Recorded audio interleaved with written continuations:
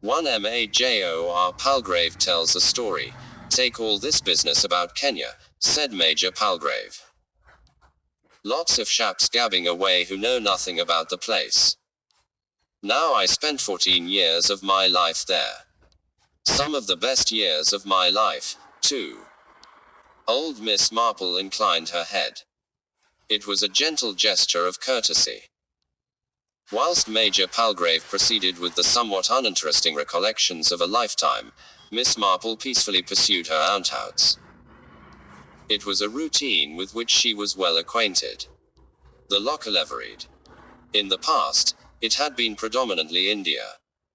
Majors, colonels, lieutenant generals, and a familiar series of words, Simla. Bearers. Tigers. Chota Hazri. Tiffin. Kidmagars, and so on. With Major Palgrave the terms were slightly different. Safari. Kikuyu. Elephants. Swahili. But a pattern was essentially the same. An elderly man who needed a listener so that he could, in memory, relive days in which he had been happy.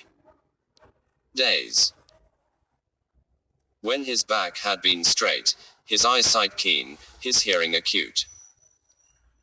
Some of these talkers had been handsome soldierly old boys, some again had been regrettably unattractive, and Major Palgrave, purple of face, with a glass eye, and the general appearance of a stuffed frog, belonged in the latter category. Miss Marple had bestowed on all of them the same gentle charity. She had sat attentively, inclining her head from time to time in gentle agreement, thinking her own thoughts and enjoying what there was to enjoy, in this case the deep blue of a Caribbean sea. So kind of dear Raymond, she was thinking gratefully, so really and truly kind. Why he should take so much trouble about his old aunt, Sherry Ali did not know. Conscience, perhaps, family feelings. Or possibly he was truly fond of her. She thought, on the whole, that he was fond of her, he always had been, in a slightly exasperated and contemptuous way. Always trying to bring her up to date. Sending her books to read. Modern novels. So difficult, all about such unpleasant people, doing such very odd things and not, apparently, even enjoying them.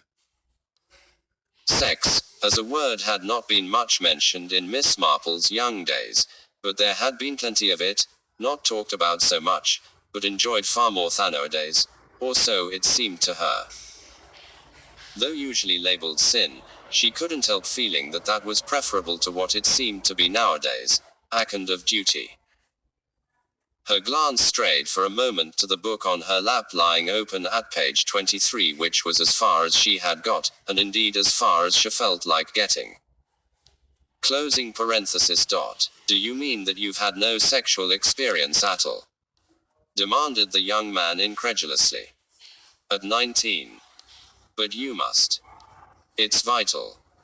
The girl hung her head unhappily, her straight greasy hair fell forward over her face. I know, she muttered, I know. He looked at her, stained old jersey, the bare feet, the dirty toenails, the smell of rancid fat. He wondered why he found her so maddeningly attractive. Miss Marple wondered too. And really, to have sex experience urged in you exactly as though it was an iron tonic. Poor young things. My dear Aunt Jane, why must you bury your head in the sand like Avery delightful ostrich? All bound up in this idyllic rural life of yours. Real life, that's what matters. Thus Raymond, and his Aunt Jane had looked properly abashed, and said, yes, she was afraid she was rather old-fashioned. Though really rural life was far from idyllic. People like Raymond were so ignorant. In the course of her duties in a country parish, Jane Marple had acquired quite a comprehensive knowledge of the facts of rural life. She had no urge to talk about them, far less to write about them, but she knew them. Plenty of sex, natural and unnatural. Rape, incest, perversions of all kinds. Some kinds, indeed, that even the clever young man from Oxford who wrote books didn't seem to have heard about. Miss Marple came back to the Caribbean and took up the thread off Fat Major Palgrave was saying. A very unusual experience, she said encouragingly. Most interesting. I could tell you a lot more. Some of the things, of course, not fit for a lady's ears. With the ease of long practice, Miss Marple dropped her eyelids in a fluttery fashion, and Major Palgrave continued his bowdlerized version of tribal customs whilst Miss Marple resumed her thoughts of her affectionate nephew. Raymond West was a very successful novelist and made a large income, and he conscientiously and kindly did all he could to alleviate the life of his elderly aunt. The preceding winter she had had a bad go of pneumonia, and medical opinion had advised sunshine. In lordly fashion Raymond had suggested a trip to the West Indies. Miss Marple had demurred, at the expense, the distance, the difficulties of travel, and at abandoning her house in St. Mary Mead. Raymond had dealt with everything. A friend who was writing a book wanted a quiet place in the country. He'll look after the house all right. He's very house proud. He's a queer. I mean, he had paused, slightly embarrassed, but surely a dear old Aunt Jane must have heard of queers. He went on to deal with the next points. Travel was nothing nowadays. She would go by air. Another friend, Diana Horrocks, was going out to Trinidad and would see Aunt Jane was all right as far as there, and at St. Honori she would stay at the Golden Palm Hotel, which was run by the Sandersons. Nicest couple in the world. They'd see she was all right. He'd write to them straight away. As it happened, the Sandersons had returned to England. But their successors, the Kendalls, had been very nice and friendly and had assured Raymond that he need have no qualms about his aunt. There was a very good doctor on Thailand in case of emergency, and they themselves would keep an eye on her and see to her comfort.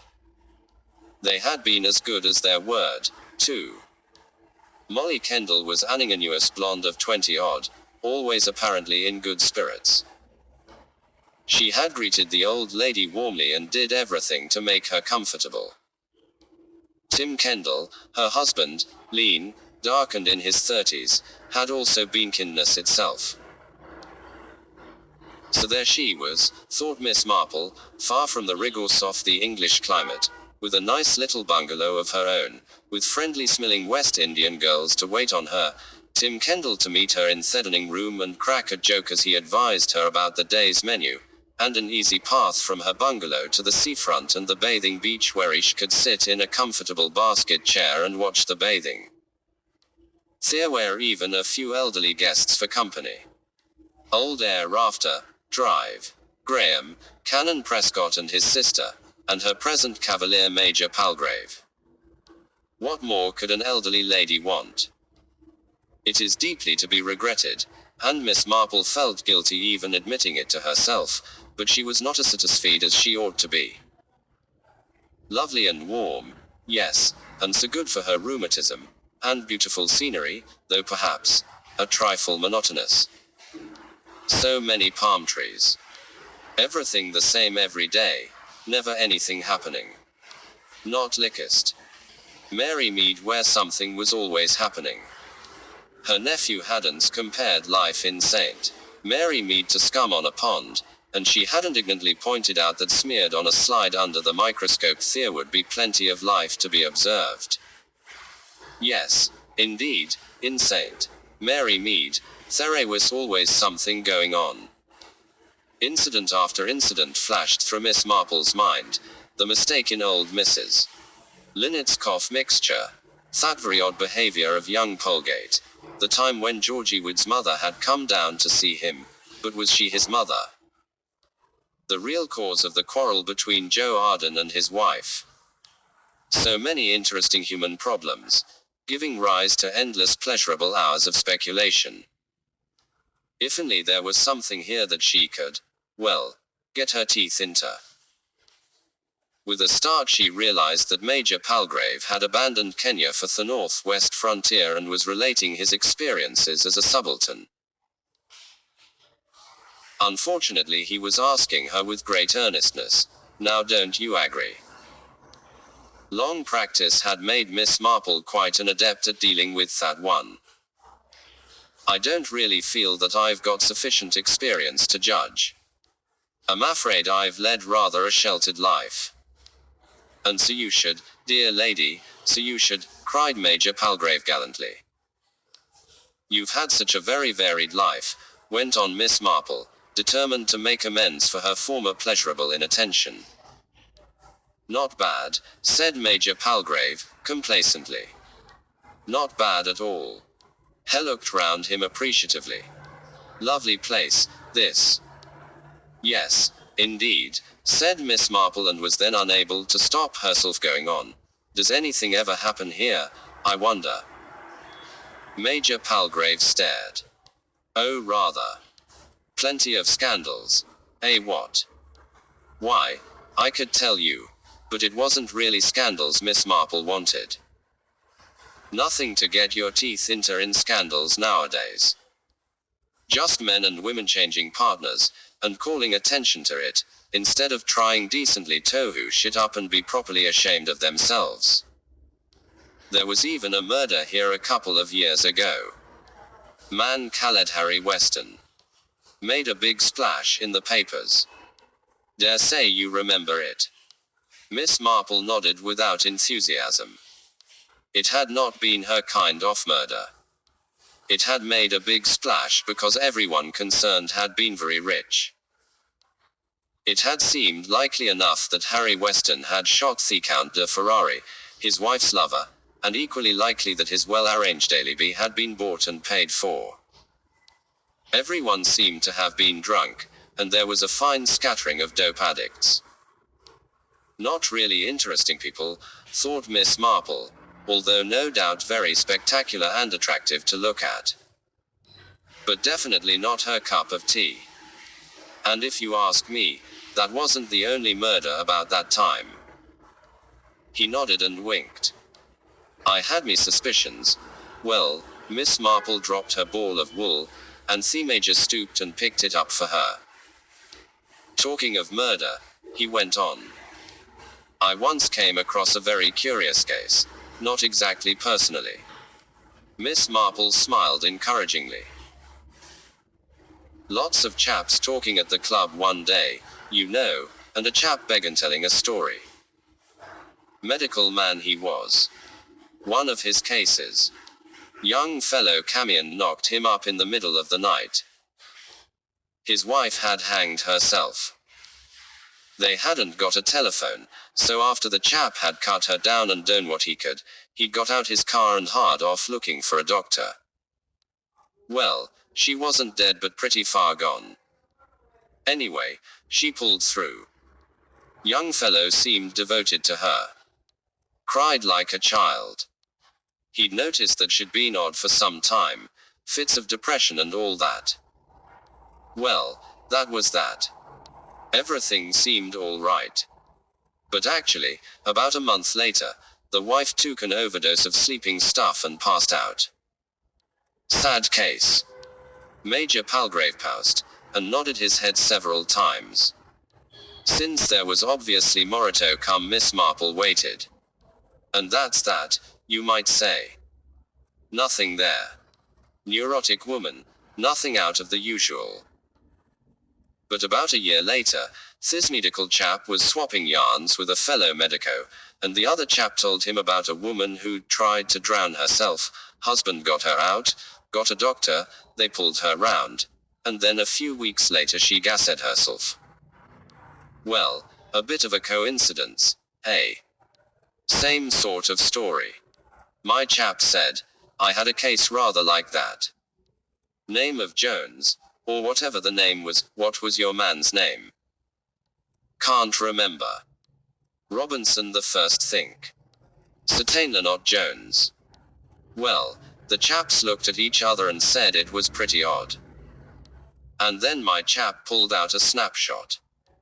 He showed it to the second chap. That's the fellow, he said. I'd gone along the next day to check up on the particulars, and I noticed a magnificent species of hibiscus just by the front door, a variety I'd never seen before in this country. My camera was in the car and I took a photo. Just as I snapped the shutter, the husband came out of the front door, so I got him as well. Don't think he realized it. I asked him about the hibiscus, but he couldn't tell me its name.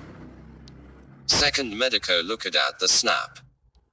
He said, it's a bit out of focus, but I could swear, at any rate I'm almost sure it's the same man. Don't know if they followed it up. But if so, they didn't get anywhere. Expect Mr. Jones or Robinson covered his tracks too well. But queer story, isn't it? Wouldn't think things like that could happen.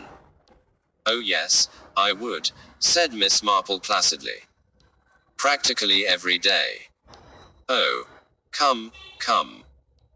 That's a bit fantastic. If a man gets a formula that works, he won't stop. He'll go on. Brides in the bath, eh? Quote.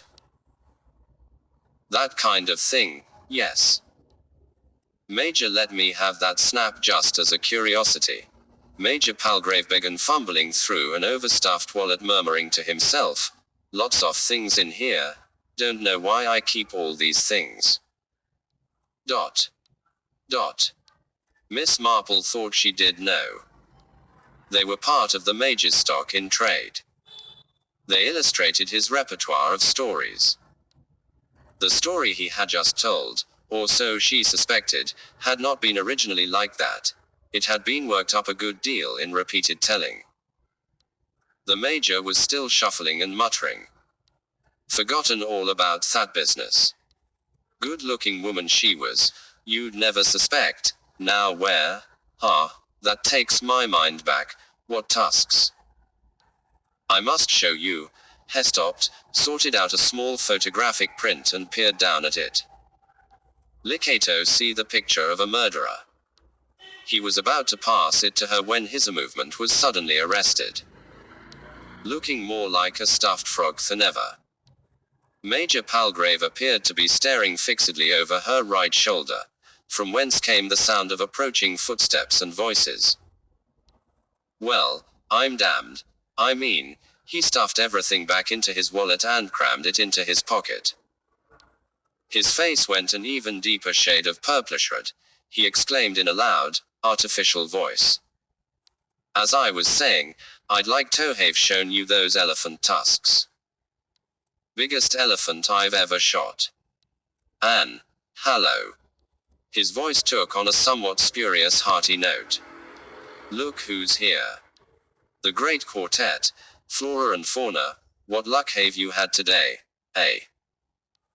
The approaching footsteps resolved themselves into four of the hotel guests whom Miss Marple already knew by sight.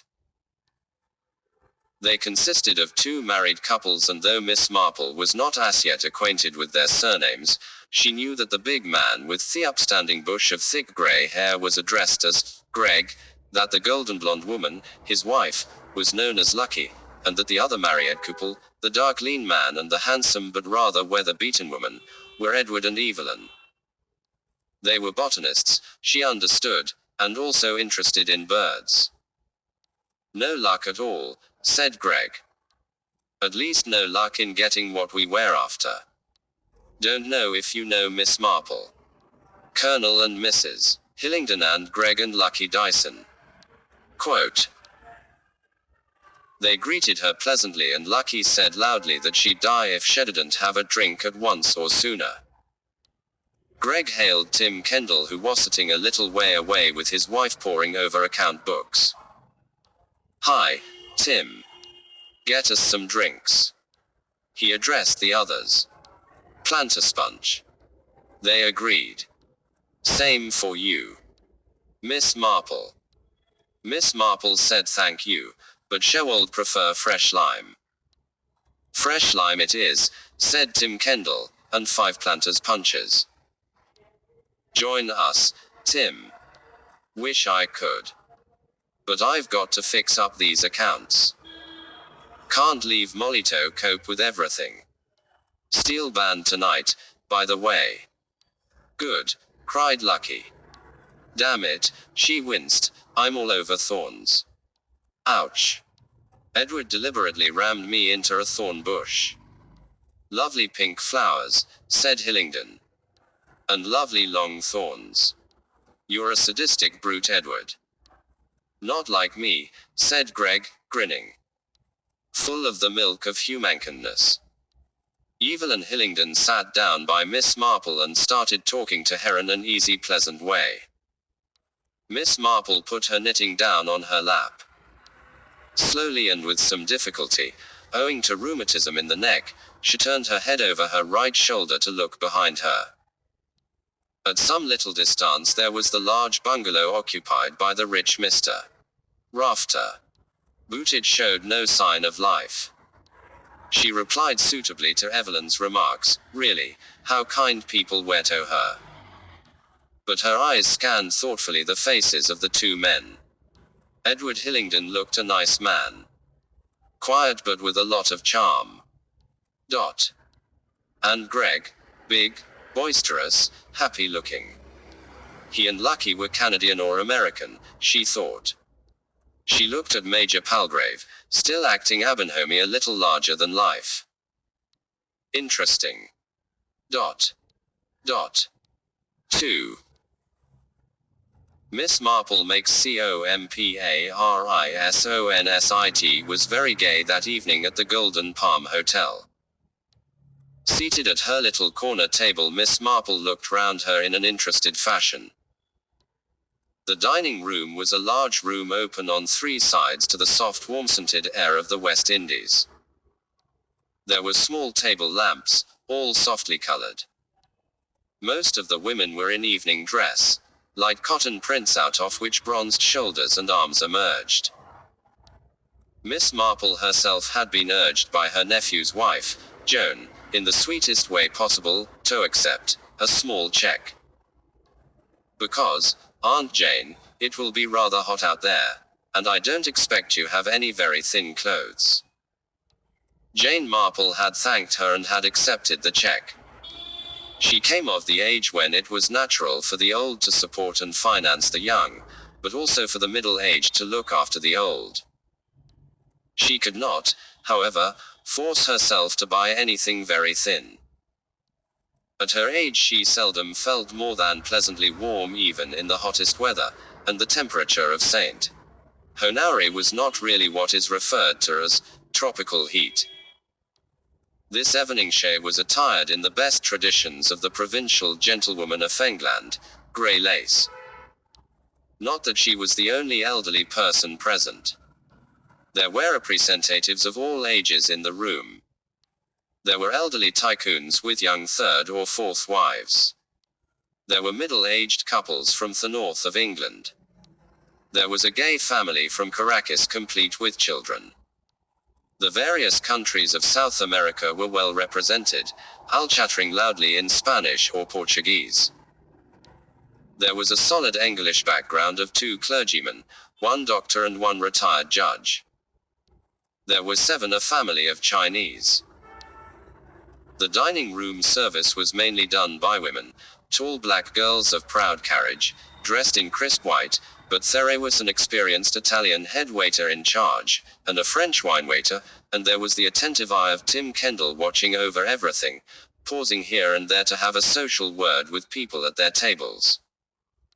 His wife seconded him ably. She was a good-looking girl. Her hair was a natural golden blonde and she had a wide generous mouth that lured easily. It was very seldom that Molly Kendall was out of temper. Her staff worked for her enthusiastically, and she adapted her manner carefully to suit her different guests. With the elderly men she laughed and flirted, she congratulated the younger women on their clothes. Oh, what a smashing dress you've got on tonight, Mrs.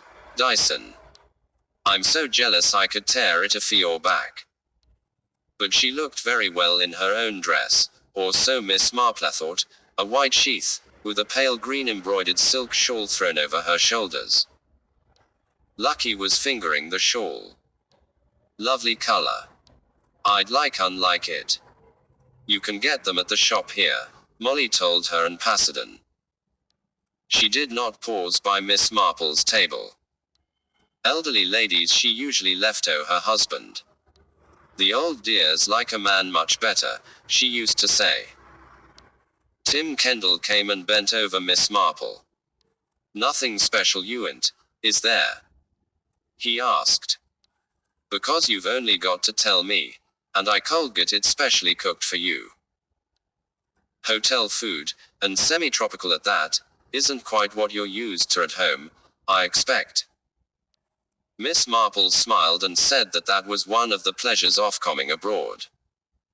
That's all right, then. But if there is anything, such as... Well, Tim Kendall looked a little doubtful. Bread and butter pudding, he hazarded. Miss Marple smiled and said that she thought she could do without bread and butter pudding very nicely for the present. She picked up her spoon and began to eat her passion fruit sundae with cheerful appreciation. Then the steel band began to play. The steel bands were one of the main attractions of the islands. Truth to tell, Miss Marple could have done very well without them. She considered that they made a hideous noise, unnecessarily loud. The pleasure that everyone else took in them was undeniable, however, and Miss Marple, in the true spirit of her youth, decided that as they had to be, she must manage somehow to learn to like them. She could hardly request Tim Kendall to conjure up from somewhere muted strains of the Blue Danube. So graceful, waltzing. Most peculiar, the way people danced nowadays. Flinging themselves about, seeming quite contorted. Oh well, young people must enjoy. Her thoughts were arrested. Because, now she came to think of it, very few of these people were young. Dancing, lights, the music of a band, even a steel band, all that surely was for youth. But where was youth? Studying, she supposed, at universities, or doing a job, with a fortnight's holiday a year. A place like this was too far away and too expensive. This gay and carefree life was all for the 30s and the 40s, and the old men who were trying to live up, or down, to the young wives.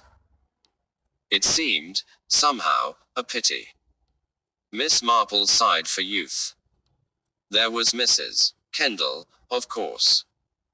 She wasn't more than 22 or 3, probably, and she seemed to be enjoying herself, but even so, it was a job she was doing. At a table near Buchanan Prescott and his sister were sitting. They motioned to Miss Marple to join them for coffee and she did so. Miss Prescott was a thin, severe-looking woman. The canon was a round, rubicund man, breathing geniality. Coffee was brought, and chairs were pushed a little way away from the tables. Miss Prescott opened a work bag and took out some frankly hideous table mats that she was hemming. She told Miss Marple all about the day's events. They had visited a new girls' school in the morning. After an afternoon's rest, they had walked through a cane plantation to have tea at a pension where some friends of theirs were staying. Since the Prescotts had been at Golden Palm longer than Miss Marple, they were able to enlighten Harris to some of her fellow guests. That very old man, Mr. Rafter. He came every year. Fantastically rich. Owned an enormous chain of supermarkets in the north of England. The young woman with him was his secretary, Esther Walters, a widow. Quite all right, of course. Nothing improper. After all, he was nearly 80. Miss Marple accepted the propriety of the relationship with an understanding nod, and the canon remarked, "A very nice young woman, her mother, you understand, is a widow and lives in Chichester. Mr. Rafter has a valet with him, too. Or rather a kind of nurse attendant. He's a qualified masseur, I believe. Jackson, his name is. Palmer. Rafter is practically paralyzed. So sad, with all that money, too. A generous and cheerful giver, said Canon Prescott approvingly. People were grouping themselves round about, some going farther from the steel band, others crowding up to it. Major Palgrave had joined the Hillingdon Dyson Quartet.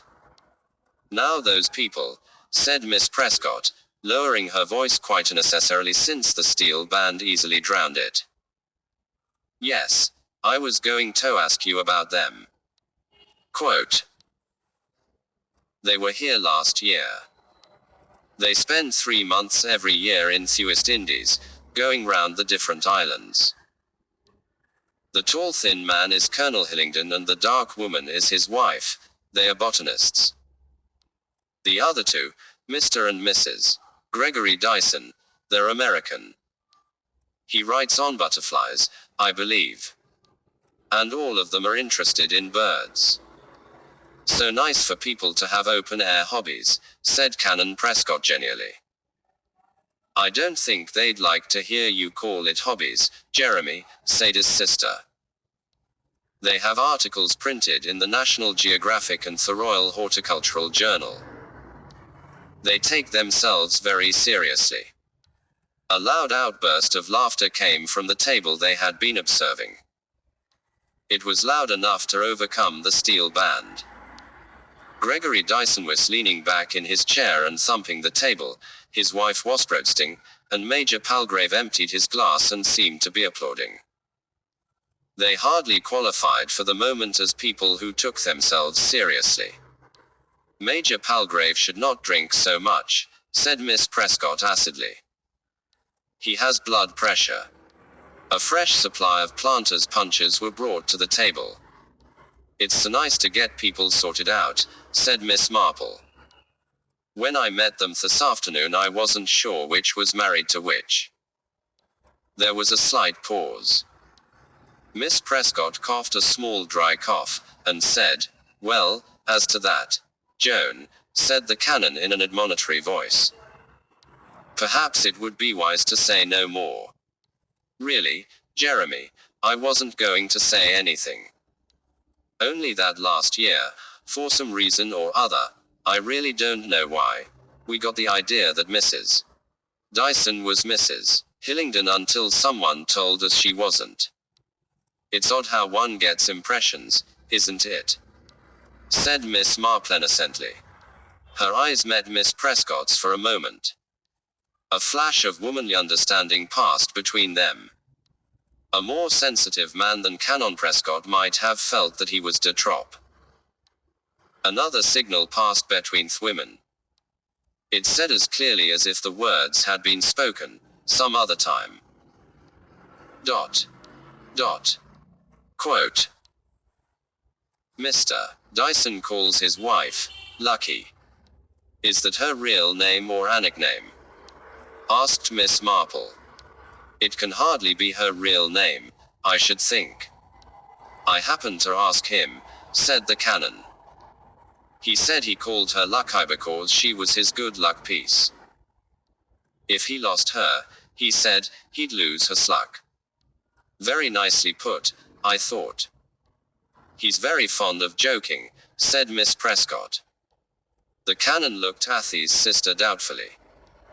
The steel band outdid itself with a wild burst of cacophony and a troop of dancers came racing onto the floor. Miss Marple and the others turned their chairs to watch. Miss Marple enjoyed the dancing better than the music, she liked the shuffling feet and the rhythmic sway of the bodies. It seemed, she thought, very real. It had a kind of power of understatement.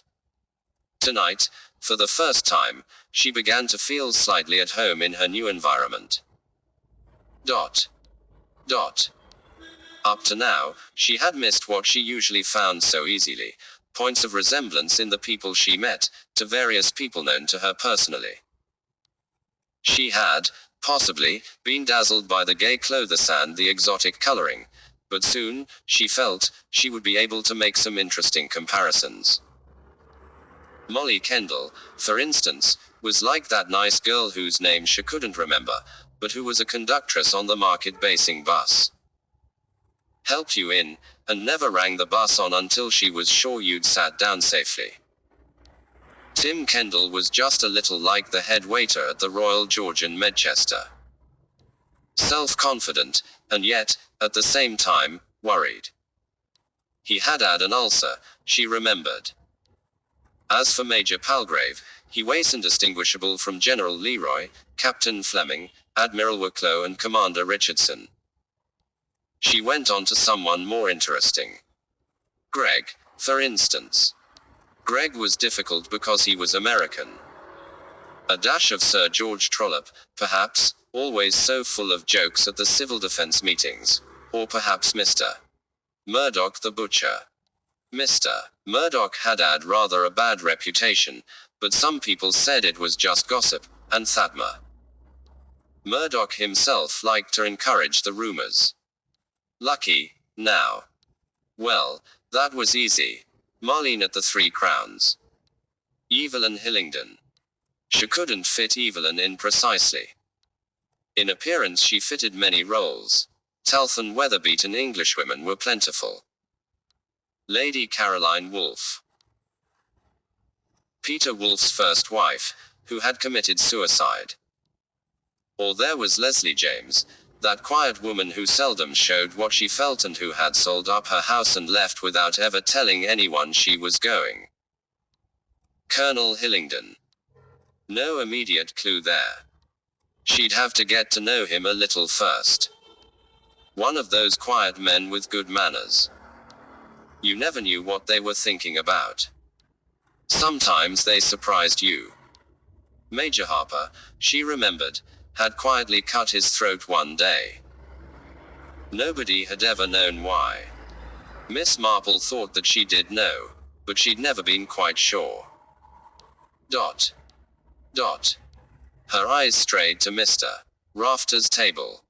The principal thing known about Mr. Rafter was that he was incredibly rich. He came every year to the West Indies. He was semi-paralyzed and looked like a wrinkled old bird of prey. His clothes hung loosely on his shrunken form. He might have been 70 or 80, or even 90. His eyes were shrewd and he was frequently rude, but people seldom took offense, partly because he was so rich, and partly because of his overwhelming personality which hypnotized you into feeling that somehow, Mr. Rafter had the right to be rude if he wanted to. With him sat his secretary, Mrs. Walters. She had corn-colored hair, and a pleasant face. Mr. Rafter was frequently very rude to her, but she never seemed to notice it. She was not so much subservient, as oblivious. She behaved like a well-trained hospital nurse. Possibly, thought Miss Marple, she had been a hospital nurse. A young man, tall and good-looking, in a white jacket, came to stand by Mr. Rafter's chair. The old man looked up at him, nodded, then motioned him to a chair. The young man sat down as bidden. Mr. Jackson, I presume, said Miss Marple to herself. Her svelte attendant. She studied Mr. Jackson with some attention. In the bar, Molly Kendall stretched her back, and slipped off her high-heeled shoes. Tim came in from the terrace to join her. They had the bar to themselves for the moment. Tired, darling? He asked. Just a bit. I seem to be feeling my feet tonight. Not too much for you, is it? All this. I know it's hard work. He looked at her anxiously. She laughed. Oh Tim, don't be ridiculous. I love it here. It's gorgeous. The kind of dream I've always had, come true. Quote. Yes, it would be all right, if one was just a guest. But running the show, that's work. Well, You can't have anything for nothing, can you? Said Molly Kendall reasonably. Tim Kendall frowned. You think it's going all right? A success. We're making a go of it. Of course we are. You don't think people are saying, it's not the same as when the Sandersons were here? Of course someone will be saying that. They always do. But on some old stick in the mud. I'm sure that we're far better at the job than they were. We're more glamorous. You charm the old pussies and manage to look as though you'd like to make love to the desperate 40s and 50s, and I ogle the old gentlemen and make them feel sexy dogs, or play the sweet little daughter the sentimental ones would love to have had. Oh, we've got it all taped splendidly. Tim's frown vanished. As long as you think so. I get scared. We've risked everything on making a job of this. I chucked my job, and quite right to do so, Molly put in quickly. It was soul-destroying. He laughed and kissed the tip of her nose. I tell you we've got it taped, she repeated. Why do you always worry? Made that way, I suppose. I'm always thinking, suppose some things hold go wrong. What sort of thing? Oh, I don't know. Somebody might get drowned. Not they. It's one of the safest of all the beaches. And we've got Thathalking Swede always on guard. I'm a fool, said Tim Kendall. He hesitated, and then said, You haven't had any more of those dreams, have you? That was shellfish, said Molly, and laughed. A death in the hotelmiss. Marple had her breakfast brought to her in bed as usual. Tea, a boiled egg, and a slice of pawpaw. The fruit on the island, thought Miss Marple, was rather disappointing. It seemed always to be pawpaw. If she could have a nice apple now, but apples seemed to be unknown. Now that she had been here a week, Miss Marple had cured herself of the impulse to ask what the weather was like. The weather was always the same, fine. No interesting variations. The many splendid weather of an English day, she murmured to herself and wondered if it was a quotation, or whether she had made it up. There were, of course, hurricanes, or so she understood. But hurricanes were not weather in Miss Marple's sense of the word. They were more in the nature of an act of God. There was rain, short violent rainfall that lasted 5 minutes and stopped abruptly. Everything and everyone was wringing wet, but in another 5 minutes they were dry again. The black West Indian girl smiled and said good morning as she placed the tray on Miss Marple's knees. Such lovely white teeth and so happy and smiling. Nice natures, all these girls, and a pity they were so used to getting married. It worried Canon Prescott a good deal. Plenty of christenings, he said, trying to console himself, but no weddings. Miss Marple ate her breakfast and decided how she would spend her day. It didn't really take much deciding. She would get up at her leisure, moving slowly because it was rather hot and her fingers weren't as nimbly as they used to be. Then she would rest for 10 minutes or so, and she would take her knitting and walk slowly along towards the hotel and decide where she would settle herself. On the terrace overlooking the sea. Or should she go onto the bathing beach to watch the bathers and the children? Usually it was the latter. In the afternoon, after her rest, she might take a drive. It really didn't matter very much. Today would be a day like any other day, she said to herself. Only, of course, it wasn't. Miss Marple carried out her program as planned and was slowly making her way along the path towards the hotel when she met Molly Kendall. For once that sunny young woman was not smiling. Her air of distress was so unlike her that Miss Marple said immediately, "My dear, is anything wrong?" Molly nodded. She hesitated and then said, "Well, you'll have to know. Everyone will have to know. It's Major Palgrave. He's dead." "Dead?" "Yes. He died in the night." "Oh dear, I am sorry." "Yes, it's horrid having a death here. It makes everyone depressed." "Of course, he was quite old." "He seemed quite well and cheerful yesterday," said Miss Marple, slightly resenting this calm assumption that everyone of advanced years was liable to die at any minute. "He had high blood pressure," said Molly. "But surely there are things one takes nowadays. Some kind of pill. Science is so wonderful." "Oh yes, but perhaps he forgot to take his pills, or took too many of them.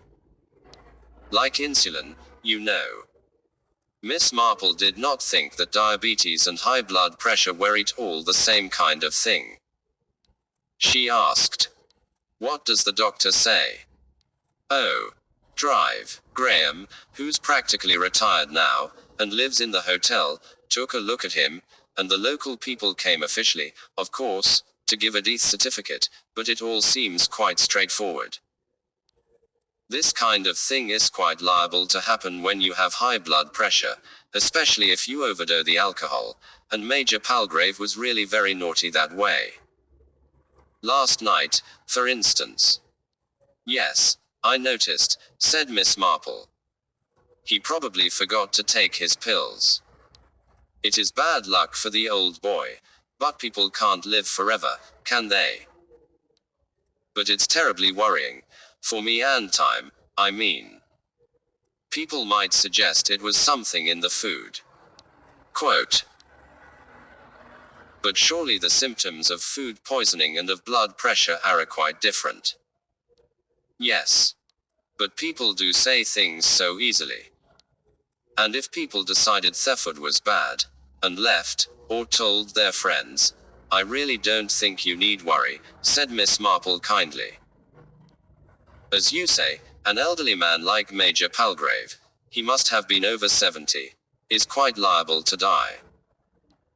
To most people it will seem quite an ordinary occurrence. Sad, but not out of the way at all.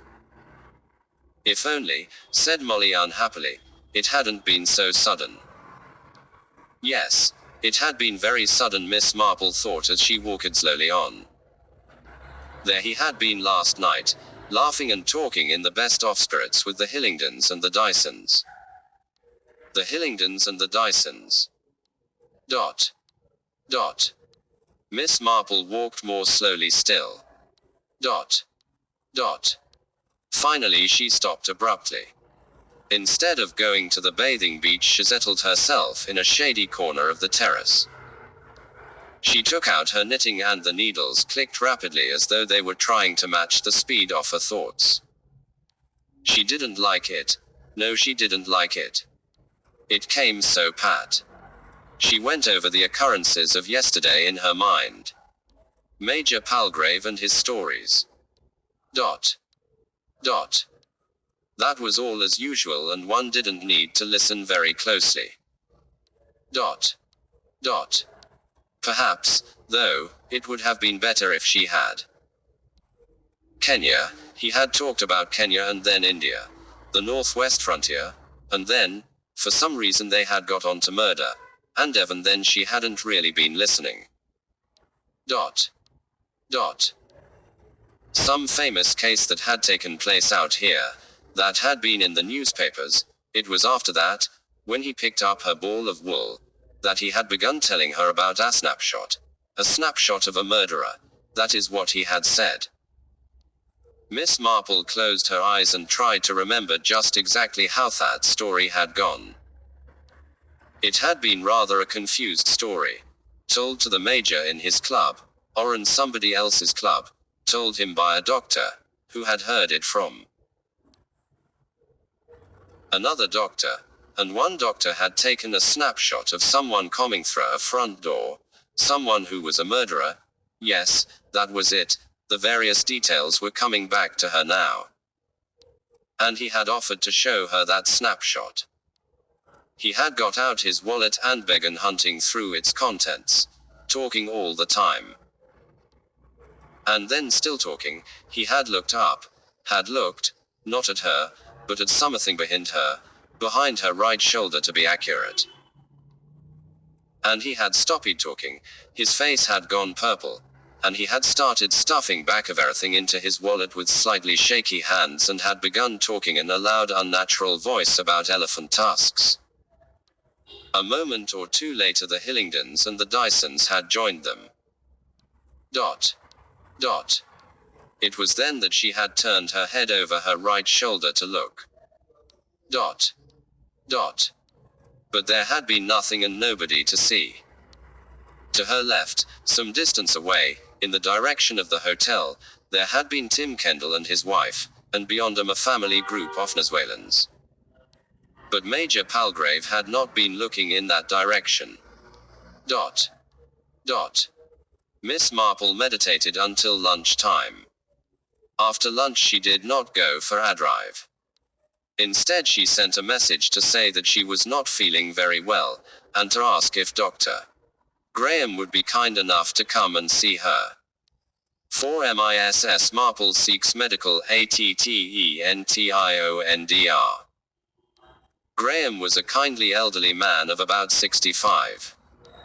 He had practiced in the West Indies for many years, but was now semi-retired, and left most of his work to his West Indian partners. He greeted Miss Marple pleasantly and asked her what the trouble was. Fortunately at Miss Marple's age, there was always some ailment that could be discussed with slight exaggerations on the patient's part. Miss Marple hesitated between her shoulder and her knee, but finally decided upon the knee. Miss Marple's knee, as she would have put it to herself, was always with her. Dr. Graham was exceedingly kindly, but he refrained from putting in towards the fact that at her time of life such troubles were only to be expected. He prescribed for her one of the brands of useful little pills that form the basis of a doctor's prescriptions. Since he knew by experience that many elderly people could be lonely when they first came to St. Honori, he remained for a while gently chatting. A very nice man, thought Miss Marple to herself, and I really feel rather ashamed of having to tell him this. But I don't quite see what else I can do. Miss Marple had been brought up to have a proper regard for truth and was indeed by nature a very truthful person.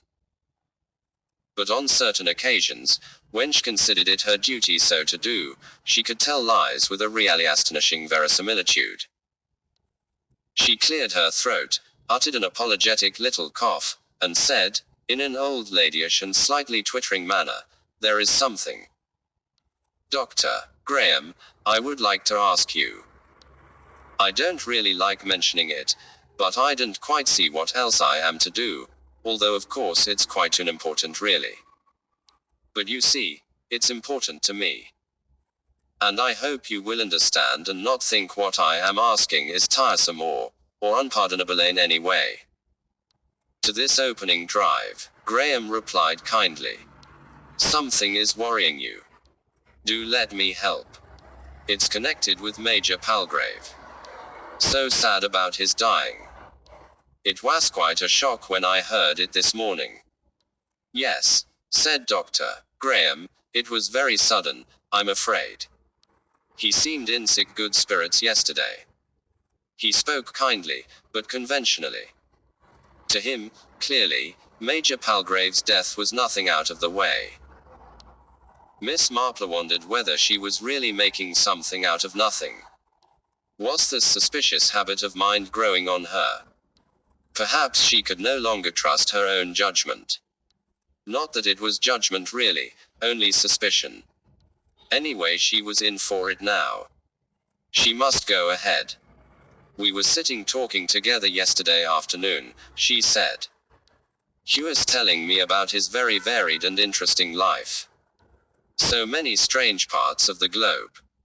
"Yes indeed," said Dr. Graham, who had been bored many times by Themage's reminiscences. And then he spoke of his family, boyhood rather, and I told him a little about my own nephews and nieces, and he listened very sympathetically. And I showed him a snapshot I had with me of one of my nephews. Such a dear boy, at least not exactly a boy now, but always a boy to me, if you understand. Quite so, said Dr. Graham, wondering how long it would be before the old lady was going to come to the point. I had handed it to him, and he was examining it when quite suddenly those people, those very nice people, who collect wild flowers and butterflies, Colonel and Mrs. Hillingdon, I think the name is. Oh yes. The Hillingdons and the Dysons. Yes, that's right. They came suddenly along, laughing and talking. They sat down and ordered drinks, and we all talked together. Very pleasant it was. But without thinking, Major Palgrave must have put back my snapshot into his wallet and returned it to his pocket. I wasn't paying very much attention at the time, but I remembered afterward, and I said to myself, I mustn't forget to ask the Major to give me back my picture of Denzel. I did think of it last night while the dancing and the band was going on, but I didn't like to interrupt him just then, because they were having such a merry party together, and I thought, I will remember to ask him for it in the morning. Only this morning. Miss Marple paused, out of breath. Yes, said Dr. Graham, I quite understand. And you, well, naturally you want the snapshot back. Is that it? Miss Marple nodded her head in eager agreement. Yes. That's it. You see, it is the only one I have got, and I haven't got the negative. And I would hate to lose that snapshot, because poor Denzel died some 5 or 6 years ago, and he was my favorite nephew. This is the only picture I have tormented me of him. I wondered, I hoped, it is rather tiresome of me to ask, whether you could possibly manage to get hold of it for me. I don't really know who else to ask, you see. I don't know who'll attend to all his belongings and things like that. It is all so difficult. They would think it's a nuisance of me. You see, they don't understand. Nobody could quite understand what this snapshot means to me. Of course, said Dr. Graham. I quite understand. A most natural feeling on your part. Actually, I am meeting the local authorities shortly. The funeral is tomorrow, and someone will be coming from the administrator's office to look over his papers and effects before communicating with the next of kin, all that sort of thing. If you could describe this snapshot. It was just the front of a house, said Miss Marple. And someone, Denzel, I mean, was just coming out of the front door. As I say, it was taken by one of my other nephews who is very keen on flower shows, and he was photographing a hibiscus, I think, or one of those beautiful, something like antipasto, lilies. Denzel just happened to come out of the front door at that time. It wasn't a very good photograph of him, just a trifle blurred, but I liked it and have always kept it. Well, said Dr. Graham, that seems clear enough. I think we'll have no difficulty in getting back your picture for you, Miss Marple. He rose from his chair. Miss Marple smiled up at him. You are very kind. Dr. Graham, very kind indeed. You do understand, don't you? Of course I do, said Dr. Graham, shaking her warmly by the hand. Now don't you worry. Exercise that knee every day gently but not too much, and I'll send you round these tablets. Take one 3 times a day. 5 Miss Marple makes a DECISIONTHE funeral service was said over the body of the late Major Palgrave once following day. Miss Marple attended in company with Miss Prescott. The canon read the service. After that life went on as usual. Major Palgrave's death was already only an incident, a slightly unpleasant incident, but one that was soon forgotten. Life here was sunshine, sea, and social pleasures. A grim visitor had interrupted these activities, casting a momentary shadow, but the shadow was now gone. After all, nobody had known the deceased very well. He had been rather a garrulous elderly man of the club bore type, always telling you personal reminiscences that you had no particular desire to hear. He had had little to anchor himself to any particular part of the world. His wife had died many years ago. He had had a lonely life and a lonely death.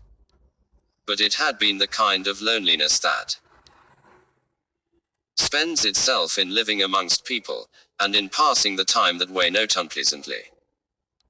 Major Palgrave might have been a lonely man, he had also been quite a cheerful one.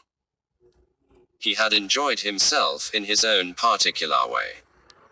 And now he was dead, buried, and nobody cared very much, and in another week's time nobody would even remember him or spare him a passing thought. The only person who could possibly be said to miss him was Miss Marple. Not indeed out of any personal affection, but he represented a kind of life that she knew. As one grew older, so she reflected to herself, one got more and more into the habit of listening possibly without any great interest, but there had been between her and the Major the gentle give and take of two old people. It had had a cheerful, human quality. She didn't actually mourn Major Palgrave, but she missed him. On the afternoon of the funeral, as she was sitting knitting in her favorite spot drive, Graham came and joined her. She put her needles down and greeted him. He said at once, rather apologetically, "I am afraid I have rather disappointing news." "Miss Marple." "Indeed. About yes. We haven't found that precious snapshot of yours. I'm afraid that will be a disappointment to you." "Yes. Yes, it is. But of course it does not really matter. It was a sentimentality. I do realize that now. It wasn't in Major Palgrave's wallet. Number. Nor anywhere else among his things. There were a few letters and newspaper clippings and odds and ends, and a few old photographs, but no sign of a snapshot such as you mentioned." "Oh dear," said Miss Marple. "Well, it can't be helped. Dot. Dot. Thank you very much, Graham, for the trouble you've taken." "Oh, it was no trouble, indeed. But I know quite well from my own experience how much family trifles mean to one, especially as one is getting older." The old lady was really taking it very well, he thought. Major Palgrave, he presumed, had probably come across the snapshot when tacking something out of his wallet, and not even realizing how it had come there. Had torn it up as something of no importance. But of course it was of great importance to this old lady. Still, she seemed quite cheerful and philosophical about it. Internally, however, Miss Marple was far from being either cheerful or philosophical. She wanted a little time in which to think things out, but she was also determined to use her present opportunities to the fullest effect. She engaged Graham in conversation with an eagerness which she did not attempt to conceal. That kindly man, putting down her flow of talk to the natural loneliness of an old lady, exerted himself to divert her mind from the loss of the snapshot, by conversing easily and pleasantly about Lyfane Street, Honari, and the various interesting places perhaps Miss Marple might like to visit. He hardly knew himself how the conversation drifted back to Major Palgrave's decease. "It seems so sad," said Miss Marple, "to think of anyone dying like this away from home. Though I gather, from what he himself told me, that he had no immediate family. It seems he lived by himself in London." "He traveled a fair amount, I believe," said Dr. Graham. At any rate in the winters. He didn't care for our English winters. Can't say I blame him. No, indeed, said Miss Marple. And perhaps he had some special reason like a weakness of the lungs or something which made it necessary for him to winter abroad. Oh no, I don't think so. He had high blood pressure, I believe. So sad. Nowadays one hears so much of it. He spoke about it to you, did he? Oh no, he never mentioned it. It was somebody else who told me. Ah, really? I suppose, went on Miss Marple, that death was to be expected under those circumstances. Not necessarily, said Dr. Graham. There are methods of controlling blood pressure nowadays. Quote, his death seemed very sudden, but I suppose you weren't surprised. Well, I wasn't particularly surprised in a man of that age. But I certainly didn't expect it. Frankly, he always seemed to me in very good form, but I hadn't ever attended him professionally. I'd never taken his blood pressure or anything like that. Does one know, does a doctor know, when a man has high blood pressure just by looking at him? Miss Marple inquired with a kind of dewy innocence. Not just by looking, said the doctor, smiling. One has to do a bit of testing. Oh, I see. That dreadful thing when you put a rubber band round somebody's arm and blow it up. I dislike it so much. But my doctor said that my blood pressure was really very good for my age.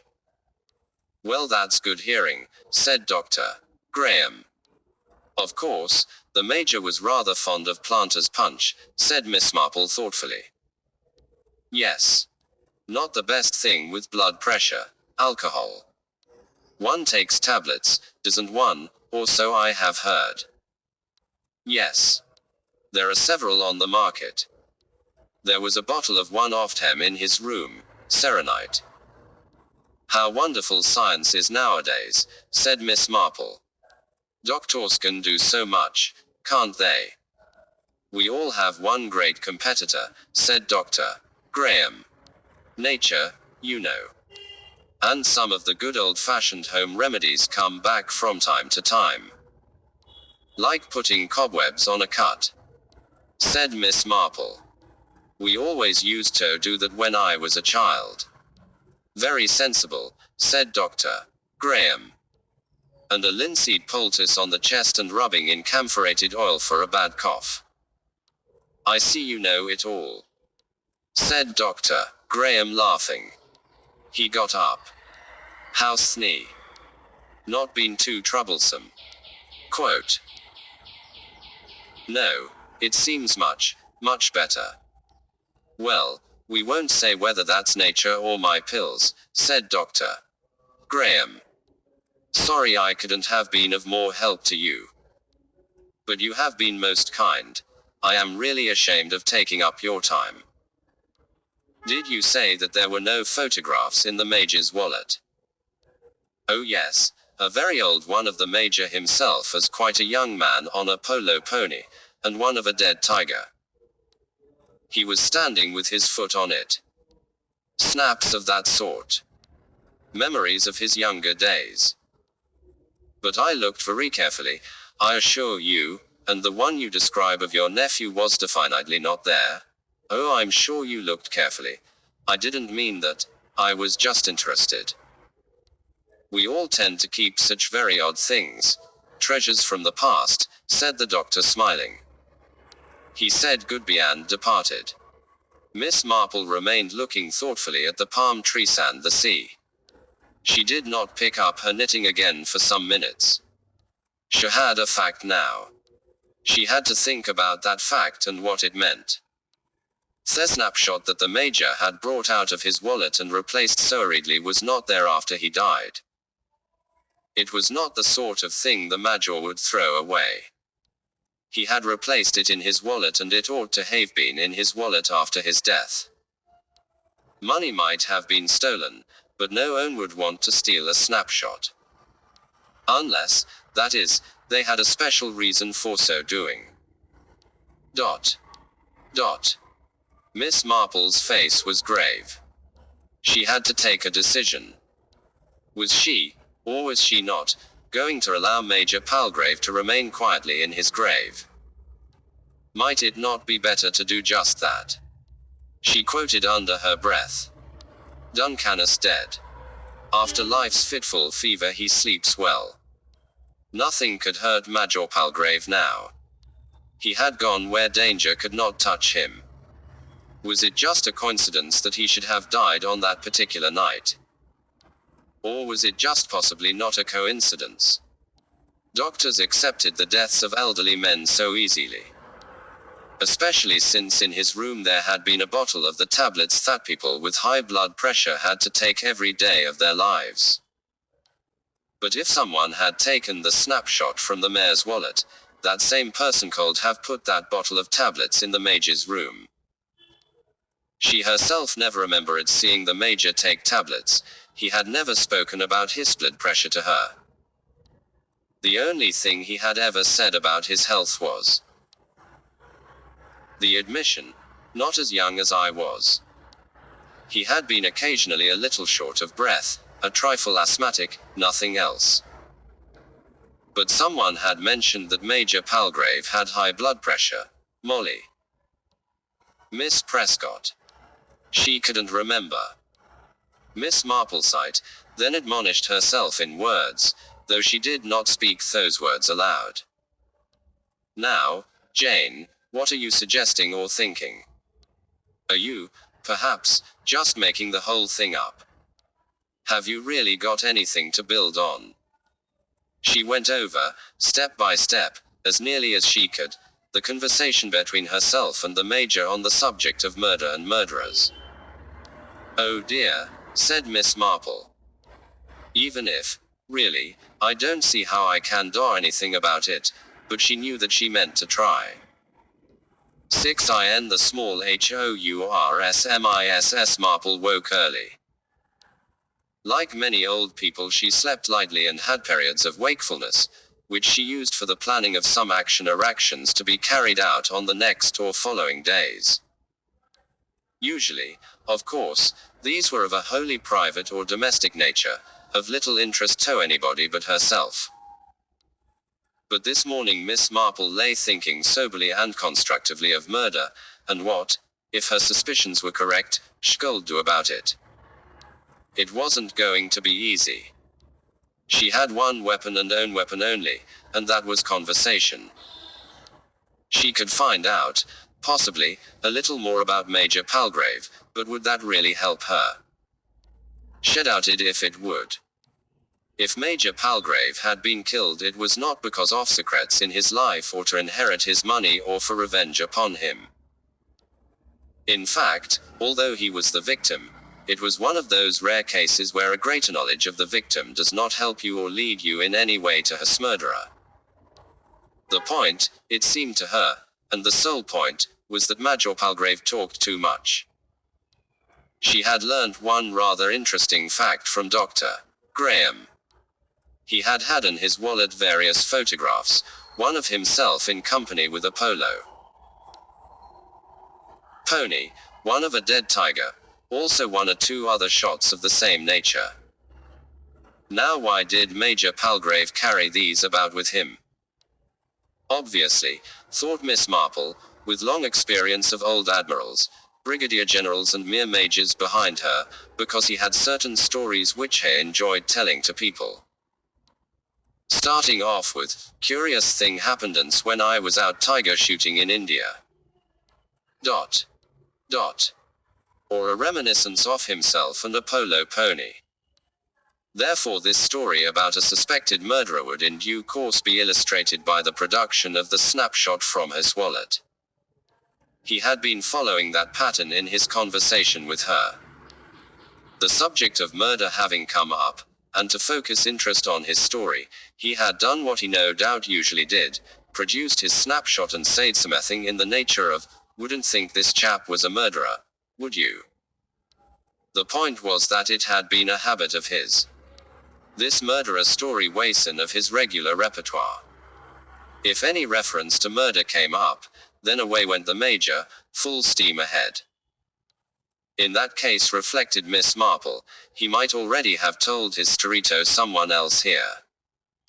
Or to more than one person. If that was so, then she herself might learn from that person what the further details of the story had been, possibly what the person in the snapshot had looked like.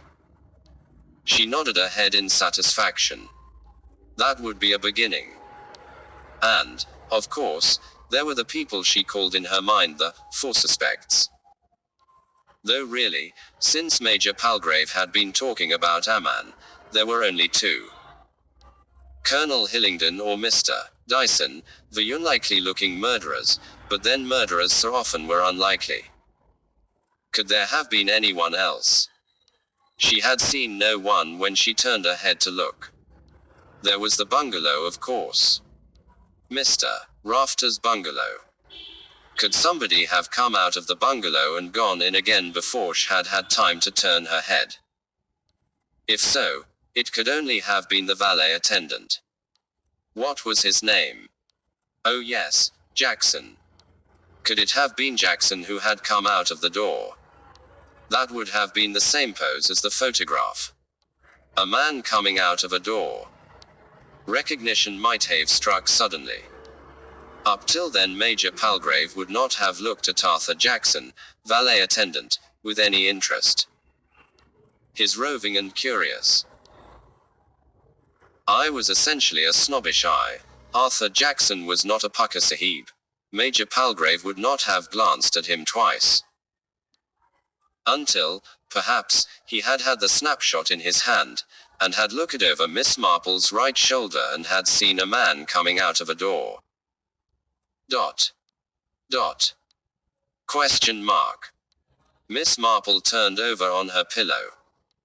Program for tomorrow. Author for today. Further investigation of the Hillingdons, the Dysons and Arthur Jackson, valet attendant. IIDR. Graham also woke early. Usually he turned over and went to sleep again. But today he was uneasy and sleep failed to come. This anxiety that made it so difficult to go to sleep again was a thing he had not suffered from for a long time. What was causing this anxiety? Really, he couldn't make it out. He lay there thinking it over. Something to do with, something to do with, yes, Major Palgrave. Major Palgrave's death. He didn't see, though, what there could be to make him uneasy there. Was it something that thatwitry old lady had said? Bad luck for her about her snapshot. She'd taken it very well. But now what was it she had said? What chance word of hers had it been that had given him this funny feeling of uneasiness? After all, there was nothing odd about the Major's death. Nothing at all. At least he supposed there was nothing at all. It was quite clear that in the Major's state of health, a faint check came in his thought process. Do I really know much about Major Palgrave's state of health? Everybody said that he'd suffered from high blood pressure. But he himself had never had any conversation with the Major about it. But then he'd never had much conversation with Major Palgrave anyway. Palgrave was an old bore and avoided old bores. Why on earth should he have this idea that perhaps everything mightn't be all right? Was it that old woman? But after all she hadn't said anything. Anyway, it was none of his business. The local authorities were quite satisfied. There had been that bottle of serenity tablets, and the old boy had apparently talked to people about his blood pressure quite freely. Dr. Graham turned over in bed and soon went to sleep again. Higher outside the hotel grounds, in one of a row of shanty cabins beside a creek, the girl Victoria Johnson rolled over and sat up in bed. The Saint Honari girl was a magnificent creature with a torso of black marble such as a sculptor would have enjoyed. She ran her fingers through her dark, tightly curling hair. With her foot she nudged her sleeping companion in the ribs. Wake up, man. The man grunted and turned. What you want? It's not morning. Wake up, man. I want to talk to you. The man sat up, stretched, showed a wide mouth and beautiful teeth. What's worrying you, woman? That major man who died. Something I don't like. Something wrong about it. Ah, what do you want to worry about that? He was old. He died. Listen, man. It's them pills. Them pills the doctor asked me about. Well, what about them? He took too many maybe. Number. It's not that. Listen. She leant towards him, talking vehemently. He yawned widely and then lay down again. There's nothing in that. What are you talking about? All the same, I'll speak to Mrs. Kendall about it in the morning. I think there's something wrong there somewhere. Shouldn't bother, said the man who, without benefit of ceremony, she considered as her present husband. Don't let's look for trouble, he said and rolled over on his side yawning. 7 morning on the BEACHIT was mid-morning on the beach below the hotel. Evelyn Hillingdon came out of the water and dropped on the warm golden sand. She took off her bathing cap and shook her dark head vigorously. The beach was not a very big one. People tended to congregate there in the mornings, and about 11:30 there was always something of a social reunion. To Evelyn's left, in one of the exotic-looking modern basket chairs, lay Senora de Caspero, a handsome woman from Venezuela. Next to her was old Mr. Rafter, who was by now doyen of the Golden Palm Hotel and held the sway that only an elderly invalid of great wealth could attain. Esther Walters was in attendance on him. She usually had her shorthand notebook and pencil with her in case Mr. Rafter should suddenly think of urgent business cables which must be got off at once. Mr. Rafter in Beachwater was incredibly desiccated, his bones draped with festoons of dry skin. Though looking like a man on the point of death, he had looked exactly the same for at least the last 8 years, or so it was said in the islands. Sharp blue eyes peered out of his wrinkled cheeks, and his principal pleasure in life was denying robustly anything that anyone else said. Miss Marple was also present. As usual, she sat and knitted and listened to what went on, and very occasionally joined in the conversation. When she did so, everyone was surprised because they had usually forgotten that she was there. Evelyn Hillingdon looked at her indulgently, and thought that she was a nice old pussy. Senora de Caspero rubbed some more oil on her long beautiful legs and hummed to herself. She was not a woman who spoke much. She looked discontentedly at the flask of sun oil. This is not so good as frangipani, she said, sadly. One cannot get it here. A pity. Her eyelids drooped again. Are you going in for your dip now, Mr. Rafter? Asked Esther Walters tactfully. I'll go in when I'm ready, said Mr. Rafter, snappishly. It's 11:30, said Mrs. Walters. What of it? Said Mr. Rafter. Think I'm the kind of man to be tied by the clock. Do this at the hour, do this at 20 minutes past, do that at 22, bar. Quote. Mrs. Walters had been in attendance on Mr. Rafter long enough to have adopted her own formula for dealing with him. She knew that he lacked a good space of time in which to recover from the exertion of bathing, and she had therefore reminded him of the time, allowing a good 10 minutes for him to rebut her suggestion and then be able to adopt it without seeming to do so. I don't like these espadrilles, said Mr. Rafter, raising a foot and looking at it. I told that fool Jackson so. The man never pays attention to Howard, I say. I'll fetch you some others, shall I, Mr. Rafter? No, you won't. You'll sit here and keep quiet. I hate people rushing about like clucking hens. Evelyn shifted slightly in the warm sand, stretching out her arms. Miss Marple, intent on her knitting, or so it seemed, stretched out a foot. Thirstily she apologized.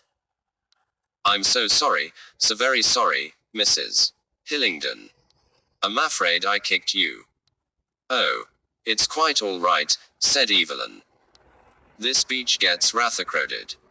Oh, please don't move. Please. I'll move my chair a little back so that he won't do it again. As Miss Marple resettled herself, she went on talking in a childish and garrulous manner. It seems so wonderful to be here. I've never been to the West Indies before, you know. I thought it was the kind of place I never should come to, and here I am. All by the kindness of my dear nephew. I suppose you know this part of the world very well, don't you, Mrs. Hillingdon? I have been in this island once or twice before, and of course in most of the others. Oh yes. Butterflies, isn't it, and wildflowers. You and your friends, or are they relations? Friends. Nothing more. And I suppose you go about together a great deal because of your interests being the same. Quote. Yes. We've traveled together for some years now. I suppose you must have had some rather exciting adventuresome times. I don't think so, said Evelyn. Her voice was unaccentuated, slightly bored. Adventures always seem to happen to other people. She yawned. No dangerous encounters with snakes or with wild animals or with natives gone berserk. What a fool I sound, thought Miss Marple. Nothing worse than insect bites, Evelyn assured her. Poor Major Palgrave, you know, was bitten by a snake once, said Miss Marple, making a purely fictitious statement. Was he? Did he never tell you about it? Perhaps. I don't remember. I suppose you knew him quite well, didn't you? Major Palgrave. No, hardly at all. He always had so many interesting stories to tell. Ghastly old bore, said Mr. Rafter. Silly fool, too. He needn't have it if he'd looked after himself properly. Oh come now, Mr. Rafter, said Mrs. Walters. I know what I'm talking about. If you look after your health properly, you're all right anywhere. Look at me. The doctors gave me up years ago. All right, I said, I've got my rules of health and I shall keep to them. And here I am. He looked round proudly. It did indeed seem rather a miracle that he should be there.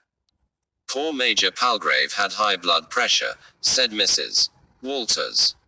Nonsense, said Mr. Rafter. Oh, but he did, said Evelyn Hillingdon. She spoke with sudden, unexpected authority. Who says so? Said Mr. Rafter. Did he tell you so? Somebody said so. Quote. He looked very red in the face, Miss Marple contributed.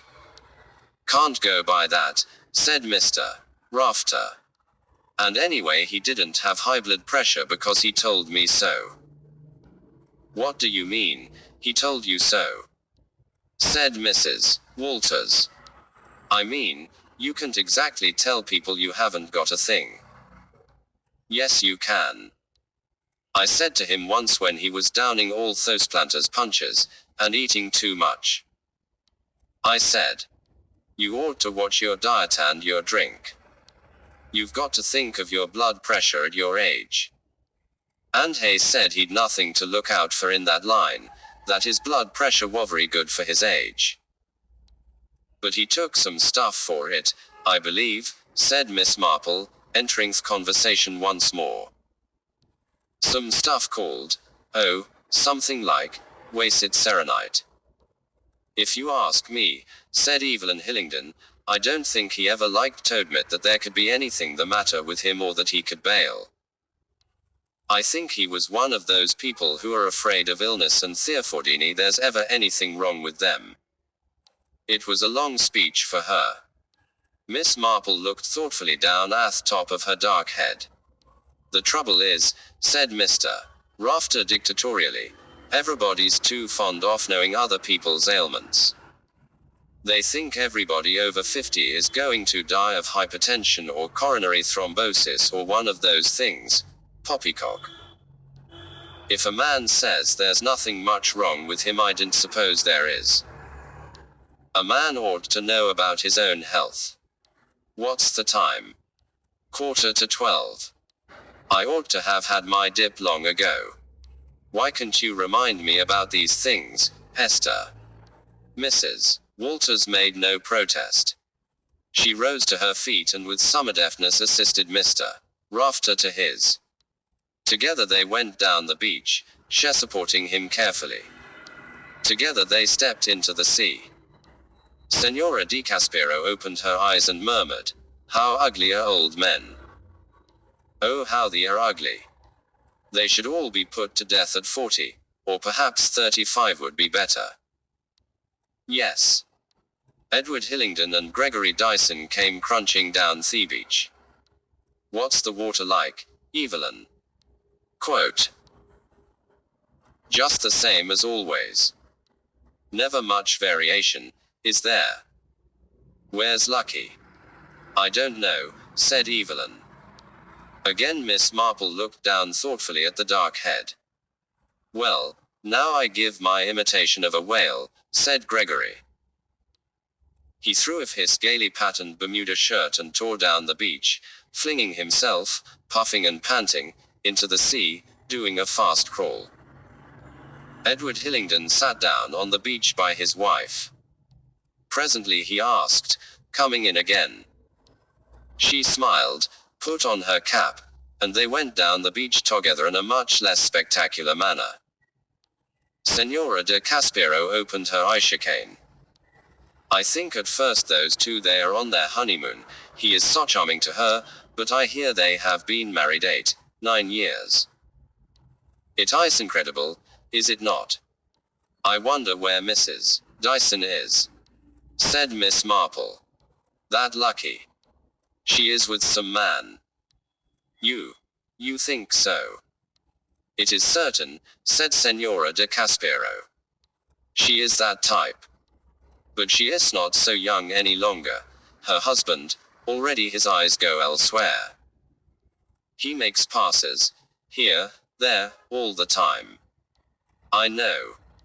Yes, said Miss Marple, I expect you would know. Senora de Caspero shot a surprised glance at her. It was clearly not what she had expected from that quarter. Miss Marple, however, was looking at the waves with an air of gentle innocence. 2. May I speak to you, ma'am, Mrs. Kendall? Yes, of course, said Molly. She was sitting at her desk in the office. Victoria Johnson, tall and buoyant in her crisp white uniform, came in farther and shut the door behind her with a somewhat mysterious air. I like to tell you something, please, Mrs. Kendall. Yes, what is it? Is anything wrong? Quote. I don't know that. Not for sure. It's the old gentleman who died. The major gentleman. He died in his sleep. Yes, yes. What about it? There was a bottle of pills in his room. Doctor, he asked me about them.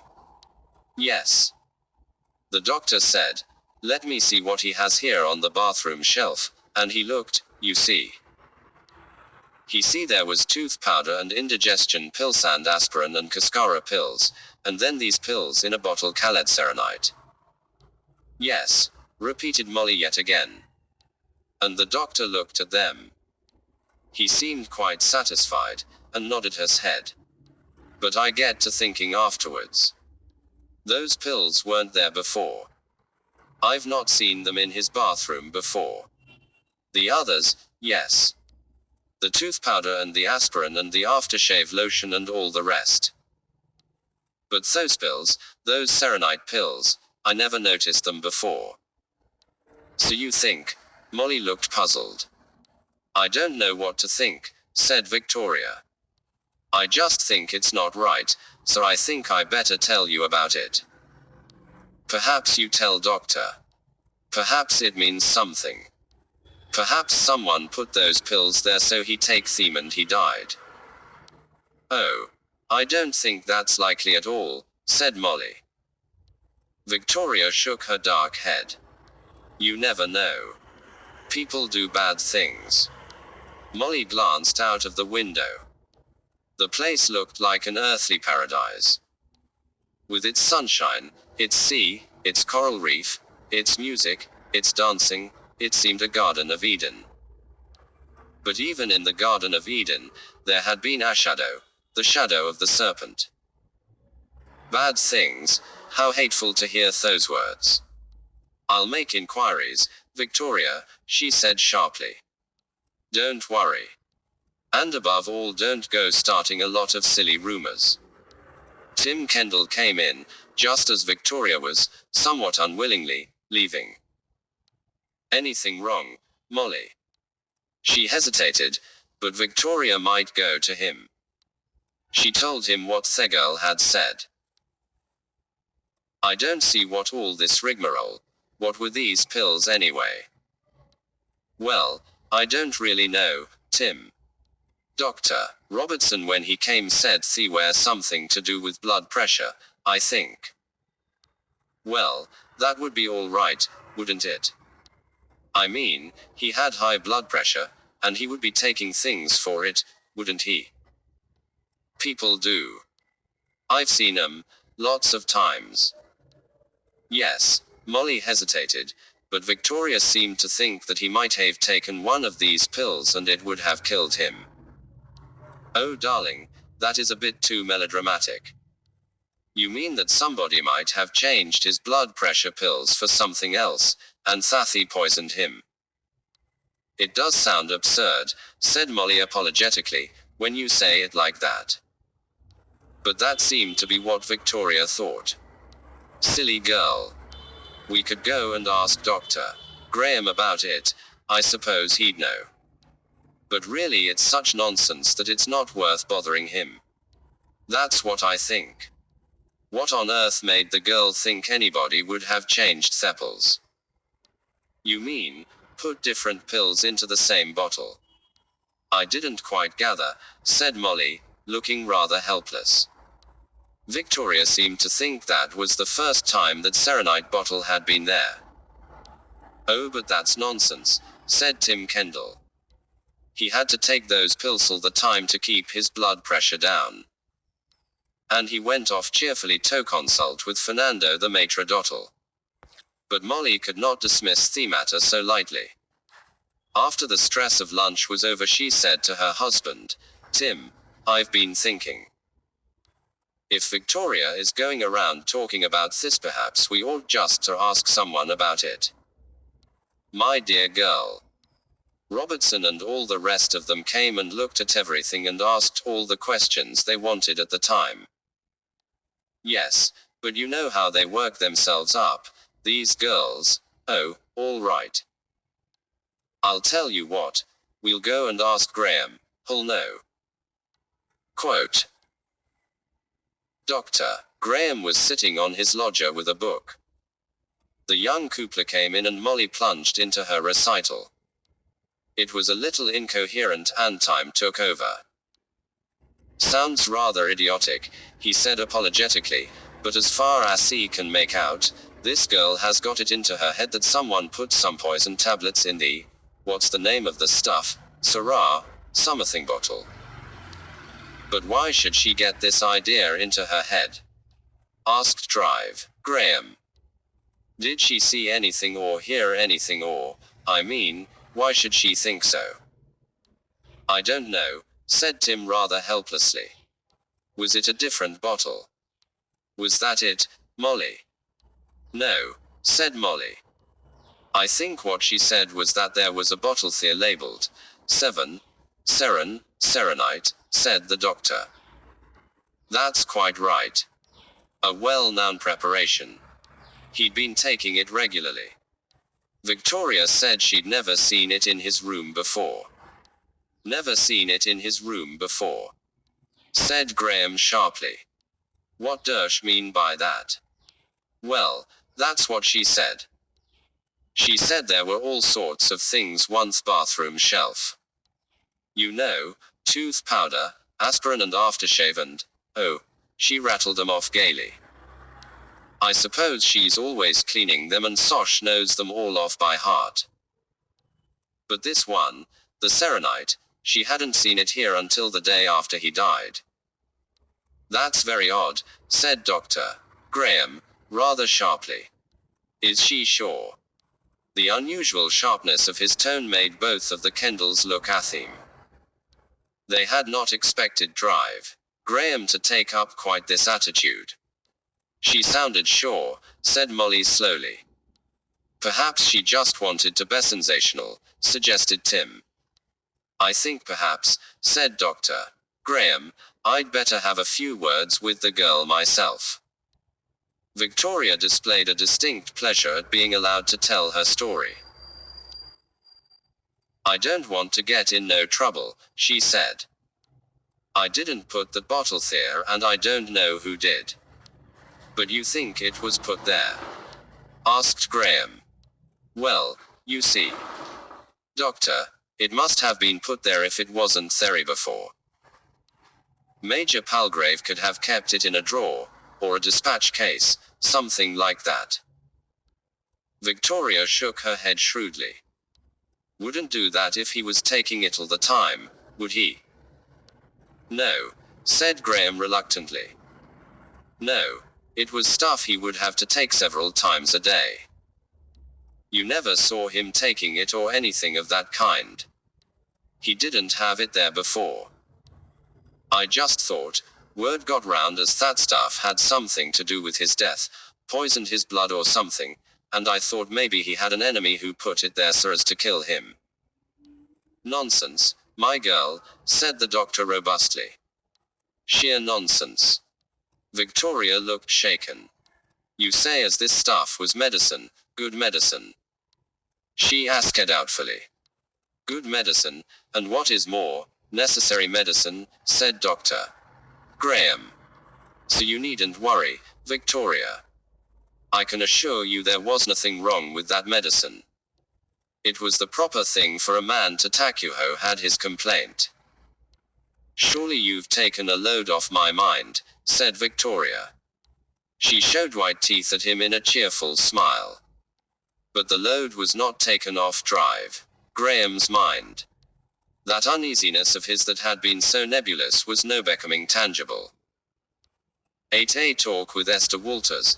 This place isn't what it used to be, said Mr. Rafter, irritably, as Hay observed Miss Marple approaching the spot where he and his secretary was sitting. Can't move a step without some old hen getting under your feet. What do old ladies want to come to the West Indies for? Where do you suggest they should go? Asked Esther Walters. To Cheltenham, said Mr. Rafter promptly. Or Bournemouth, Hereford, or Torquay or Landrindod Wells. Plenty of choice. They like it there, they're quite happy. They can't often afford to come to the West Indies, I suppose, said Esther. It isn't everyone who is as lucky as you are. That's right, said Mr. Rafter. Rub it in.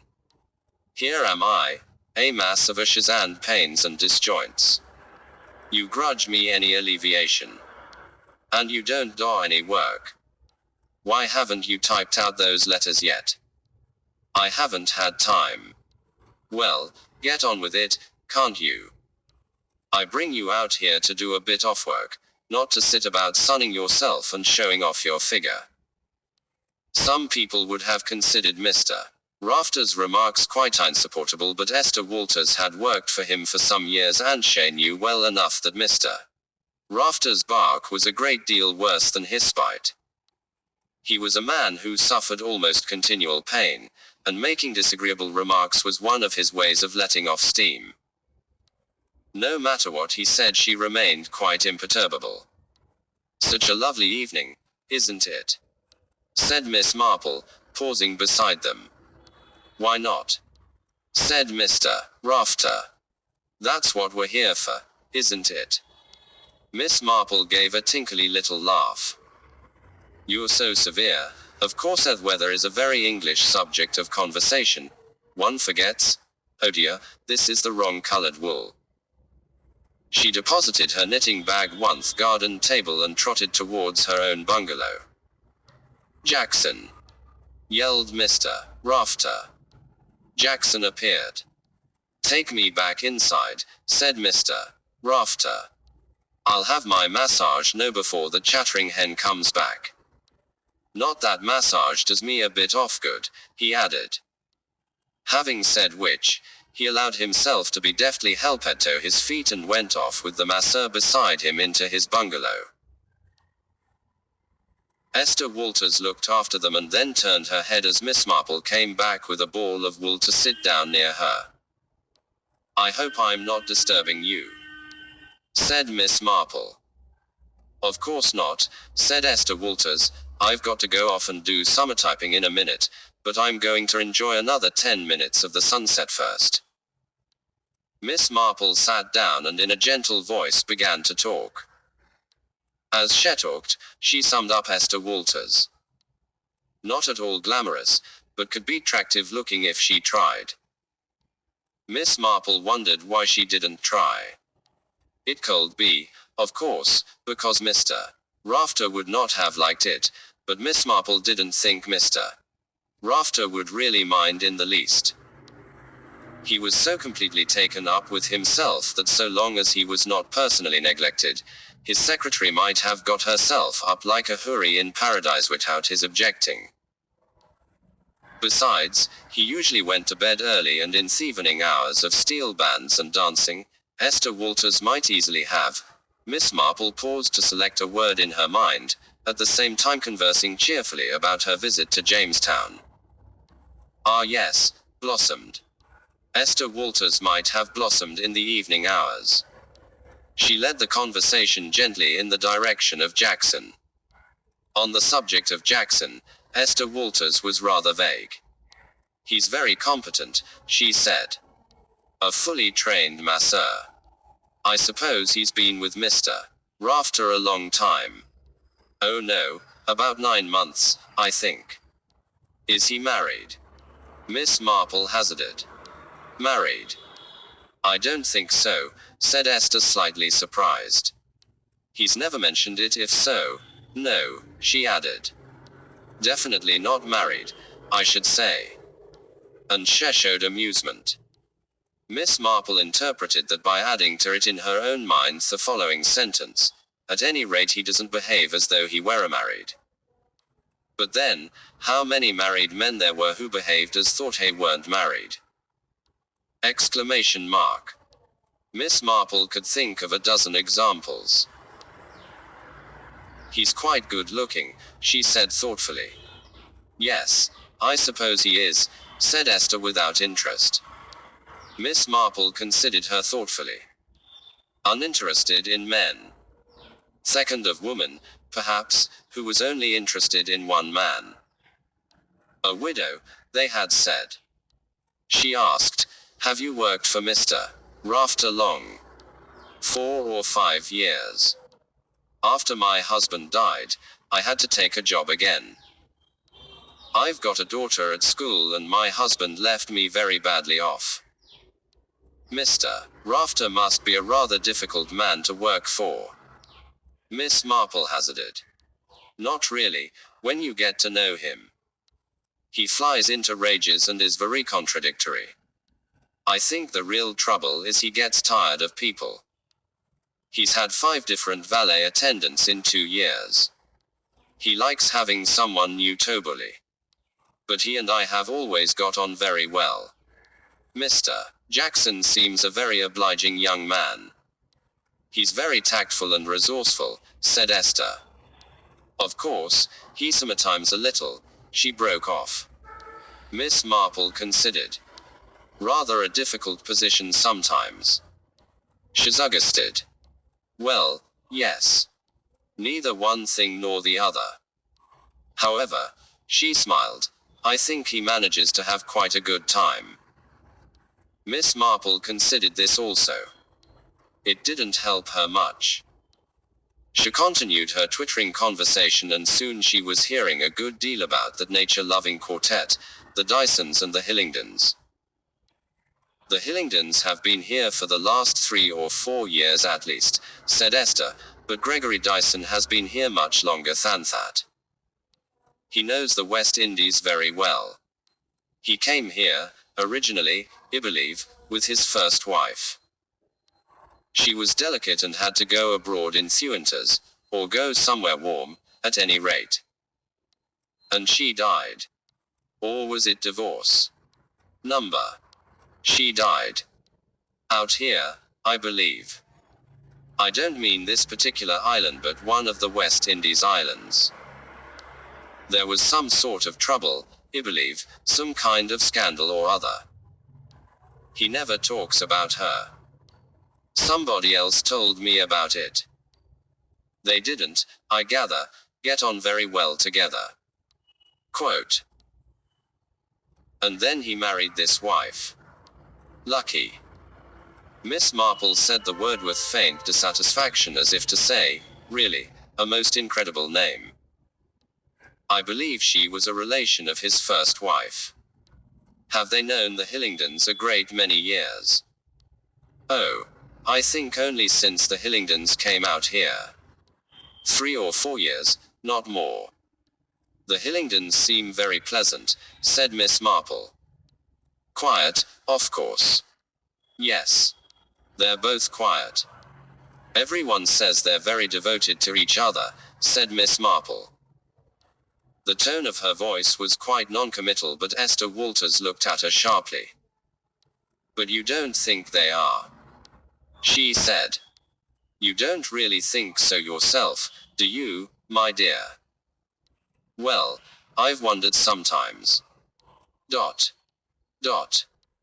Quiet men, like Colonel Hillingdon, said Miss Marple, are often attracted to flamboyant types.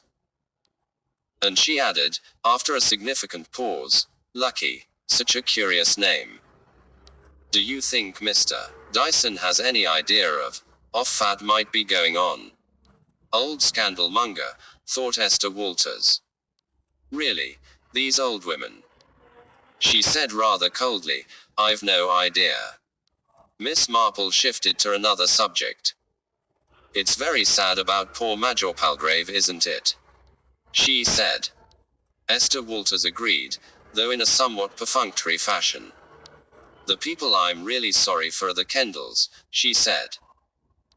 Yes, I suppose it is really rather unfortunate when something of that kind happens in an hotel. People come here, you see, to enjoy themselves, don't they?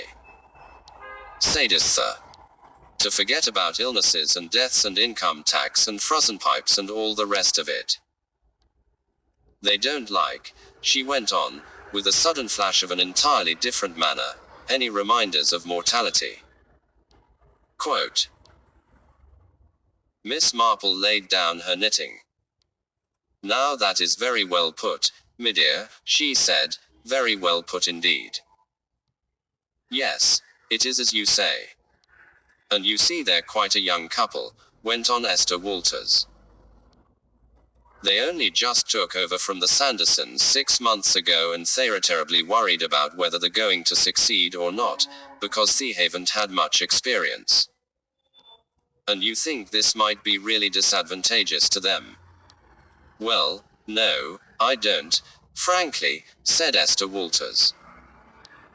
I don't think people remember anything for more than a day or two, not in this atmosphere of we've all come out here to enjoy ourselves, let's get on with it. I think Edith just gives them a jolt for about 24 hours or so and then they don't think of it again once the funeral is over. Not unless they're reminded of it, that is. I've told Molly so, but of course she is a worrier. Mrs. Kendall is a worrier. She always seems so carefree. I think a lot of that is put on, said Esther slowly. Actually, I think she's one of those anxious sort of people who can't help worrying all the time that things may go wrong. I should have thought he worried more than she did. No, I don't think so. I think she's the worrier and he worries because he worries, if you know what I mean. That is interesting, said Miss Marple. I think Molly wants desperately to try and appear very gay and to be enjoying herself. She works at it very hard but the effort exhausts her. Then she has these odd fits of depression. She's not really well balanced. Poor child, said Miss Marple. There certainly are people like that, and very often outsiders don't suspect it. No, they put on such a good show, don't they? However, Esther added, I don't think Molly has really anything to worry about in this case. I mean, people are dying of coronary thrombosis or cerebral hemorrhage or things of that kind all the time nowadays. Far more than they used to, as far as I can see. It's only food poisoning or typhoid or something like that makes people get het up. Quote, Major Palgrave never mentioned to me that he had high blood pressure, said Miss Marple. Did he to you? He said so to somebody. I don't know who. It may have been to Mr. Rafter. I know Mr. Rafter says just the opposite, but then he's like that. Certainly Jackson mentioned it to me once. He said the Major ought to be more careful over the alcohol he took. I see, said Miss Marple, thoughtfully. She went on, I expect you found him rather a boring old man. He told a lot of stories and I expect repeated himself a good deal. That's the worst of it, said Esther. You do hear the same story again and again unless you can manage to be quick enough and fend him off. Of course I didn't mind so much, said Miss Marple, because I'm used to that sort of thing. If I get stories told to me rather often, I don't really mind hearing 'em again because I've usually forgotten them. There is that, said Esther and laughed cheerfully. There was one story he was very fond of telling, said Miss Marple, about a murder. I expect he told you that, didn't he? Esther Walters opened her handbag and started searching through it. She drew out her lipstick saying, I thought I'd lost it. Then she asked, I beg your pardon, what did you say? I asked if Major Palgrave told you his favorite murder story. I believe he did, now I come to think of it. Something about someone who gassed themselves, wasn't it? Only really it was the wife who gassed him. I mean she'd given him a sedative of some kind and then stuck his head in the gas oven. Was that it? I don't think that was exactly it, said Miss Marple. She looked at Esther Walters thoughtfully.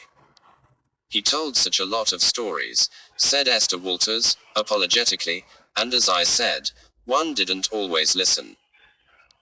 He had a snapshot, said Miss Marple, that he used to show people. I believe he did.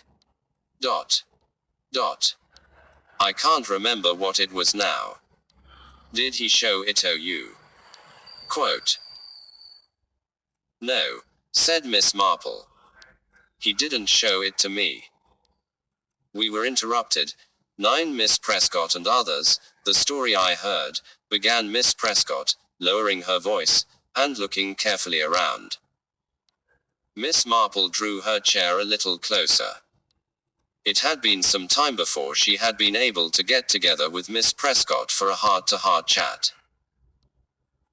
This was owing to the fact that clergymen are very strong family-men, so that Miss Prescott was nearly always accompanied by her brother, and there was no doubt that Miss Marple and Miss Prescott found it less easy to take their back hair down in a good gossip when the jovial canon was of their company. It seems, said Miss Prescott, though of course I don't want to talk any scandal and I really know nothing about it. Oh, I quite understand, said Miss Marple. It seems there was some scandal when his first wife was still alive. Apparently this woman, Lucky, such a name, who I think was a cousin of his first wife, came out here and joined them and I think did some work with him on flowers or butterflies or whatever it was. And people talked a lot because they got on so well together, if you know what I mean. People do notice things so much, don't they, said Miss Marple. And then of course, when his wife died rather suddenly, she died here, on this island. Number?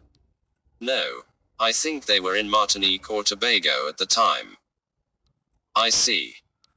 But I gathered from some other people who were there at the time, and who came on here and talked about things, that the doctor wasn't very satisfied. Indeed, said Miss Marple, with interest. It was only gossip, of course, but, well, Mr. Dyson certainly married again very quickly. She lowered her voice again. Only a month, I believe. Only a month, said Miss Marple. The two women looked at each other. It seemed unfeeling, said Miss Prescott. Yes, said Miss Marple. It certainly did. She added delicately, was there any money? I don't really know. He makes his little joke. Perhaps you've heard him, about this wife being his lucky piece. Yes, I've heard him, said Miss Marple. And some people think that means that he was lucky to marry a rich wife. Though, of course, said Miss Prescott with the air of one being gently fair, she's very good looking too, if you care for that type. And I think myself that it was the first wife who had the money. Are the Hillingdons well off? Well, I think they're well off. I don't mean fabulously rich, I just mean well off. They have 2 boys at public school and a very nice place in England, I believe, and they travel most of the winter. The canon appearing at this moment to suggest a brisk walk. Miss Prescott rose to join her brother. Miss Marple remained sitting there. A few minutes later Gregory Dyson passed her striding along towards the hotel. He waved a cheerful hand as he passed. Penny for your thoughts, he called out. Miss Marple smiled gently, wondering how he would have reacted if she had replied, I was wondering if you were a murderer. It really seemed most probable that he was. It all fitted in so nicely, this story about the death of the first Mrs. Dyson. Major Palgrave had certainly been talking about a wife killer, with special reference to the brides in the Bath case. Yes. It fitted. The only objection was that it fitted almost too well. But Miss Marple reproved herself for this thought. Wow, is she to demand murders made to measure? A voice made her jump, a somewhat raucous one. Seeing Greg any place? Miss, Lucky, Miss Marple thought, was not in a good temper. He passed by just now, going towards the hotel. I'll bet. Lucky uttered an irritated ejaculation and hurried on. 40, if she's a day, and looks it this morning, thought Miss Marple. Pity invaded her. Pity for the Luckies of the world, who were so vulnerable to time.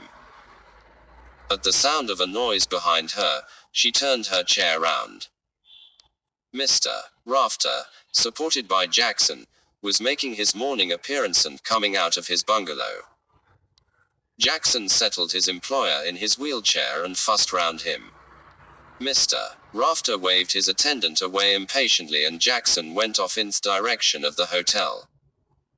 Miss Marple lost no time. Mr. Rafter was never left alone for long. Probably Esther Walters would come and join him. Miss Marple wanted Howard alone with Mr. Rafter, and now, she thought, was her chance. She would have to be quick about what she wanted to say. There could be no leading up to things. Mr. Rafter was not a man who cared for the idle twittering conversation of old ladies. He would probably retreat again into his bungalow, definitely regarding himself the victim of persecution. Miss Marple decided to plump for downrightness. She made her way to where he was sitting, drew up a chair, sat down, and said, "I want to ask you something, Mr. Rafter." All right, said Mr. Rafter. "Let's have it. What do you want? A subscription, I suppose. Missions in Africa or repairing a church, something of that kind." "Yes," said Miss Marple. "I am interested in several objects of that nature, and I shall be delighted if you will give me a subscription for them. But that wasn't actually what I was going to ask you. What I was going to ask you was if Major Palgrave ever told you a story about a murder." "Oh ho," said Mr. Rafter. "So he told it to you too, did he? And I suppose you fell for it, hook, line and sinker." Quote. "I didn't really know what to think," said Miss Marple. "What exactly did he tell you?" "He prattled on," said Mr. Rafter, "about a lovely creature, Lucrezia Borgia reincarnated.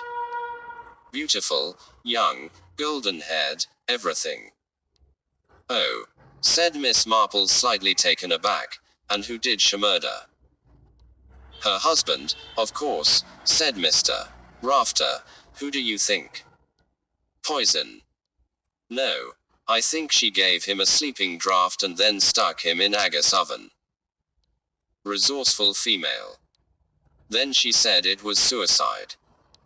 She got off quite lightly. Diminished responsibility or something. That's what it's called nowadays if you're a good-looking woman, or some miserable young hooligan whose mother's been too fond of him." "Bah. Did the Major show you a snapshot?" "What? A snapshot of the woman?" "No, why should he?" "Oh," said Miss Marple. She sat there, rather taken aback. Apparently Major Palgrave spent his life telling people not only about tigers he had shot and elephants he had hunted, but also about murderers he had met. Perhaps he had a whole repertoire of murder stories. One had to face it. She was startled by Mr. Rafter suddenly giving a roar of, "Jackson!" There was no response. "Shall I find him for you?" said Miss Marple, rising. "You won't find him. Tomcatting somewhere, that's what he does. No good, that fellow. Bad character. But he suits me all right. I'll go and look for him," said Miss Marple. Miss Marple found Jackson sitting on the far side of the hotel terrace having a drink with Tim Kendall. "Mr. Rafter is asking for you," she said. Jackson made an expressive grimace, drained his glass, and rose to his feet. "Here we go again," he said. "No peace for the wicked. 2 telephone calls and a special diet order.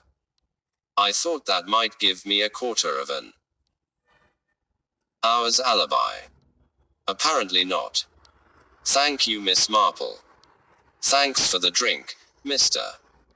Kendall." He strode away. "I feel sorry for that chap," said Tim. "I have to stand him a drink now and then, just to cheer him up.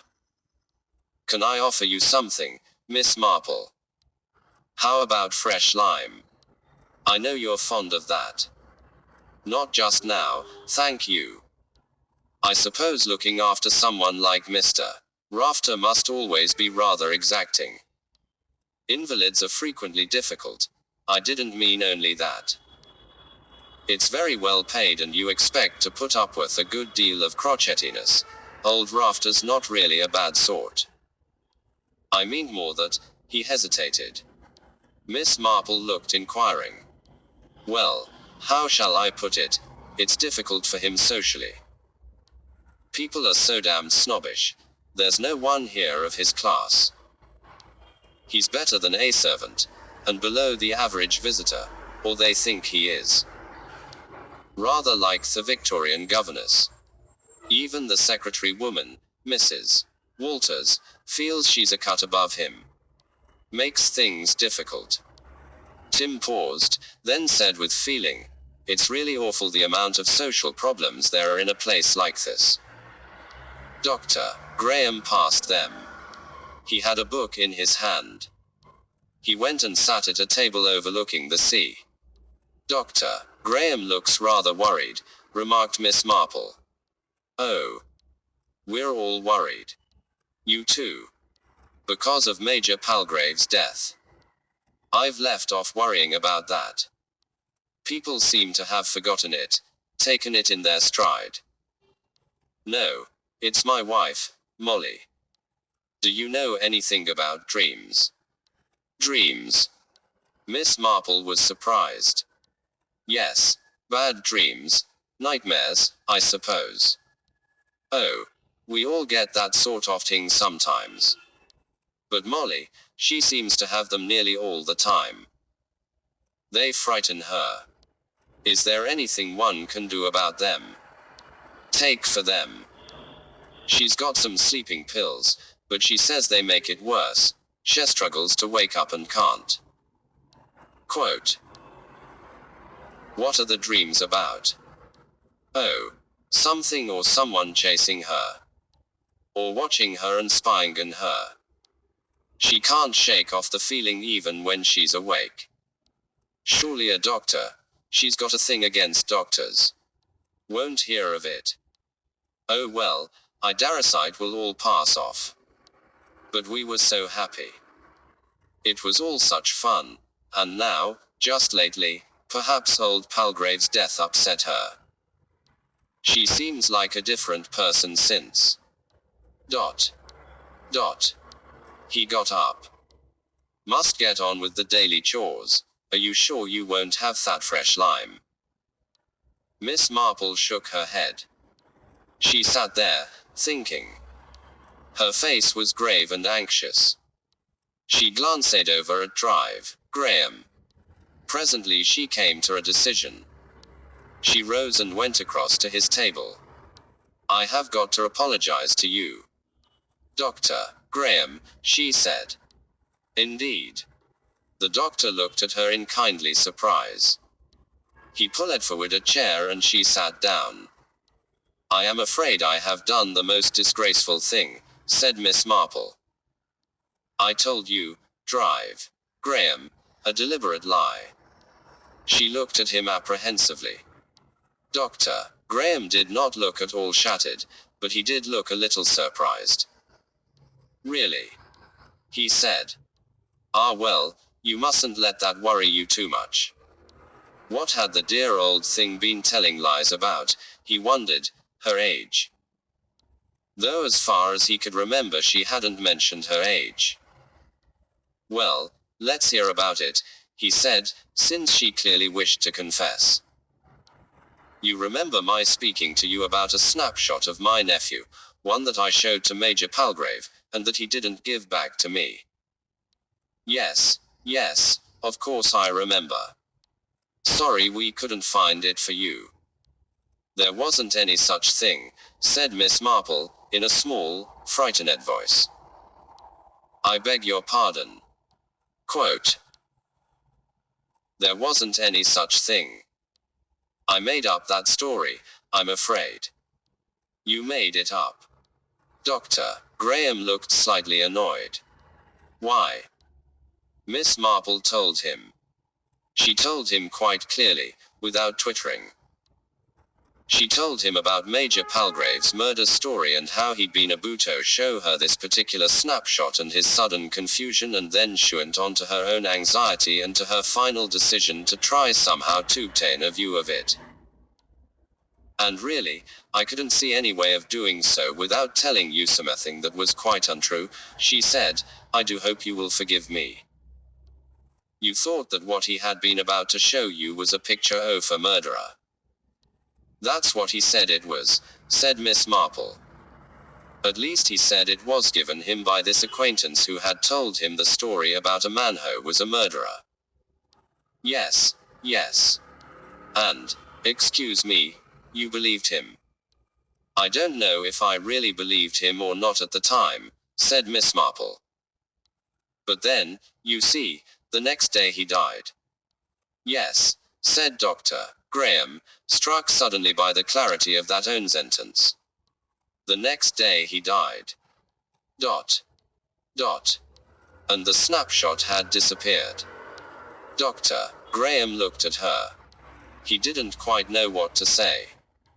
Excuse, Miss Marple, he said at last, but is what you're telling Menno, is it really true this time?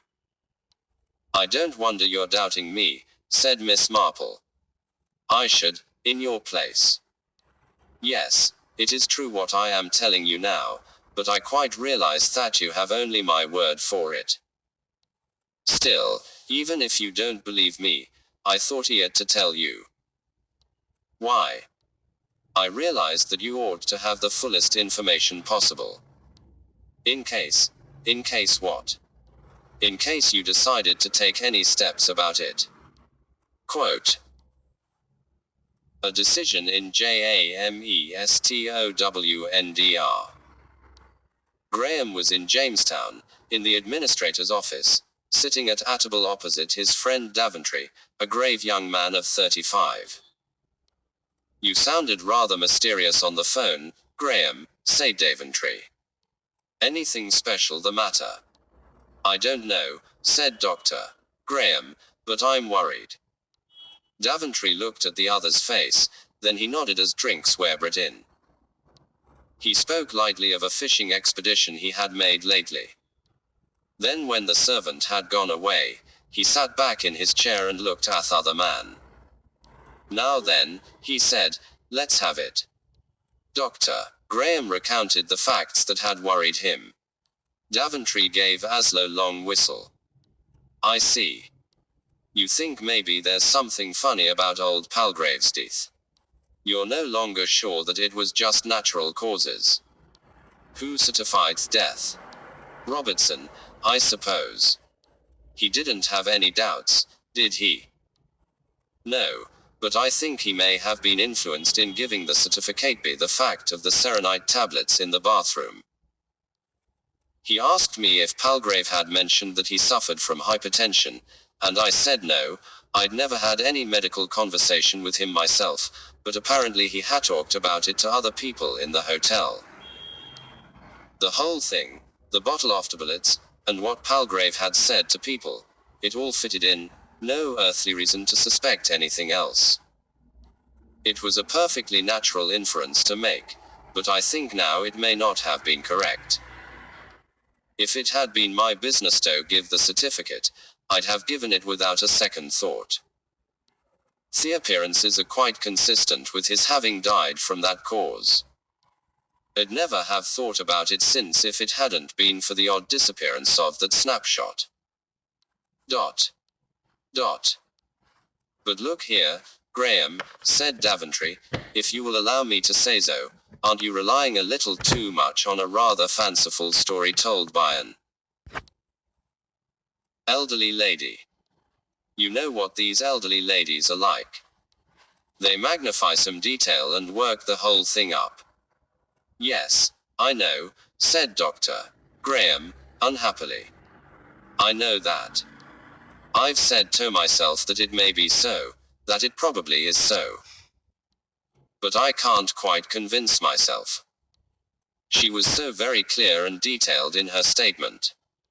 The whole thing seems wildly improbable to me, said Daventry. Some old lady tells a story about a snapshot that ought not to be there. No, I'm getting mixed myself. I mean the other way about, don't I? But the only thing you've really got to go on is that a chambermaid says that a bottle of pills which the authorities had relied on for evidence wasn't in Themage's room the day before his death. But there are 100 explanations for that. He might always have carried those pills about in his pocket. It's possible, I suppose, yes. Or the chambermaid may have made a mistake and she simply hadn't noticed them before. That's possible, too. Well, then, Graham said slowly. The girl was very positive. Well, the Saint Honari people are very excitable, you know. Emotional. Work themselves up easily. Are you thinking that she knows a little more than she has said? I think it might be so, said Dr. Graham slowly. You'd better try and get it out of her, if so.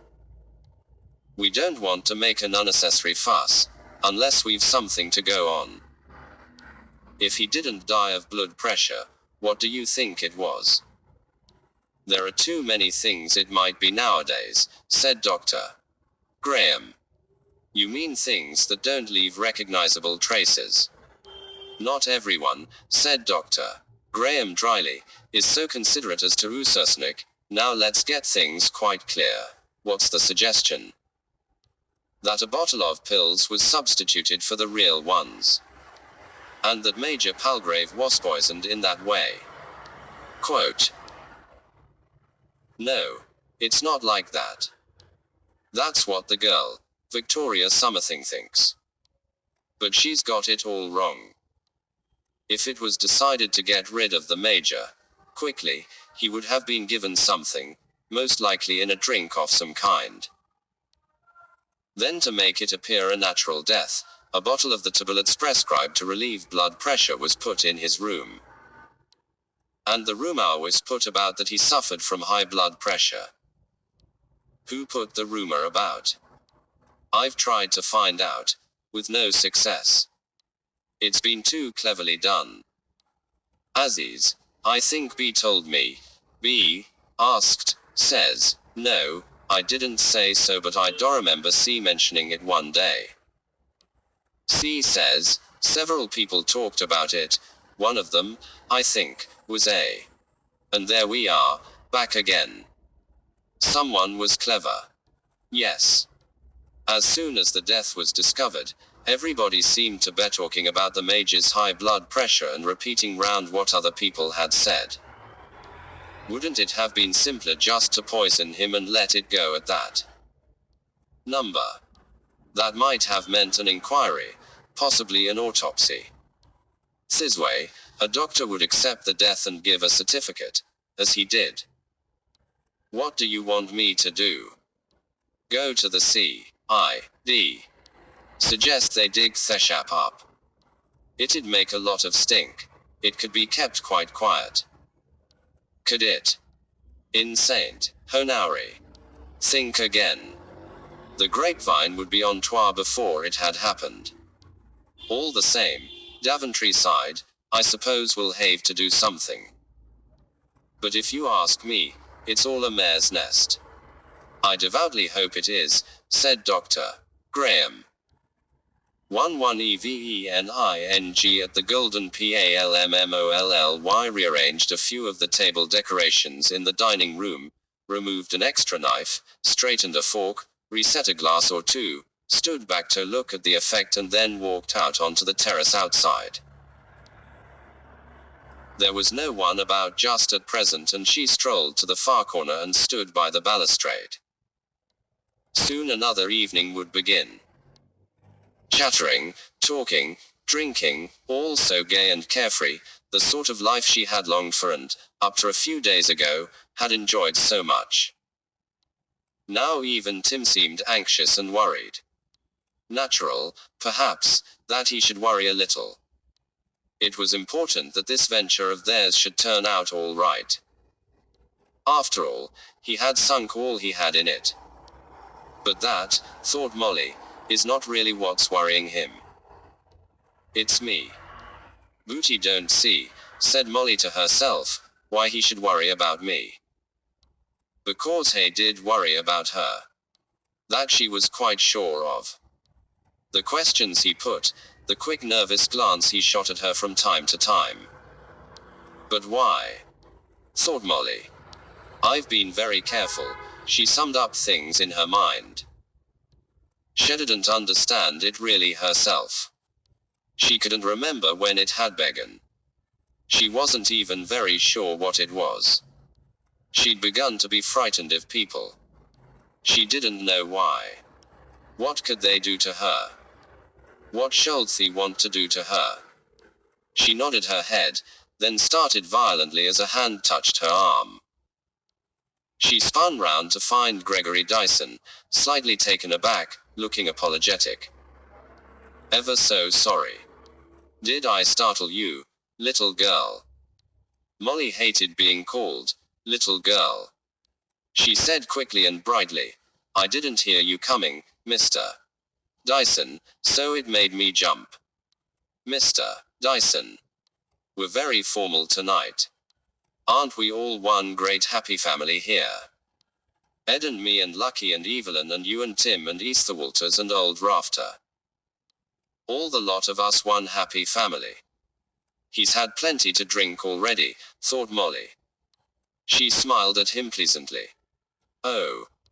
I come over the heavy hostess sometimes, she said lightly.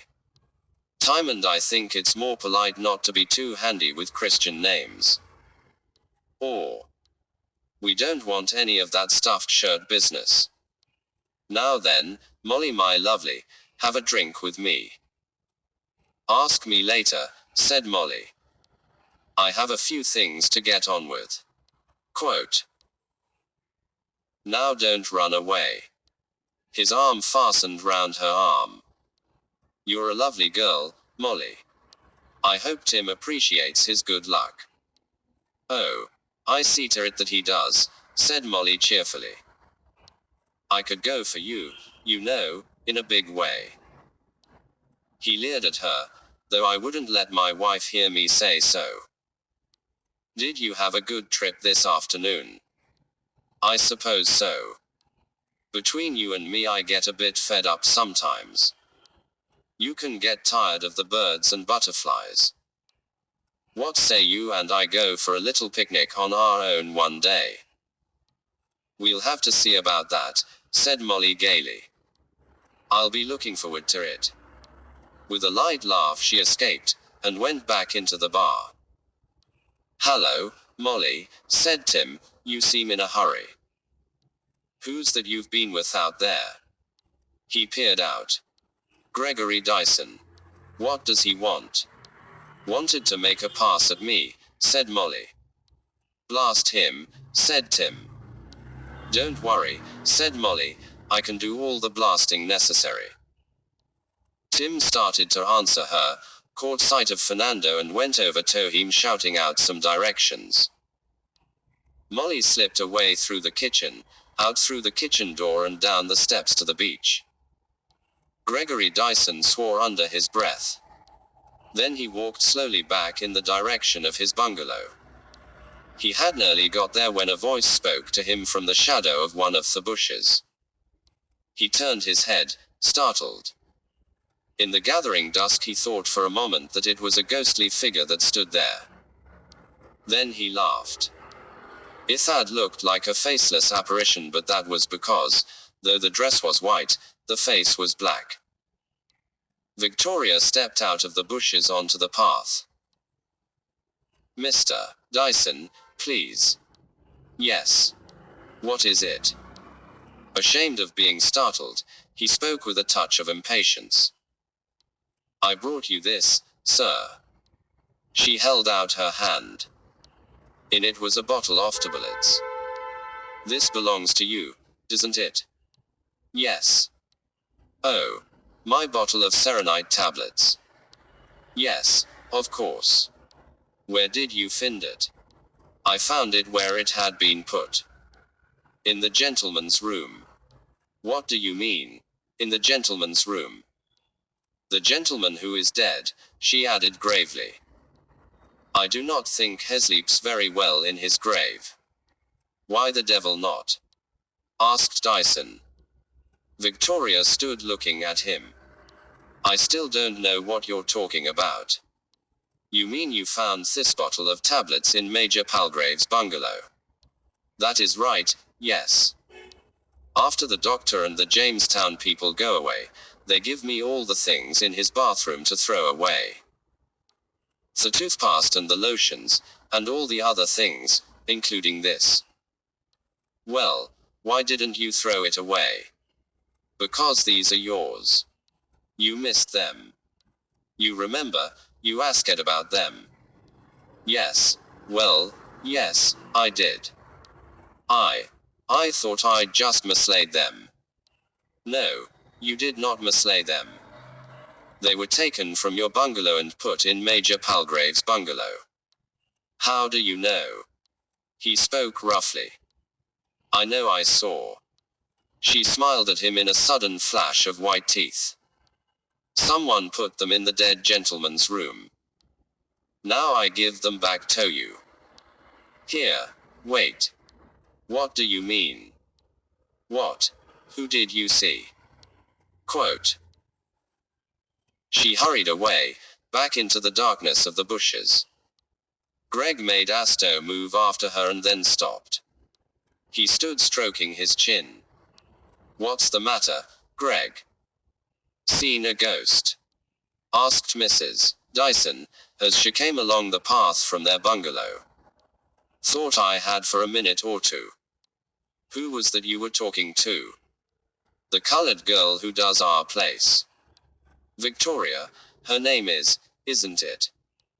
What did she want? Making a pass at you.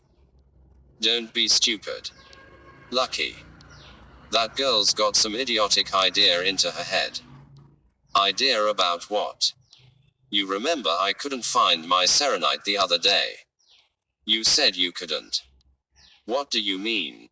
I said I couldn't. Oh, for heck's sake, have you got to take me up on everything? I'm sorry, said Greg. Everybody goes about being so damn mysterious. He held out his hand with the bottle in it. That girl brought them back to me. Had she pinched them? Number. She found them somewhere, I think. Well, what of it? What's the mystery about? Oh, nothing, said Greg. She just riled me, that's all. Look here, Greg, what is this stuff all about? Come along and have a drink before dinner. Emily had gone down to the beach. She pulled out one of the old basket chairs, one of the more rickety ones that were seldom used. She sat in it for a while looking at the sea, then suddenly she dropped her head in her hands and burst into tears. She sat there sobbing unrestrainedly for some time. Then she heard a rustle by her and glanced up sharply to see Mrs. Hillingdon looking down at her. Hello, Evelyn, I didn't hear you. I'm sorry. What's the matter, child? Said Evelyn. Something gone wrong. She pulled another chair forward and sat down. Tell me. There's nothing wrong, said Molly. Nothing at all. Of course there is. You wouldn't sit and cry here for nothing. Can't you tell me? Is it some trouble between you and Tim? Oh no. I'm glad of that. You always look so happy together. Not more than you do, said Molly. Tim and I always think how wonderful it, missing text, children you know, she said. Children whom we are both very fond of. They're at school in England. We didn't want to break up the home. And then of course, Lucky didn't want a divorce either. Greg's a very rich man. His first wife left a lot of money. So we agreed to live and let live. Edward and Lucky in happy immorality, Greg in blissful ignorance, and Edward and I just good friends. She spoke with scalding bitterness. How can you bear it? One gets used to anything. But sometimes, yes, said Molly. Sometimes I'd like to kill that woman. The passion behind her voice startled Molly. Don't let's talk any more about me, said Evelyn. Let's talk about you. I want to know what's the matter. Molly was silent for some moments and then she said, It's only that I think there's something wrong about me. Wrong? What do you mean? Molly shook her head unhappily. I'm frightened, she said. I'm terribly frightened. Quote. Frightened of what? Everything, said Molly. It's growing on me. Voices in the bushes, footsteps, or things that people say. As though someone were watching me all the time, spying on me. Somebody hates me. That's what I keep feeling. Somebody hates me. My dear child, Evelyn was shocked and startled. How long has this been going on? I don't know. It started by degrees. And there have been other things too. What sort of things? There are times, said Molly slowly, that I can't account for, that I can't remember. Do you mean you have blackouts? That sort of thing? I suppose so. I mean sometimes it's, say it's 5 o'clock, and I can't remember anything since about 1:30 or 2. Oh my dear, but that's just that you've been asleep. Had a doze. No, said Molly, it's not like that at all. Because you see, at the end of the time it's not as though I'd just dozed off. I'm in a different place. Sometimes I'm wearing different clothes and sometimes I seem to have been doing things, even saying things to people, talking to someone, and not remembering that I've done so. Evelyn looked shocked. But, Molly, my dear, if this is so, then you ought to see a doctor. I won't see a doctor.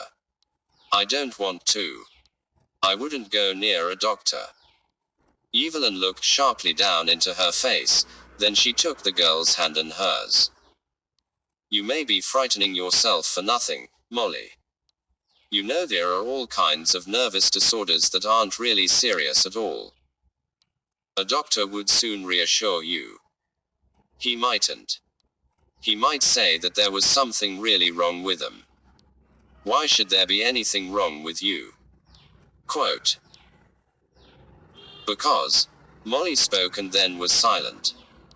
No reason, I suppose, she said. Couldn't your family? Haven't you any family, any mother or sisters or someone who could come out here?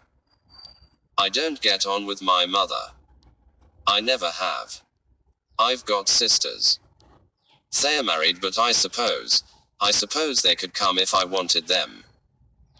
But I don't want them. I don't want anyone except Tim. Does Tim know about this? Have you told him? Not really, said Molly. But he's anxious about me and he watches me. It's as though he were trying to help me or to shield me. But if he knows that it means I want shielding, doesn't it? I think a lot of it may be imagination, but I still think you ought to see a doctor. Old Drive, Graham. He wouldn't be any good. There are other doctors on the island. It's all right, really, said Molly. I just mustn't think of it. I expect, as you say, it's all imagination. Good gracious, it's getting frightfully late. You'd to be on duty now in the dining room. I must go back. She looked sharply and almost offensively at Evelyn Hillingdon, and then hurried off. Evelyn stared after her. 1-2-0 sins cast long shadows. I think as I am onto something, man. What's that you say, Victoria? I think I'm onto something. It may mean money. Big money. Now look, girl, you be careful, you'll not tangle yourself up in something. Maybe I'd better tackle what it is. Victoria laughed, a deep rich chuckle.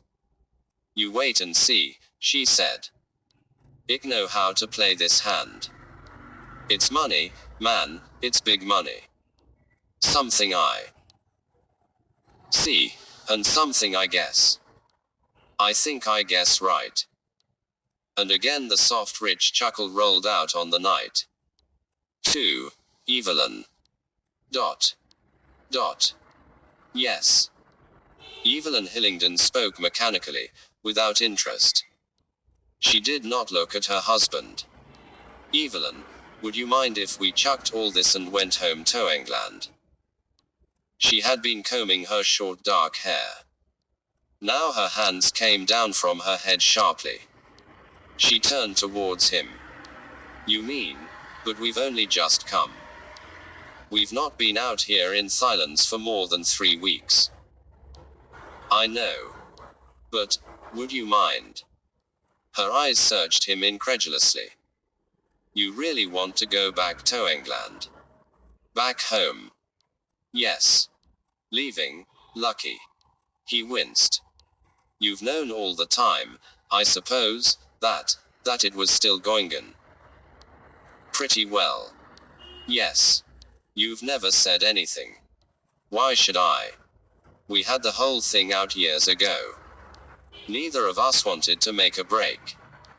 So we agreed to go our separate ways, but keep up the show in public. Then she added before he could speak, but why are you so set on going back to England now? Quote. Because I'm at breaking point. I can't stick it any longer, Evelyn. I can't. The quiet Edward Hillingdon was transformed. His hands shook, he swallowed, his calm unemotional face seemed distorted by pain. For God's sake, Edward, what's the matter? Nothing's the matter except that I want to get out of here. You fell wildly in love with Lucky. And now you've got over it. Is that what you're telling me? Yes. I don't suppose you'll ever feel the same. Oh, let's not go into that now. I want to understand what's upsetting you so much, Edward. I'm not particularly upset. But you are. Why? Isn't it obvious? No, it isn't, said Evelyn. Let's put it in plain concrete terms. You've had an affair with a woman. That happens often enough. And now it's over. Or isn't it over? Perhaps it isn't over on her side. Is that it? Does Greg know about it? I've often wondered. I don't know, said Edward. He's never said anything. He always seems friendly enough. Men can be extraordinarily obtuse, said Evelyn thoughtfully. Orals. Perhaps Greg has got an outside interest of his own. He's made passes at you, hasn't he? Said Edward. Answer me. I know he has. Oh yes, said Evelyn, carelessly, but he makes passes at everybody. That's just Greg. It doesn't ever really mean much. I imagine. It's just part of a Greg He-Man act. Do you care for him, Evelyn? I'd rather know the truth. Greg. I'm quite fond of him, he amuses me. He's a good friend. And that's all. I wish I could believe you. I can't really see how it can possibly matter to you, said Evelyn dryly. I suppose I deserve that. Evelyn walked to the window, looked out across the veranda and came back again. I wish you would tell me what's really upsetting you, Edward. I've told you. I wonder. You can't understand, I suppose, how extraordinary a temporary madness of this kind can seem to you after you've got over it. I can try, I suppose. But what's worrying me now is that Lucky seems to have got some kind of stranglehold upon you. She's not just a discarded mistress. She's a tigress with claws. You must tell me the truth, Edward. It's the only way if you want me to stand by you. Edward said in a low voice, if I don't get away from her soon, I shall kill her. Kill Lucky. Why? Because of what she made me do. Dot. Dot. What did she make you do? I helped her to commit a murder. The words were out. There was silence. Evelyn stared at him. Do you know what you are saying? Yes. I didn't know I was doing it. There were things she asked me to for her, at the chemist's. I didn't know. I hadn't the least idea what she wanted them for. She got me to copy out a prescription she had.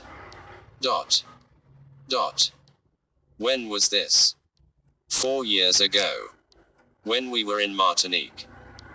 When Greg's wife.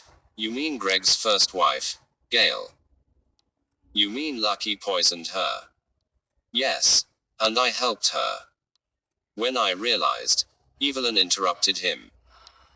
When you realized what had happened, Lucky pointed out to you that you had written out the prescription, that you had got the drugs, that you and she were in it together. Is that right? Quote. Yes. She said she had done it out of pity, that Gail was suffering, that she had begged Lucky to get something that would end it all. A mercy killing. I see. And you believed that? Edward Hillingdon was silent a moment, then he said, No, I didn't really. Not deep down. I accepted it because I wanted to believe it, because I was infatuated with Lucky. And afterwards, when she married Greg, did you still believe it?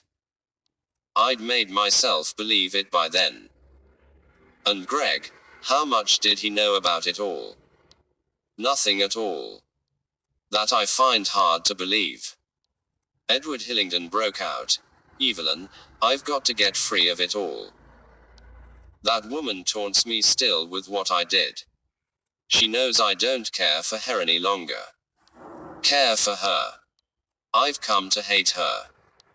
But she makes me feel emptied to her by the thing we did together.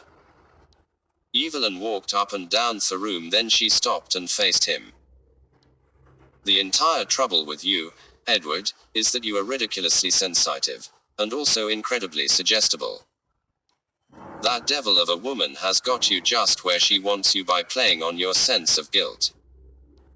And I'll tell you this in plain Bible terms, the guilt that weighs on you is the guilt of adultery, not murder.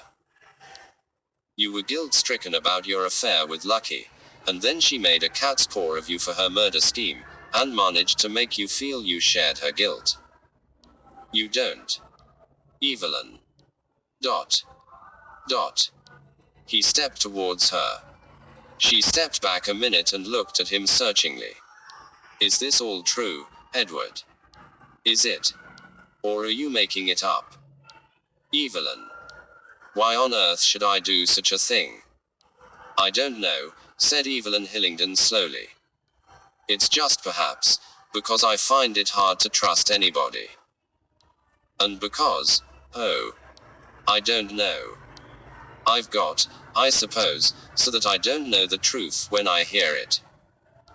Let's chuck all this. Go back home to England. Yes. We will. But not now.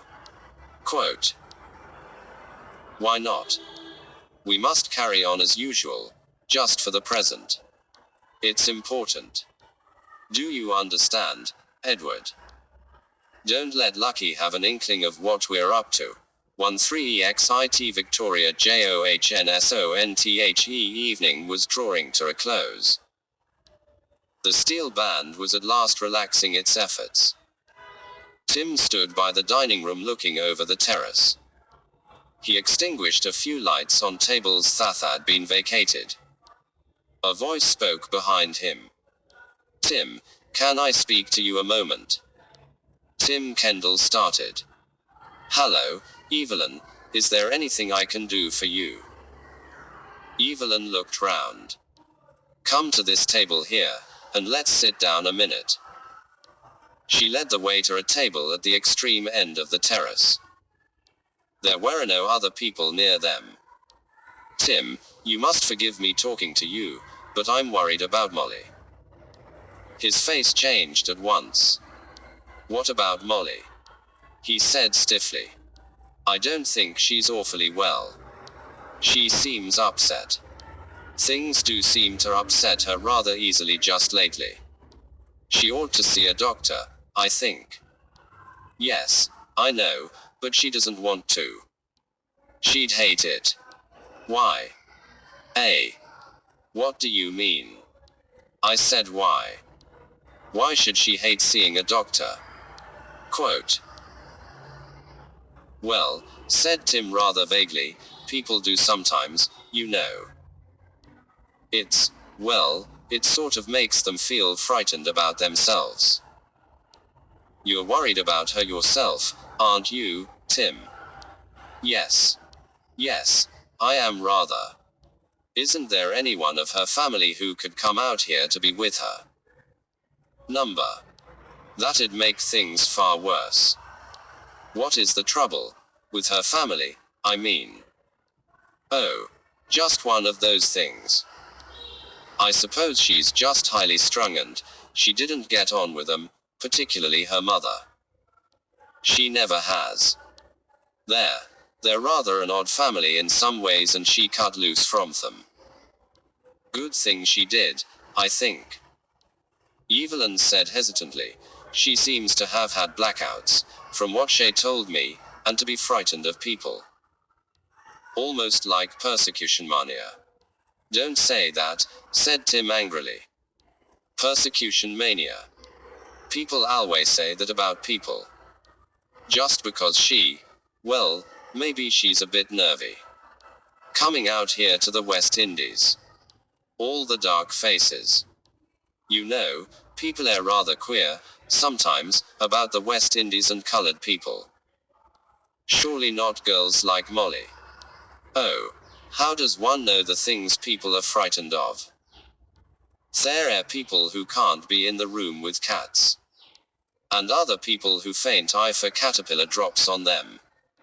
I hate suggesting it, but don't you think perhaps she ought to see a psychiatrist? No, said Tim explosively. I won't have people like that monkeying about with her. I don't believe in them. They make people worse. If her mother had left psychiatrists alone. So there was trouble of that kind in her family, was there? I mean a history of, she chose the word carefully, instability. I don't want to talk about it. I took her away from it all and she was all right, quite all right. She has just got into a nervous state. But these things aren't hereditary. Everybody knows that nowadays. It's an exploded idiot. Molly's perfectly sane. It's just that, I believe it was that wretched old Palgrave dying that started it all off. I see, said Evelyn thoughtfully. But there was nothing really to worry anyone in Major Palgrave's death, was there? No, of course there wasn't. But it's a kind of shock when somebody dies suddenly. He looked so desperate and defeated that Evelyn's heart smote her. She put her hand on his arm. Well, I hope you know what you're doing, Tim, but if I could help in any way, I mean if I could go with Molly to New York, I could fly with her there or Miami or somewhere where she could get really first-class medical advice. It's very good of you, Evelyn, but Molly's all right. She's getting over it, anyway. Evelyn shook her head in doubt. She turned away slowly and looked along the line of the terrace. Most people had gone by now to their bungalows. Evelyn was walking towards her table to see if she'd left anything behind there, when she heard Tim give an exclamation. She looked up sharply. He was staring towards the steps at the end of the terrace and she followed his gaze. Then she too caught her breath. Molly was coming up the steps from the beach. She was breathing with deep, sobbing breaths, her body swayed to and fro as she came, in a curious directionless run. Tim cried, Molly. What's the matter? He ran towards her and Evelyn followed him. Molly was at the top of the steps now and she stood there, both hands behind her back. She said in sobbing breaths, I found her. Dot. Dot. She's there in the bushes. Dot. Dot. They're in the bushes. Dot. Dot. And look at my hands. Look at my hands. She held them out and Evelyn caught her breath as she saw the queer dark stains. They looked dark in the subdued lighting, but she knew well and it had their real color was red. What's happened, Molly? Cried Tim. Down there, said Molly. She swayed on her feet. In the bushes. Dot.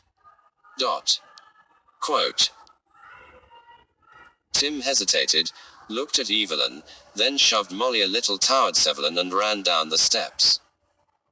Evelyn put her arm round the girl. Come. Sit down, Molly. Here.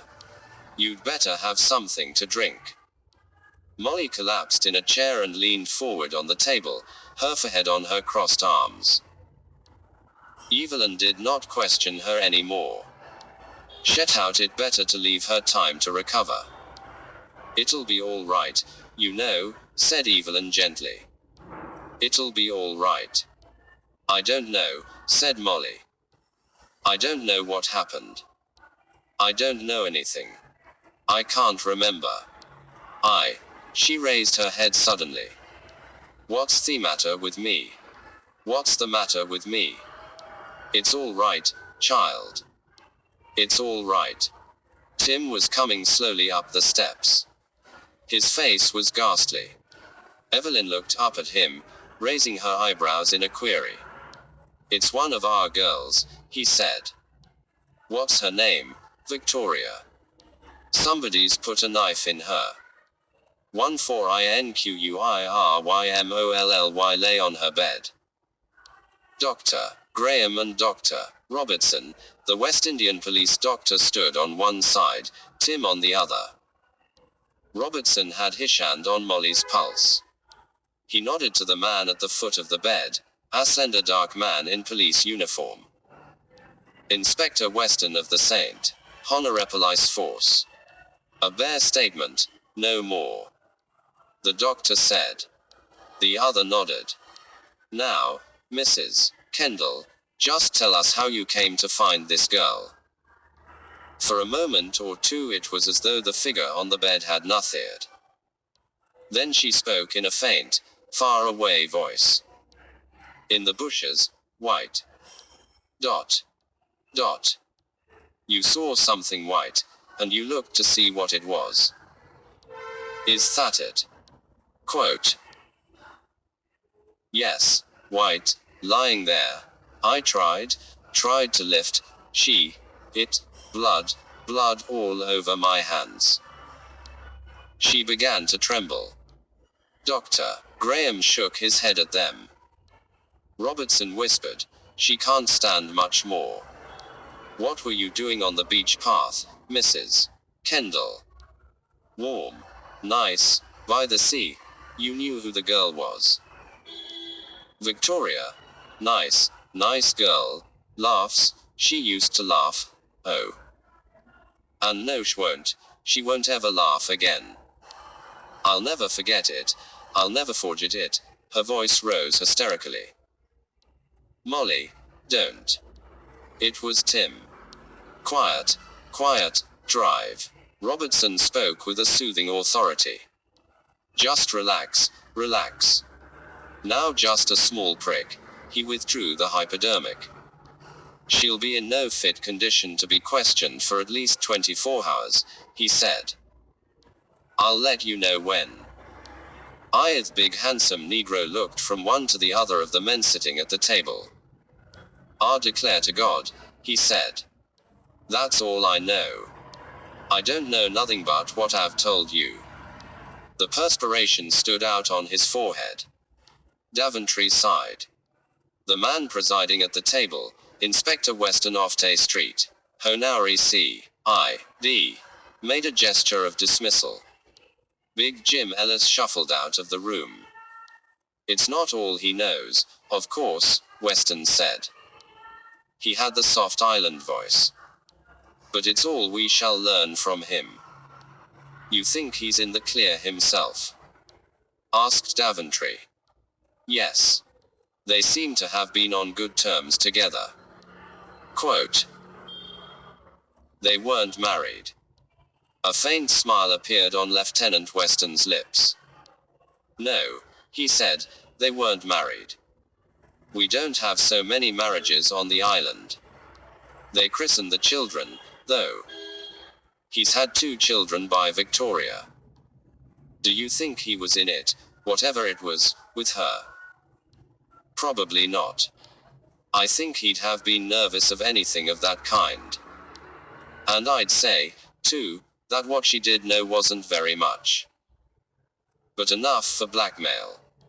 I don't know that I'd even call it that.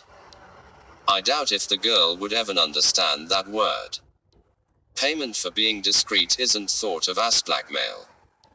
You see, some of the people who stay here are the rich playboy lot and their morals won't bear much investigation. His voice was slightly scathing. We get all kinds, I agree, said Daventry. A woman, maybe, doesn't want it known that she's sleeping around, so she gives a present to the girl who waits on her. It's tacitly understood that the payment's for discretion. Exactly. But this, objected Daventry, wasn't anything of that kind. It was murder. I should doubt, though, if the girl knew it was serious.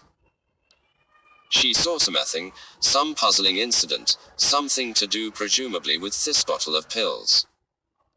It belonged to Mr. Dyson, I understand. We'd better see him next. Gregory came in with his usual hearty air. Here I am, he said, what can I do to help? Too bad about this girl. She was a nice girl. We both liked her.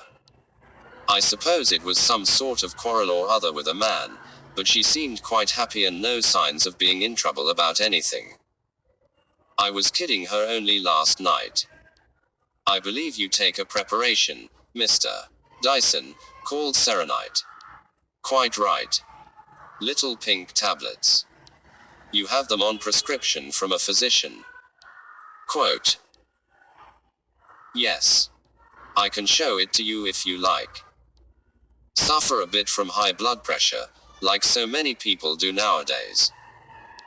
Very few people seem to be aware of that fact. Well, I don't go talking about it. I've always been well and hearty and I never like people who talk about their ailments all the time. How many of the pills do you take? 2, 3 times a day. Do you have a fairly large stock with you? Yes. I've got about half a dozen bottles. But they're locked up, you know, in a suitcase. I only keep out one, the one that's in current use. And you missed this bottle a short time ago, so I hear. Quite right. And you asked this girl, Victoria Johnson, whether she'd seen it. Yes, I did. And what did she say? She said the last time she'd seen it was on the shelf in our bathroom. She said she'd look around. And after that, she came and returned the bottle to me some time later. She said, was this the bottle that was missing? And you said? I said, that's it, all right, where did you find it? And she said it was in old Major Palgrave's room. I said, how on earth did it get there? And what did she answer to that? She said she didn't know, but he hesitated. Yes, Mr. Dyson. Well, she gave me the feeling that she did know a little more than she was saying, but I didn't pay much attention. After all, it wasn't very important. As I say, I've got other bottles of pills with me. I thought perhaps I'd left it around in the restaurant or somewhere and old Palgrave picked it up for some reason. Perhaps he put it in his pocket meaning to return it home, then forgot. And that's all you know about it, Mr. Dyson? That's all I know. Sorry to be so unhelpful. Is it important? Why? Weston shrugged his shoulders. As things are, anything may be important. I don't see where pills come in. I thought you'd want to know about what my movements were when this wretched girl was stabbed. I've written them all down as carefully as I can. Weston looked at him thoughtfully. Indeed. That was very helpful of you, Mr. Dyson. Save everybody trouble, I thought, said Greg. He shoved a piece of paper across the table. Weston studied it and Daventry drew his chair a little closer and looked over his shoulder. That seems very clear, said Weston, after a moment or two. You and your wife were together changing for dinner in your bungalow until 10 minutes to 9. You then went along to the terrace where you had drinks with Senora de Caspero. At 9:15, Colonel and Mrs. Hillingdon joined you and you went in to dine. As far as you can remember, you went off to bed at about 11:30. Of course, said Greg. I don't know what time the girl was actually killed. There was a faint semblance of a question in the words. Lieutenant Weston, however, did not appear to notice it. Mrs. Kendall found her, I understand. Must have been a very nasty shock for her. Yes. Dr. Robertson had to give her a sedative. This was quite late, wasn't it, when most people had trundled off topped? Yes. Had she been dead long? When Mrs. Kendall found her, I mean. Quote. We're not quite certain of the exact time yet, said Weston smoothly. Poor little Molly. It must have been a nasty shock for her. Matter of fact, I didn't notice her about last night. Thought she might have a headache or something and was lying down. When was the last time you did see Mrs. Kendall? Oh, quite early, before I went to change. She was playing about with some of the table decorations and things. Rearranging the knives. I see. She was quite cheerful then, said Greg. Kidding and all that. She's a great girl. We're all very fond of her. Tim's a lucky fellow. Well, thank you, Mr. Dyson. You can't remember anything more than you have told us about what the girl Victoria said when she returned theta bullets. No. Dot. It was just as I say. Asked me were these the tablets I'd been asking for. Said she'd found them in old Palgrave's room. She'd no idea who put them there. Don't think so, can't remember, really. Thank you, Mr. Dyson. Gregory went out.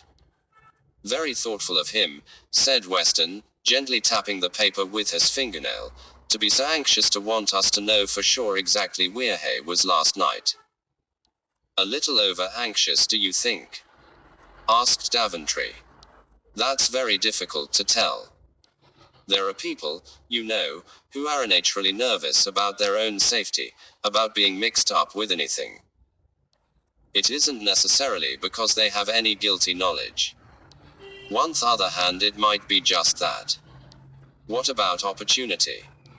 Nobody's really got much of an alibi, what with the band and the dancing and the coming and going. People are getting up, leaving their tables, coming back. Women go to powder their noses. Men take a stroll. Dyson could have slipped away. Anybody could have slipped away. But he does seem rather anxious to prove that he didn't. He looked thoughtfully down at the paper. So Mrs. Kendall was rearranging knives on the table, he said. I rather wonder if he dragged that in on purpose. Did it sound like it to you? The other considered. I think it's possible. Outside the room where the two men were sitting, a noise had arisen.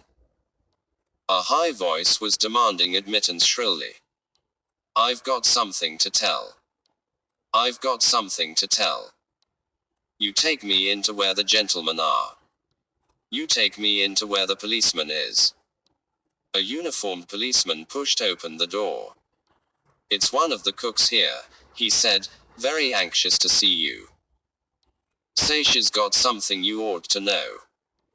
A frightened dark man in a cook's cap pushed past him and came into the room. It was one of the minor cooks. A Cuban, not a native of St. Honore. I tell you something. I tell you, he said. She come through me kitchen, she did, and she had a knife with her. A knife, I tell you. She had a knife in her hand. She come through my kitchen and out of the door.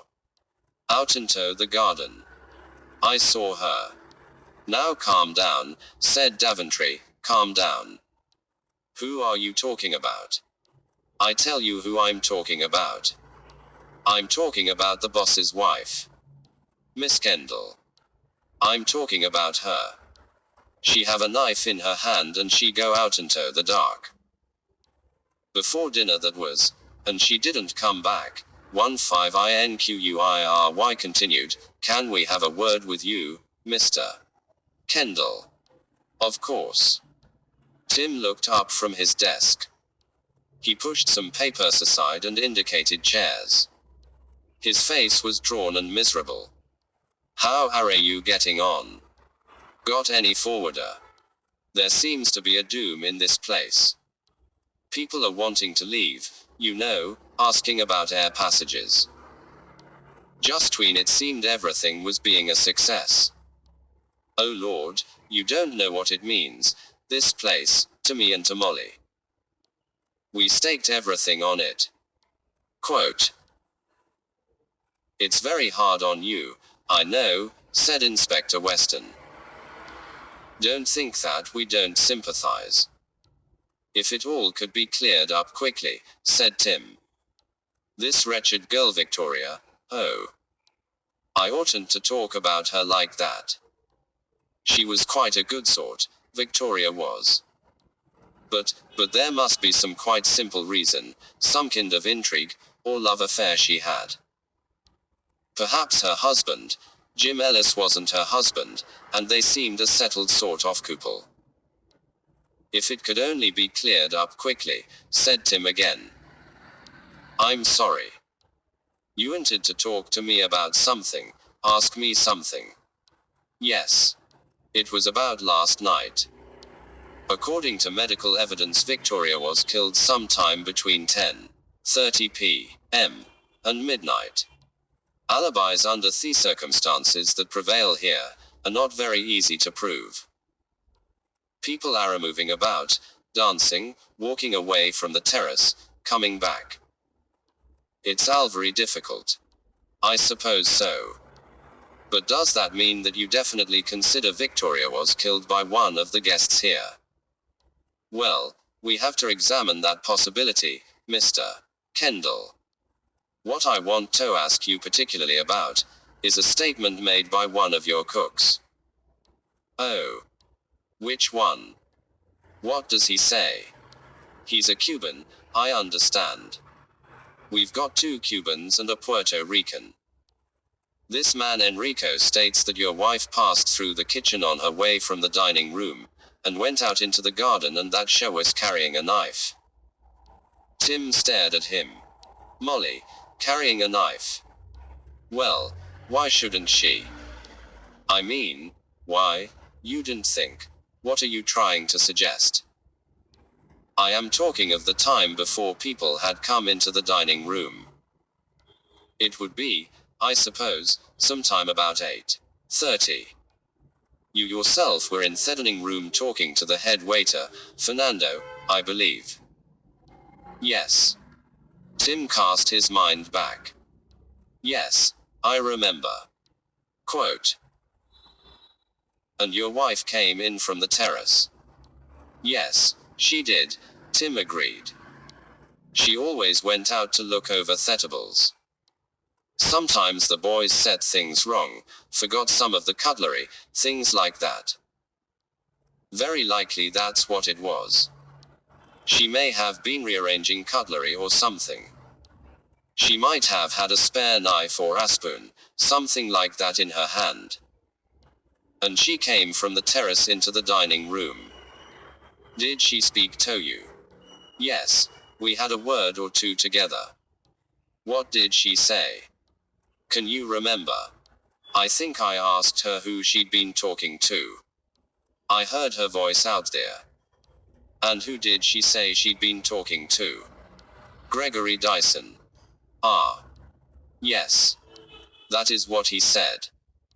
Tim went on, he'd been making a pass at her, I understand. He was a bit given to that kind of thing. It annoyed me and I said, blast him, and Molly laughed and said she could do all the blasting that needed to be done. Molly's a very clever girl that way. It's not always an easy position, you know. You can't offend guests, and so an attractive girl like Molly has toppers things off with a laugh and a shrug. Gregory Dyson finds it difficult to keep his hands off any good-looking woman. Had there been any altercation between them? No, I don't think so. I think, as I say, she just laughed it off as usual. You can't say definitely whether she had a knife in her hand or not. I can't remember. I'm almost sure she didn't. In fact, quite sure she didn't. But you said just now. Dot. Look here, what I meant was that if she was in the dining room or in the kitchen, it's quite likely she might have picked up a knife or had one in her hand. Matter of fact, I can remember quite well, she came in from the dining room and she had nothing in her hand. Nothing at all. That's definite.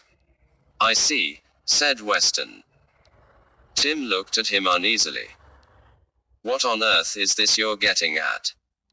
What did that damn Fulanrico, Manuel, whichever it was, say?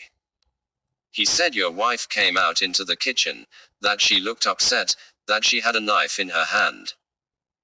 He's just dramatizing. Did you have any further conversation with your wife during dinner or after? No, I don't think I did really. Matter of fact, I was rather busy. Was your wife in the dining room during the meal? Oh, yes, we always move about among the guests and things like that. See how things are going on. Did you speak to her at all? No, I don't think I did. We're usually fairly busy. We don't always notice what the other one's doing, and we certainly haven't got time to talk to each other. Actually, you don't remember speaking to her until she came up the steps 3 hours later, after finding the body. It was an awful shock for her. It upset her terribly. I know. A very unpleasant experience. How did she come to be walking along the beach path? After the stress of dinner being served, she often does go for a turn. You know, get away from the guests for a minute or two, get a breather. When she came back, I understand you were talking to Mrs. Hillingdon. Yes. Practically everyone else had gone to bed. What was the subject of your conversation with Mrs. Hillingdon? Quote. Nothing particular. Why? What's she been saying? So far she hasn't said anything. We haven't asked her. We were just talking of this and that. Molly, the hotel running, and own thing and another. And then your wife came up the steps of the terrace and told you what had happened. Yes. There was blood on her hands. Of course there was. She'd bent over the girl, tried to lift her, couldn't understand what had happened, what was the matter with her. Of course there was blood on her hands. Look here, What the hell are you suggesting? You are suggesting something. Please calm down, said Daventry. It's all a great strain on you, I know, Tim, but we have to get the facts clear. I understand your wife hasn't been feeling very well lately. Nonsense. She's all right. Major Palgrave's death upset her a bit. Naturally. She's a sensitive girl. We shall have to ask her a few questions as soon as she's fit enough, said Weston. Well, you can't now.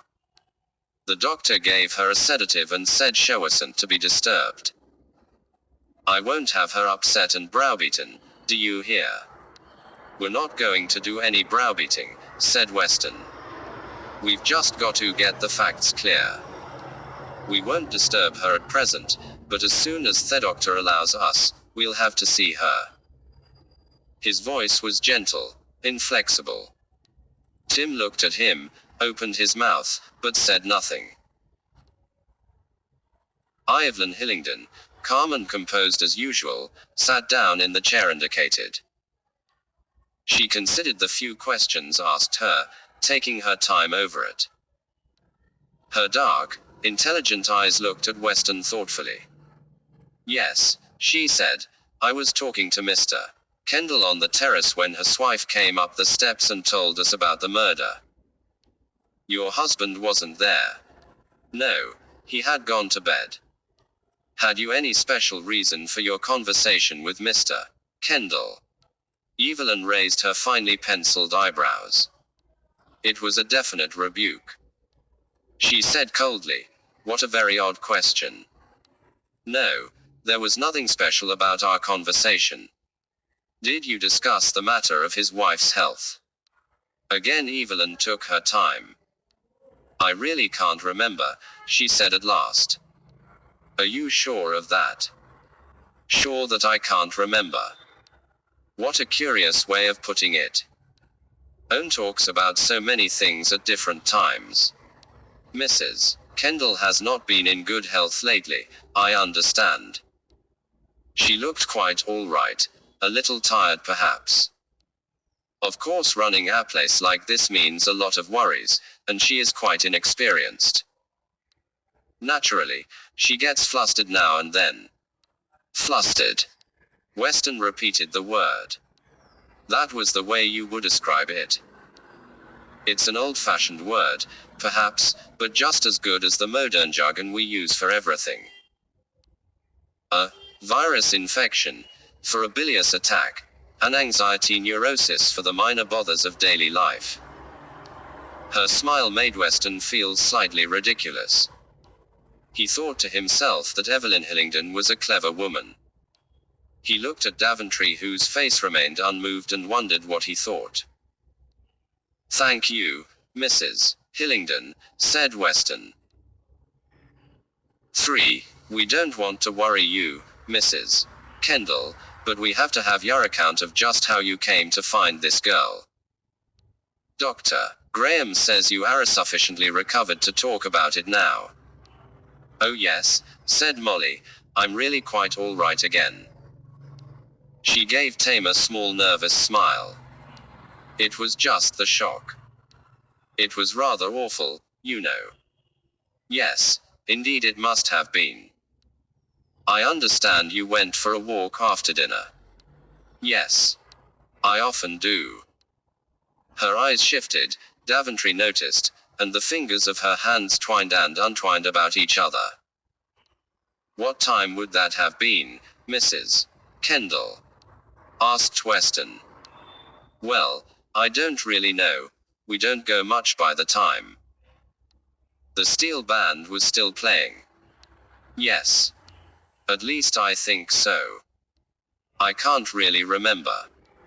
And you walked, which way? Oh, along the beach path. To the left or the right? Oh. First one way, and then the other. I really didn't notice. Why didn't you notice, Mrs. Kendall?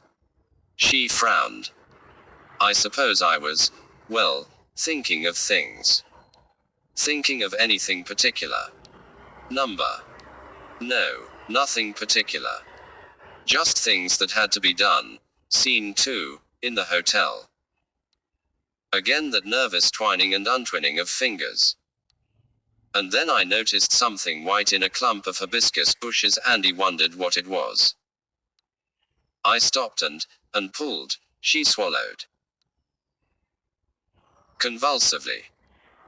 And it was her, Victoria, all huddled up, and I tried to raise her head up and I got blood on my hands. She looked at them and repeated wonderingly as though recalling something impossible. Blood on my hands. Yes. Yes. A very dreadful experience. There is no need for you to tell us more about that part of it. How long had you been walking, do you think, when you found her?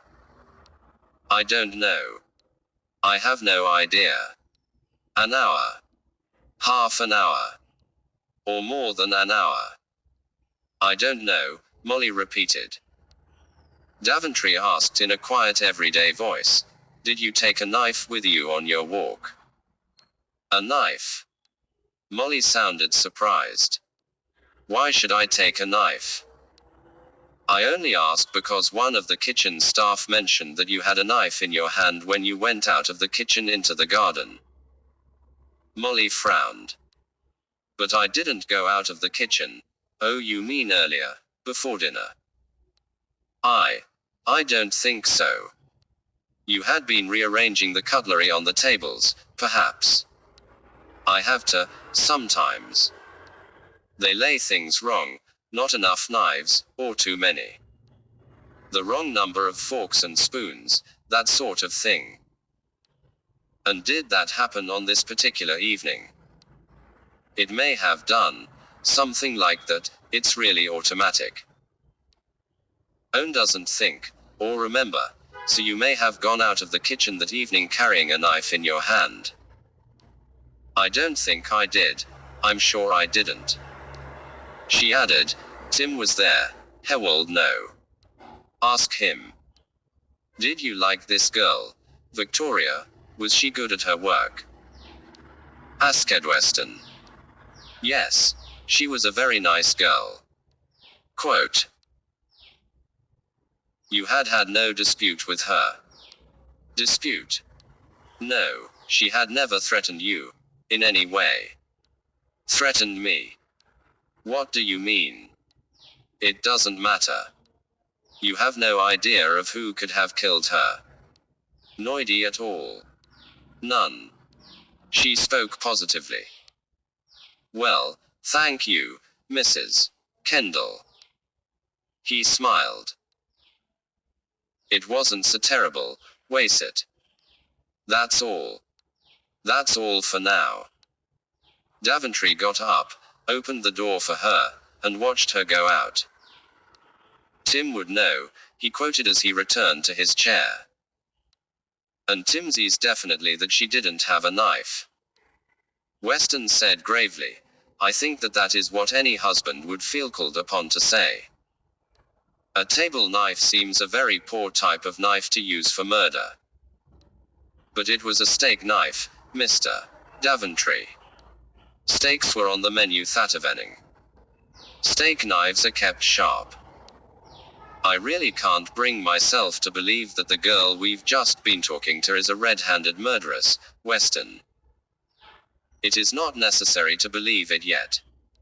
It could be that Mrs. Kendall went out into the garden before dinner, clasping a knife she had taken off one of the tables because it was superfluous. She might not even have noticed she was holding it, and she could have put it down somewhere, or dropped it. It could have been found and used by someone else. I, too, think her an unlikely murderess. All the same, said Daventry thoughtfully, I'm pretty sure she is not telling all she knows. Her vagueness over time is odd. Where was she? What was she doing out there? Nobody, so far, seems to have noticed her in the dining room that evening. Quote. The husband was about as usual, but not the wife. Dot. You think she went to meet someone.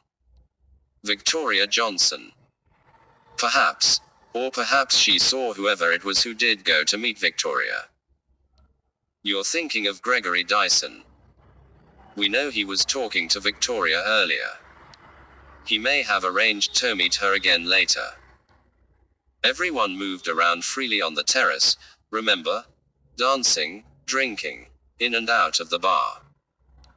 No alibi like a steel band, said Daventry Riley. 16 MISS Marple 6 ASSISTANCEIF. Anybody had been there to observe the gentle-looking elderly lady wasted meditatively on the lodger outside her bungalow, they would have thought she had nothing more on her mind than deliberation on how to arrange her time that day. An expedition, perhaps, to Castle Cliff, a visit to Jamestown, a nice drive and lunch at Pelican Point, or just a quiet morning on the beach. But the gentle old lady was deliberating quite other matters. She was in a militant mood. Something has got to be done, said Miss Marple to herself. Moreover, she was convinced that there was no time to be lost. There was urgency. But who was there that she could convince of that fact? Given time, she thought she could find out the truth by herself.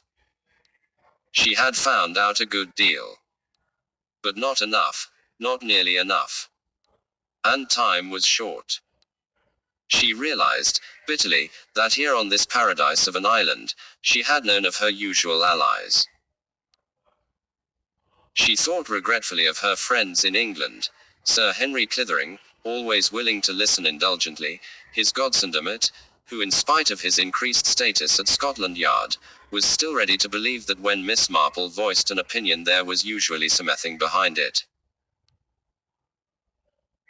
But would that soft-voiced native police officer pay any attention to an old lady's urgency? Dr. Graham. But drive. Graham was not what she needed. Too gentle and hesitant, certainly not a man of quick decisions and rapid actions. Miss Marple, feeling rather like a humble deputy of the Almighty, almost cried aloud her need in biblical phrasing. Who will go for me? Whom shall I send? The sound that reached her ears a moment later was not instantly recognized by her as an answer to a prayer, far from it. At the back of her mind it registered only as a man possibly calling his dog. 2. Miss Marple, lost in perplexity, paid no attention. Hi. The volume thus increased. Miss Marple looked vaguely round. Hi. Called Mr. Rafter impatiently. He added, You there? Miss Marple had not at first realized that Mr. Rafter's, hi you, was addressed to her. It was not a method that anyone had ever used before to summon her. It was certainly not a gentlemanly mode of address. Miss Marple did not resent it because people seldom did resent Mr. Rafter's somewhat arbitrary method of doing things. He was a law unto himself and people accepted him as such. Miss Marple looked across the intervening space between her bungalow and his. Mr. Rafter was sitting outside on his lodger and had beckoned her. You were calling me? She asked. Of course I was calling you, said Mr. Rafter. Who did you think I was calling? A cat? Come over here. Miss Marple looked round for her handbag, picked it up, and crossed its intervening space. I can't come to you unless someone helps me, explained Mr. Rafter, so you've got to come to me. Oh yes, said Miss Marple, I quite understand that. Quote. Mr. Rafter pointed to an adjacent chair. Sit down, he said, I want to talk to you. Something damned odd is going on in this island. Yes, indeed, agreed Miss Marple, taking the chair as indicated. By sheer habit she drew her knitting out of her bag. Don't start knitting again, said Mr. Rafter. I can't stand it. I hate women knitting. It irritates me. Miss Marple returned her knitting to her bag. She did this with no undue air of meekness, rather with the air of one who makes allowances for a fractious patient. There's a lot of chit-chat going on, said Mr. Rafter, and I bet you're in the forefront of it. You and the parson and his sister. It is, perhaps, only natural that there should be chit-chat, said Miss Marple with spirit, given the circumstances. This island girl gets herself knifed. Found in the bushes. Might be ordinary enough. That chap she was living with might have got jealous of another man. Or he's got himself another girl and she got jealous and they had a row. Sex in the tropics. That sort of stuff. What do you say? No, said Miss Marple, shaking her head. The authorities don't think so, either. They would say more to you, pointed out Miss Marple, than they would say to me. All the same, I bet you know more about it than I do. You've listened to the tittle-tattle. Certainly I have, said Miss Marple. Nothing much else to do, have you, except listen to tittle-tattle? It is often informative and useful. Do you know, said Mr.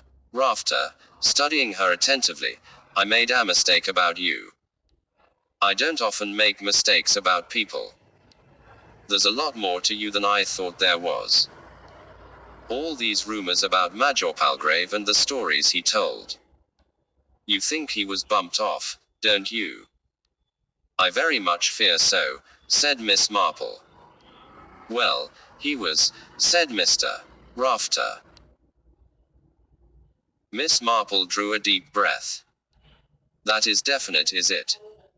She asked. Yes, it's definite enough. I had it from Daventry. I'm not breaking a confidence because the facts of the autopsy will have to come out.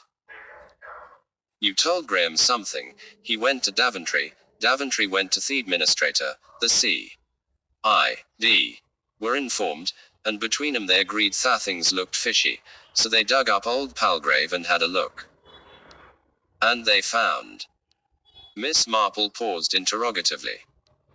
They found he'd had a lethal dose of something that only a doctor could pronounce properly. As far as I can remember, it sounds vaguely like hexagonal-ethyl-carbenzole. That's not the right name. But that's really what it sounds like. The police doctor put it that way so that nobody should know. I suppose, what it really was. The stuff's probably got some quite simple nice easy name like a Vipin or Veronal or Easton's syrup or something of that kind. This is its official name to baffle laymen with. Anyway, a sizable dose of it, I gather, would produce death, and the signs will be much the same as those of high blood pressure aggravated by overindulgence in alcohol on a gay evening. In fact, it all looked perfectly natural and nobody questioned it for a moment. Just said, poor old chap, and buried him quick. Now they wonder if he ever had high blood pressure at all. Did he ever say he had to you? Number. Exactly. And yet everyone seems to have taken it as a fact. Apparently he told people he had. It's like seeing ghosts, said Mr. Rafter. You never meet the chap who's seen the ghost himself. It's always the second cousin of his aunt, or a friend of a friend. But leave that for a moment. They thought he had blood pressure, because there was a bottle of tablets controlling blood pressure found in his room and now we're coming to the point. I gather that this girl who was killed went about saying that that bottle was put there by somebody else, and that actually it belonged to that fellow Greg. Mr. Dyson has got blood pressure. His wife mentioned it, said Miss Marple. So it was put in Palgrave's room to suggest that he suffered from blood pressure and to make his death seem natural. Exactly, said Miss Marple. And the story was put about, very cleverly, that he had frequently mentioned to people that he had high blood pressure. But you know, it's very easy to put about a story. Very easy. I've seen a lot of it in my time. I bet you have, said Mr. Rafter. It only needs a murmur here and there, said Miss Marple. You didn't say it of your own knowledge, you just say that Mrs. B. told you that Colonel C. told her. It's always at second hand or third hand or fourth hand, and it's very difficult to find out who was the original whisperer. Oh yes, it can be done. And the people you say it to go on and repeat it to others as if they know it of their own knowledge. Yes, said Miss Marple, I think somebody's been quite clever. This girl saw something, or knew something and tried blackmail, I suppose, said Mr. Rafter.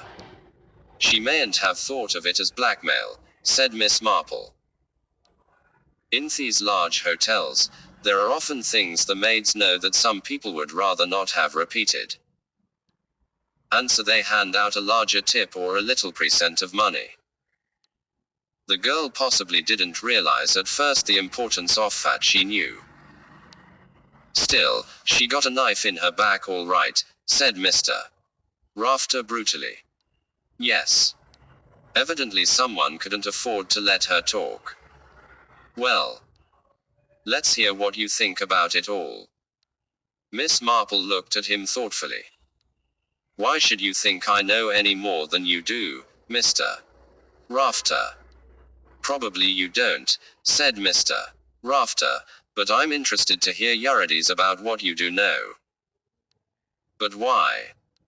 There's not very much to do out here, said Mr. Rafter, except make money. Miss Marple looked slightly surprised. Make money. Out here. You can send out half a dozen cables in code every day if you like, said Mr. Rafter. That's how I amuse myself. Takeover bids. Miss Marple asked doubtfully, in the tone of one who speaks a foreign language. That kind of thing, agreed Mr. Rafter. Pitting your wits against other people's wits. The trouble is it doesn't occupy enough time, so I've got interested in this business. It's aroused my curiosity. Palgrave spent a good deal of his time talking to you. Nobody else would be bothered with him, you expect. What did he say? He told me a good many stories, said Miss Marple. I know he did. Damn boring, most of them. And you hadn't only got to hear them once. If you got anywhere within range you heard them 3 or 4 times over. I know, said Miss Marple. I'm afraid that does happen when gentlemen get older. Mr. Rafter looked at her very sharply. I don't tell stories, he said. Go on. It started with one of Palgrave's stories, did it? He said he knew a murderer, said Miss Marple. There's nothing really special about that, she added in her gentle voice, because I suppose it happens to nearly everybody. I don't follow you, said Mr. Rafter. I don't mean specifically, said Miss Marple. But surely, Mr.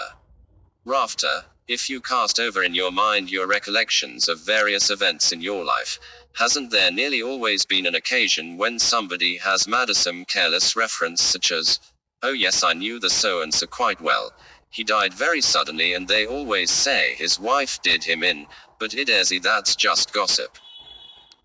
You've heard people say something like that, haven't you? Well, I suppose so. Yes, something of the kind. But not seriously. Quote. Exactly, said Miss Marple, but Major Palgrave was a very serious man. I think he enjoyed telling this story. He said he had a snapshot of the murderer. He was going to show it to me, but, actually, he didn't. Why? Because he saw something, said Miss Marple. Saw someone, I suspect. His face got very red and he shoved back the snapshot into his wallet and began talking on another subject. Who did he see? I've thought about that a good deal, said Miss Marple. I was sitting outside my bungalow, and he was sitting nearly opposite me and, whatever he saw over my right shoulder. Someone coming along the path then from behind you on the right, the path from the creek and the car park. Yes. Was anyone coming along the path? Mr. and Mrs. Dyson and Colonel and Mrs. Hillingdon. Anybody else? Not that I can find out. Of course, your bungalow would also be in his line of vision.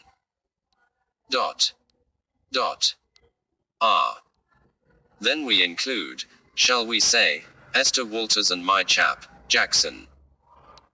Is that right? Either of them, I suppose, might have come out of the bungalow and gone back inside again without your seeing them. They might have, said Miss Marple. I didn't turn my head at once. The Dysons, the Hillingdons, Esther, Jackson. One of them's a murderer. Or of course, myself, he added, obviously as an afterthought. Miss Marple smiled faintly. And he spoke of the murderer as a man. Yes. Right. That cuts out Evelyn Hillingdon, Lucky and Esther Walters. Sawyer murderer, allowing that all this far-fetched nonsense is true, your murderer is Dyson, Hillingdon or my smooth-tongued Jackson. Quote. Or yourself, said Miss Marple. Mr. Rafter ignored this last point. Don't say things to irritate me, he said. I'll tell you the first thing that strikes me, and which you don't seem to have thought of. If it's one of those three, why the devil didn't old Palgrave recognize him before? Dash it'll, they've all been sitting round looking at each other for the last 2 weeks. That doesn't seem to make sense. I think it could, said Miss Marple. Well, tell me how. You see, in Major Palgrave's story he hadn't seen this man himself at any time. It was a story told to him by a doctor. The doctor gave him the snapshot as a curiosity. Major Palgrave may have looked at the snapshot fairly closely at the time, but after that he just stuck it away in his wallet and kept it as a souvenir. Occasionally, perhaps, he'd take it out and show it to someone he was telling the story to. And another thing, Mr. Rafter, we didn't know how long ago this happened. He didn't give me any indication of that when he was telling the story. I mean, this may have been a story he's been telling to people for years. 5 years. 10 years. Longer still, perhaps. Some of his tiger stories go back about 20 years. They would, said Mr. Rafter. So I don't suppose for a moment that Major Palgrave would recognize his face in the snapshot if he came across the man casually. What I think happened, what I'm almost sure must have happened, is that as he told history he fumbled for the snapshot, took it out, looked down at it studying the face and then looked up to see the same face, or one with a strong resemblance coming towards him from a distance of about 10 or 12 feet away. Yes, said Mr. Rafter consideringly, yes, that's possible. He was taken aback, said Miss Marple, and he shoved it back in his wallet and began to talk loudly about something else. He couldn't have been sure, said Mr. Rafter, shrewdly. No, said Miss Marple, he couldn't have been sure. But of course afterwards he would have studied the snapshot very carefully and would have looked at the man and tried to make up his mind whether it was just a likeness or whether it could actually be the same person. Mr. Rafter reflected a moment or two, then he shook his head. There's something wrong here. The motive's inadequate. Absolutely inadequate. He was speaking to you loudly, was he? Yes, said Miss Marple, quite loudly. He always did. True enough. Yes, he did shout. So whoever was approaching would hear what he said. I should imagine you could hear it for quite a good radius round. Mr. Rafter shook his head again. He said, it's fantastic, too fantastic. Anybody would laugh at such a story. Here's an old booby telling a story about another story somebody told him, and showing a snapshot, and all of it centering round a murder which had taken place years ago. Or at any rate, a year or two. How on earth can that worry the man in question? No evidence, just a bit of hearsay, a story at third hand. He could even admit a likeness. He could say, yes, I do look rather like that fellow, don't I? Ha, ha. Nobody's going to take old Palgrave's identification seriously. Don't tell 'em so, because I won't believe it. No, the chap, if it was the chap, had nothing to fear, nothing whatever. It's the kind of accusation he can just lock off. Why on earth should he proceed to murder old Palgrave? It's absolutely unnecessary. You must see that. Oh, I do see that, said Miss Marple. I couldn't agree with you more. That's what makes me uneasy. So very uneasy that I really couldn't sleep last night. Mr. Rafter stared at her. Let's hear what's on your mind, he said quietly. I may be entirely wrong, said Miss Marple hesitantly. Probably you are, said Mr. Rafter with his usual lack of courtesy, but at any rate let's hear what you've thought up in the small hours. There could be a very powerful motive if what? If there was going to be, quite soon, another murder. Mr. Rafter stared at her. He tried to pull himself up a little in his chair. Let's get this clear, he said. I am so bad at explaining. Miss Marple spoke rapidly and rather incoherently. A pink flush rose to her cheeks. Supposing there was a murder planned. If you remember, the story Major Palgrave told me concerned a man whose wife died under suspicious circumstances. Then, after a certain lapse of time, there was another murder under exactly the same circumstances. A man of a different name had a wife who died in much the same way, and the doctor who was telling it recognized him as the same man, although he'd changed his name. Well, it does look, doesn't it, as how this murderer might be the kind of murderer who made a habit of a thing. You mean like Smith, brides in the bath, that kind of thing? Yes. As far as I can make out, said Miss Marple, and from what I have heard and read, a man who does a wicked thing like this and gets away with it the first time, is, alas, encouraged. He thinks it's easy, he thinks he's clever. And so he repeats it. And in the end, as you say, like Smith and the brides in the bath, it becomes a habit. Each time in a different place, and each time the man changes his name. But the crimes themselves are all very much alike. So it seems to me, although I may be quite wrong, but you don't think you are wrong, do you? Mr. Rafter put it shrewdly. Miss Marple went on without answering. That if that was so, and if this person had got things all lined up for a murder out here, for getting rid of another wife, say, and if this is crime 3 or 4, well then, the Major's story would matter because the murderer couldn't afford to have any similarity pointed out.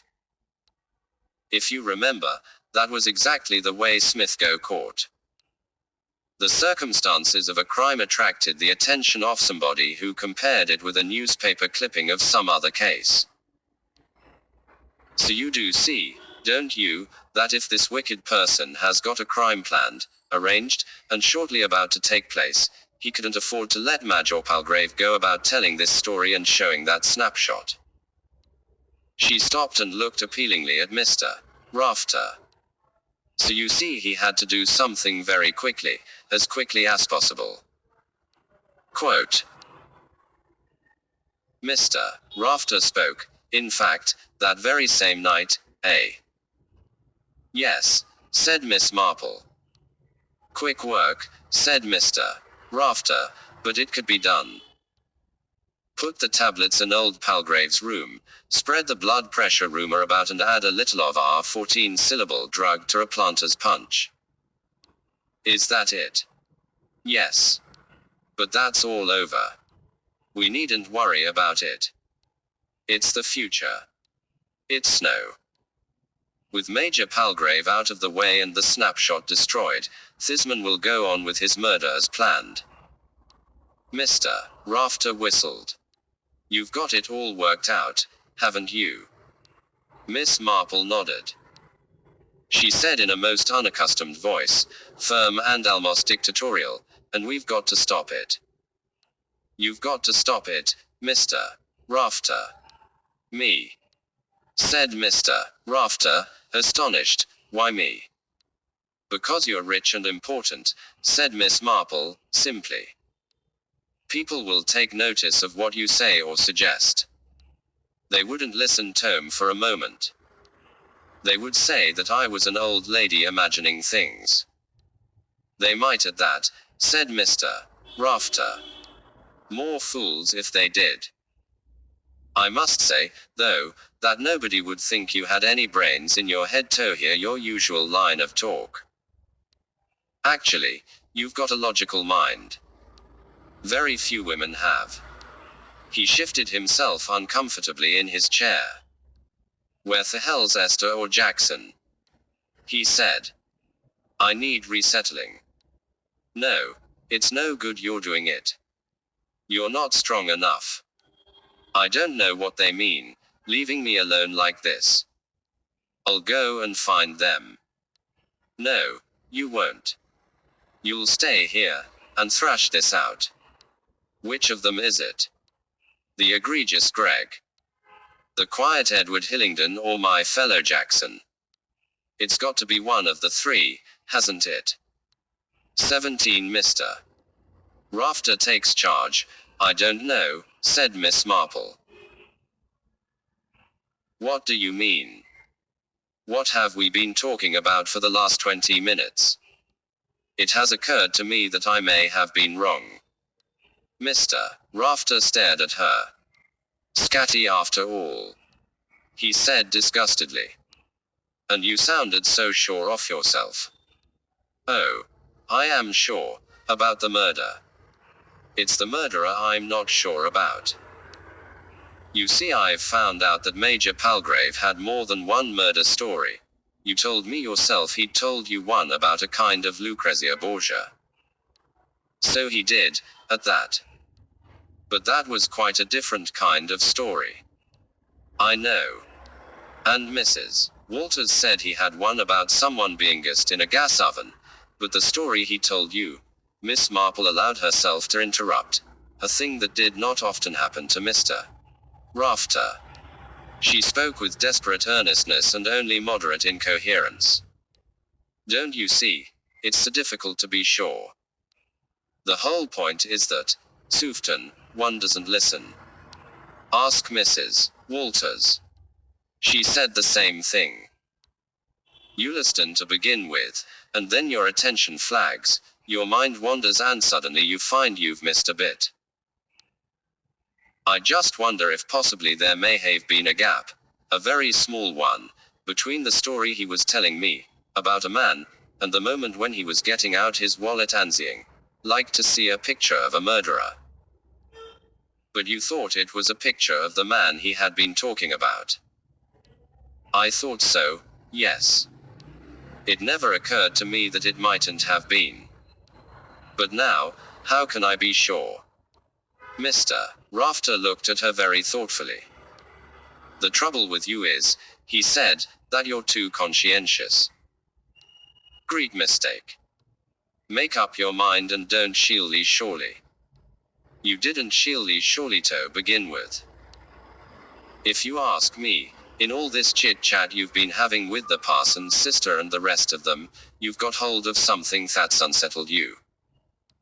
Quote. Perhaps you're right. Well, cut it out for the moment. Let's go ahead with what you had to begin with.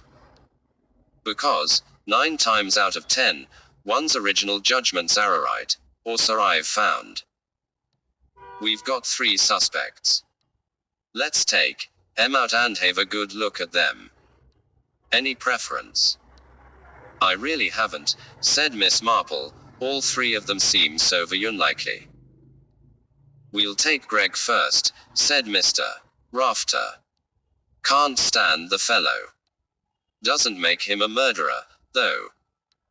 Still, there are 1 or 2 points against him. Those blood pressure tablets belong to him. Nice and handy to make use of. That would be a little obvious, wouldn't it? Miss Marple objected. I don't know that it would, said Mr. Rafter. After all, the main thing was to do something quickly, and he'd got the tablets.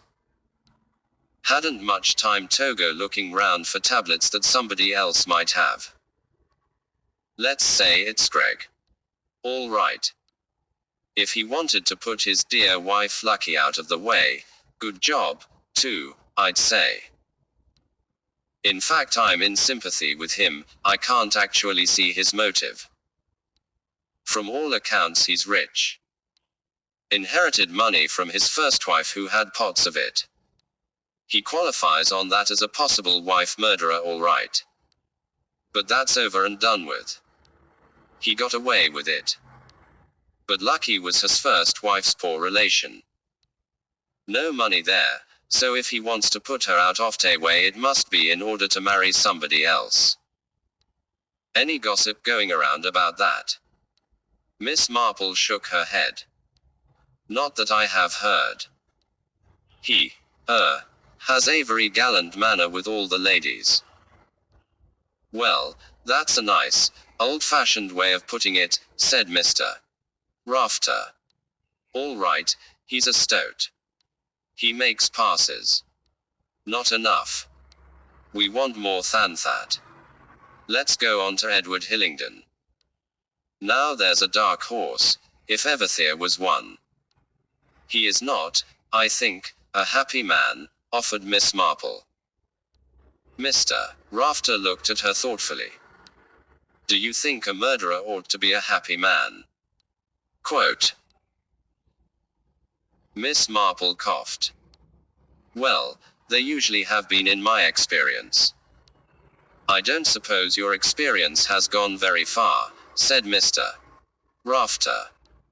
In this assumption, as Miss Marple could have told him, he was wrong. But she forbore to contest his statement. Gentlemen, she knew, did not Lecato be put right in their facts. I rather fancy Hillingdon myself, said Mr. Rafter. I've an idea that there is something a bit odd going on between him and his wife. You noticed it at all? Oh yes, said Miss Marple, I have noticed it. Their behavior is perfect in public, of course, but that one would expect. You probably know more about those sort of people than I would, said Mr. Rafter. Very well, then, everything is in perfectly good taste, but it's a probability that, in a gentlemanly way, Edward Hillingdon is contemplating doing away with Evelyn Hillingdon. Do you agree? If so, said Miss Marple, there must be another woman. But what woman? Miss Marple shook her head in a dissatisfied manner. I can't help feeling, I really can't, that it's not all quite as simple as that. Well, who shall we consider next, Jackson? We leave me out of it. Miss Marple smiled for the first time. And why do we leave you out of it, Mr. Rafter? Because if you want to discuss the possibilities of my being a murderer, you'd have to do it with somebody else. Waste of time talking about it to me. And anyway, I ask you, am I cut out for the part? Helpless, hauled out of bed like a dummy, dressed, wheeled about in a chair, shuffled along for a walk. What earthly chance have I of going and murdering anyone? Probably as good a chance as anyone else, said Miss Marple vigorously. And how do you make that out? Quote. Well, you would agree yourself, I think, that you have brains. Of course I've got brains, declared Mr. Rafter. A good deal more than anybody else in this community, I'd say. And having brains, went on Miss Marple, would enable you to overcome the physical difficulties of being a murderer. It would take some doing. Yes, said Miss Marple, it would take some doing. But then, I think, Mr. Rafter, you would enjoy that. Mr. Rafter stared at her for quite a long time and then he suddenly laughed. You've got a nerve, he said. Not quite the gentle fluffy old lady you look, are you? So you really think I'm a murderer? No, said Miss Marple, I do not. And why? Well, really, I think just because you have got brains. Having brains, you can get most things you want, without having recourse to murder. Murder is stupid. And anyway, who the devil should I want to murder? That would be a very interesting question, said Miss Marple. I have not yet had the pleasure of sufficient conversation with you to evolve a theory as to that. Mr. Rafter's smile broadened. Conversations with you might be dangerous, he said. Conversations are always dangerous, if you have something to hide, said Miss Marple. You may be right. Let's get on to Jackson. What do you think of Jackson? It is difficult for me to say. I have not had the opportunity really of any conversation with him. So you've no views on the subject. Quote. He reminds me a little, said Miss Marple reflectively, of a young man in the town clerk's office near where I live, Jonas Parry. And? Mr. Rafter asked and paused. He was not, said Miss Marple, very satisfactory. Jackson's not wholly satisfactory either. He suits me all right. He's first class at his job, and he doesn't mind being sworn at. He knows he's damn well paid and so he puts up with things. I wouldn't employ him in a position of trust, but I don't have to trust him. Maybe his past is blameless, maybe it isn't. His references were all right, but I discern, shall I say, a note of reserve. Fortunately, I'm not a man who has any guilty secrets, so I'm not a subject for blackmail. No secrets, said Miss Marple, thoughtfully. Surely, Mr. Rafter, you have business secrets. Not where Jackson can get at them.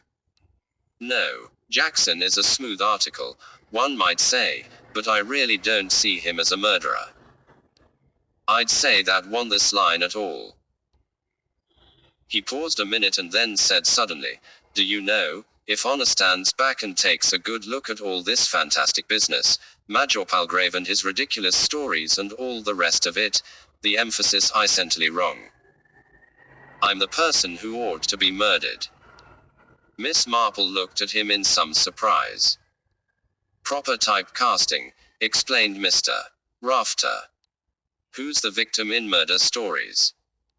Elderly men with lots of money. And lots of people with a good reason for wishing him out of the way, so as to get that money, said Miss Marple. Is that true also? Well, Mr.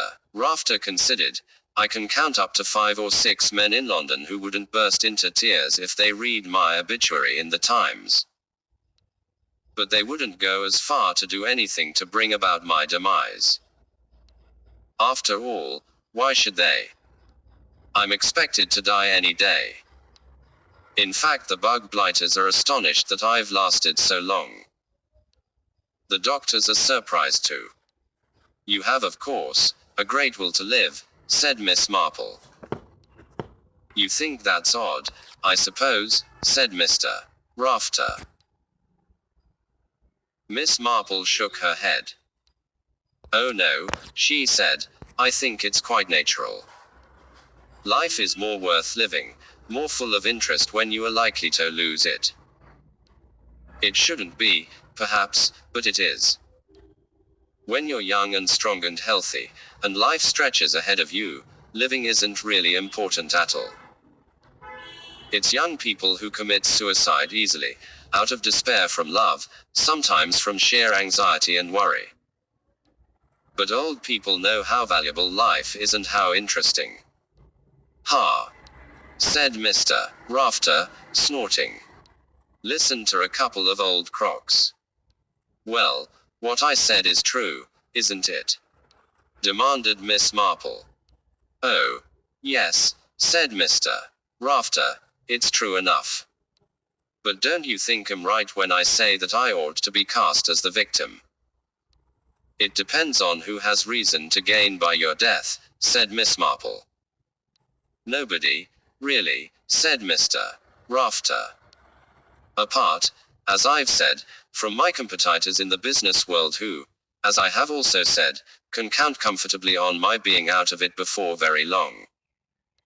I'm not such a fool as to leave a lot of money divided up among my relations. Precious little thagit of it after government had taken practically the lot. Oh no, I've attended to all that years ago. Settlements, trusts, and all the rest of it. Jackson, for instance, wouldn't profit by your death. He wouldn't get a penny, said Mr. Rafter cheerfully. I pay him double the salary that he'd get from anyone else. That's because he has topped it up with my bad temper, and he knows quite well that he will be Thalosa when I die. And Mrs. Walters. The same goes for Esther. She's a good girl. First-class secretary, intelligent, good-tempered, understands my ways, doesn't turn a hair if I fly off the handle, couldn't care less if I insult her. Behaves like a nice nursery governess in charge of an outrageous and obstreperous child. She irritates me a bit sometimes, but who doesn't? There's nothing outstanding about her. She's rather a commonplace young woman in many ways, but I couldn't have anyone who suited me better. She's had a lot of trouble in her life. Married a man who wasn't much good. I'd say she never had much judgment when it came to men. Some women haven't. They fall for anyone who tells them a hard luck story. Always convinced that all the man needs is proper female understanding. That, once married to her, he'll pull up his socks and make a go of life. But of course that type of man never does. Anyway, fortunately her unsatisfactory husband died, drank too much at a party one night and stepped in front of a bus. Esther had a daughter to support and she went back to her secretarial job. She's been with me 5 years. I made it quite clear to her from the start that she need have no expectations from me in the event of my death. I paid her from the start a very large salary, and that salary I've augmented by as much as a quarter as much again each year. However decent and honest people are, one should never trust anybody. That's why I told Esther quite clearly that she'd nothing to hope for from my death. Every year I live she'll get a bigger salary. If she puts most of that aside every year, and that's what I think she has done, she'll be quite a well-to-do woman by the time I kick the bucket.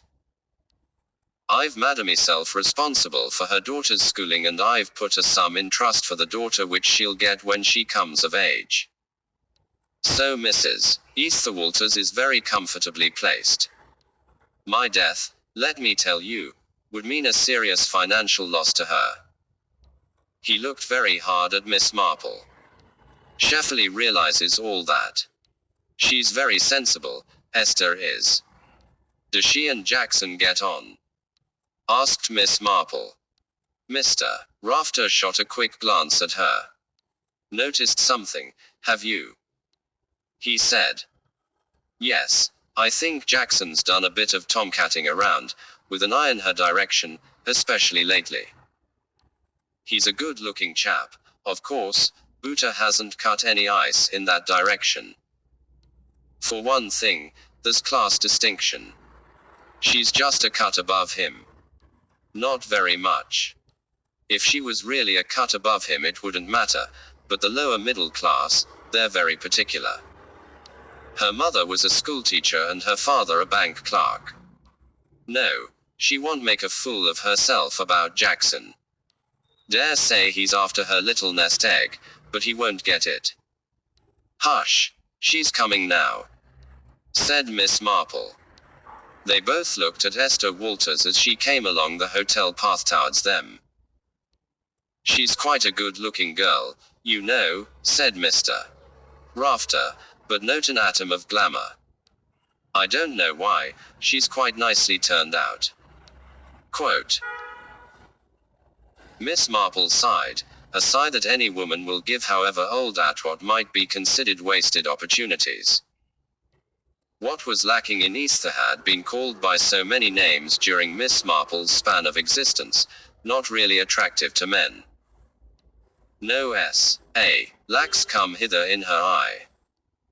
Fair hair, good complexion, hazel eyes, quite a good figure, pleasant smile, but lacking that something that makes a man's head turn when he passes a woman in the street. "She ought to get married again," said Miss Marple, lowering her voice. "Of course she ought. She'd make a man a good wife." Esther Walters joined them and Mr. Rafter said, in a slightly artificial voice, "So there you are at last. What's been keeping you?" "Everyone seemed to be sending cables this morning," said Esther. "What with that, and people trying to check out, are they a result of this murder business?" "I suppose so. Poor Tim Kendall is worried to death. And well he might be. Bad luck for that young couple, I must say." "I know. I gather it was rather a big undertaking for them to take Wantha's place. They've been worried about making a success of it. They were doing very well, too." "They were doing a good job," agreed Mr. Rafter. "He's very capable and a damned hard worker. She's a very nice girl, attractive too. They've both worked like blacks, though that's an odd term to use out here, for blacks don't work themselves to death at all, so far as I can see." Was looking at a fellow shinning up a coconut tree to get his breakfast, then he goes to sleep for the rest of the day. Nice life. He added, "We've been discussing the murder here." Esther Walters looked slightly startled. She turned her head towards Miss Marple. "I've been wrong about her," said Mr. Rafter, with characteristic frankness. "Never been much of a one for the old pussies. All knitting wool and tittle-tattle. But this one's got something. Eyes and ears, and she uses them." Quote.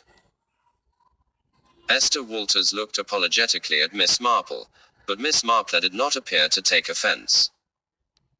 "That's really meant to be a compliment, you know," Esther explained. "I quite realize that," said Miss Marple. "I realize, too, that Mr. Rafter is privileged, or thinks he is." "What do you mean, privileged?" asked Mr. Rafter. "To be rude if you want to be rude," said Miss Marple. "Have I been rude?" said Mr. Rafter, surprised. I'm sorry if I've offended you. You haven't offended me, said Miss Marple, I make allowances. Now, don't be nasty. Esther, get a chair and bring it here. Maybe you can help. Esther walked a few steps to the balcony of the bungalow and brought over a light basket chair. We'll go on with our consultation, said Mr. Rafter. We started with old Palgrave, deceased, and his eternal stories. Oh dear, sighed Esther. I'm afraid I used to escape from him whenever I could. Miss Marple was more patient, said Mr. Rafter. Tell me, Esther, did I ever tell you a story about a murderer? Oh yes, said Esther. Several times. What was it exactly? Let's have your recollection. Well, Esther paused to think. The trouble is, she said apologetically, I didn't really listen very closely. You see, it was rather like that terrible story about the lion in Rhodesia which used to go on and on. One did get rather in the habit of not listening. Well, tell us what you do remember. I think it arose out of some murder case that had been in the papers. Major Palgrave said that he'd had an experience not every person had had. He'd actually met a murderer face to face. Met? Mr. Rafter exclaimed. Did he actually use the word, met? Quote. Esther looked confused. I think so. She was doubtful. Or he may have said, I can point you out a murderer. Well, which was it? There's a difference. I can't really be sure. Dot. Dot. I think he said he'd show me a picture of someone.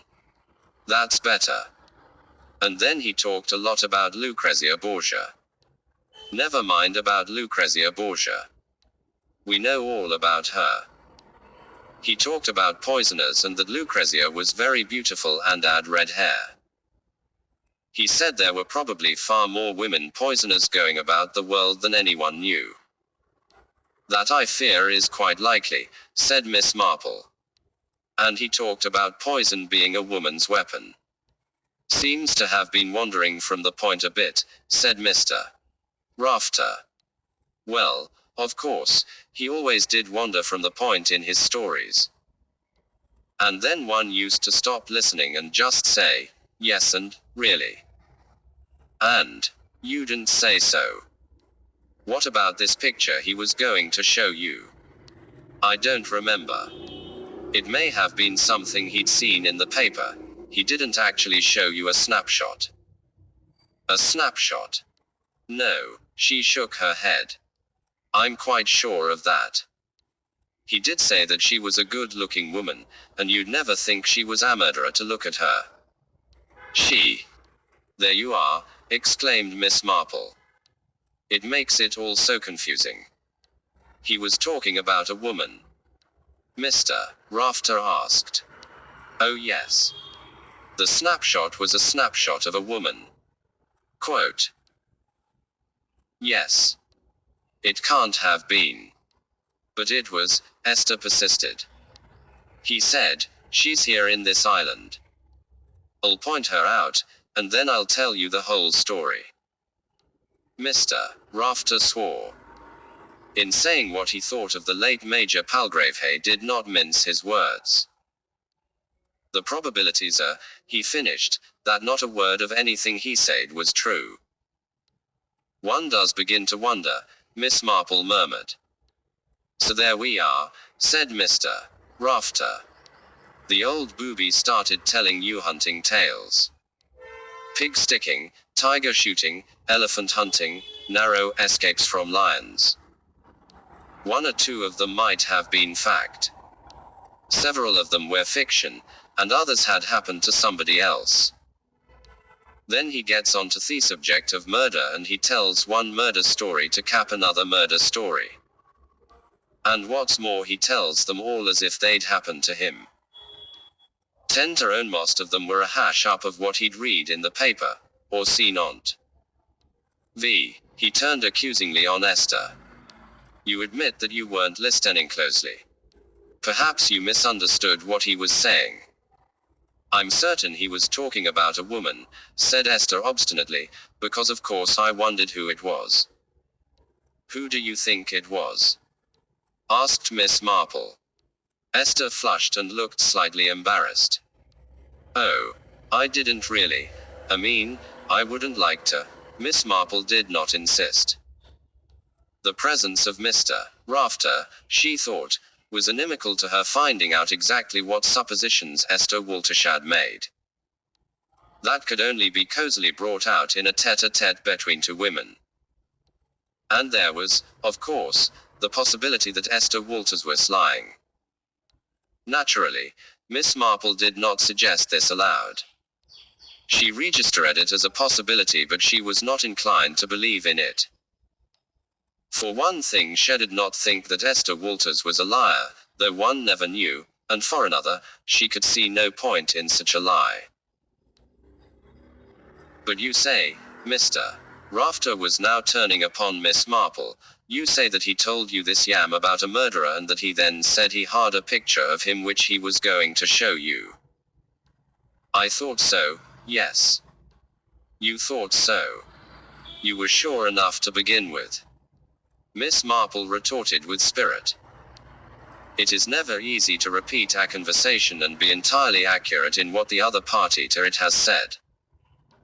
One is always inclined to jump at what you think they meant. Then, afterwards, you put actual words into their mouths. Major Palgrave told Mettie's story, yes. He told me that the man who told it to him, this doctor, had shown him a snapshot of the murderer. But if I am to be quite honest, I must admit that what he actually said to me was, would you like to see a snapshot of a murderer? And naturally I assumed that it was the same snapshot he had been talking about. That it was the snapshot of that particular murderer.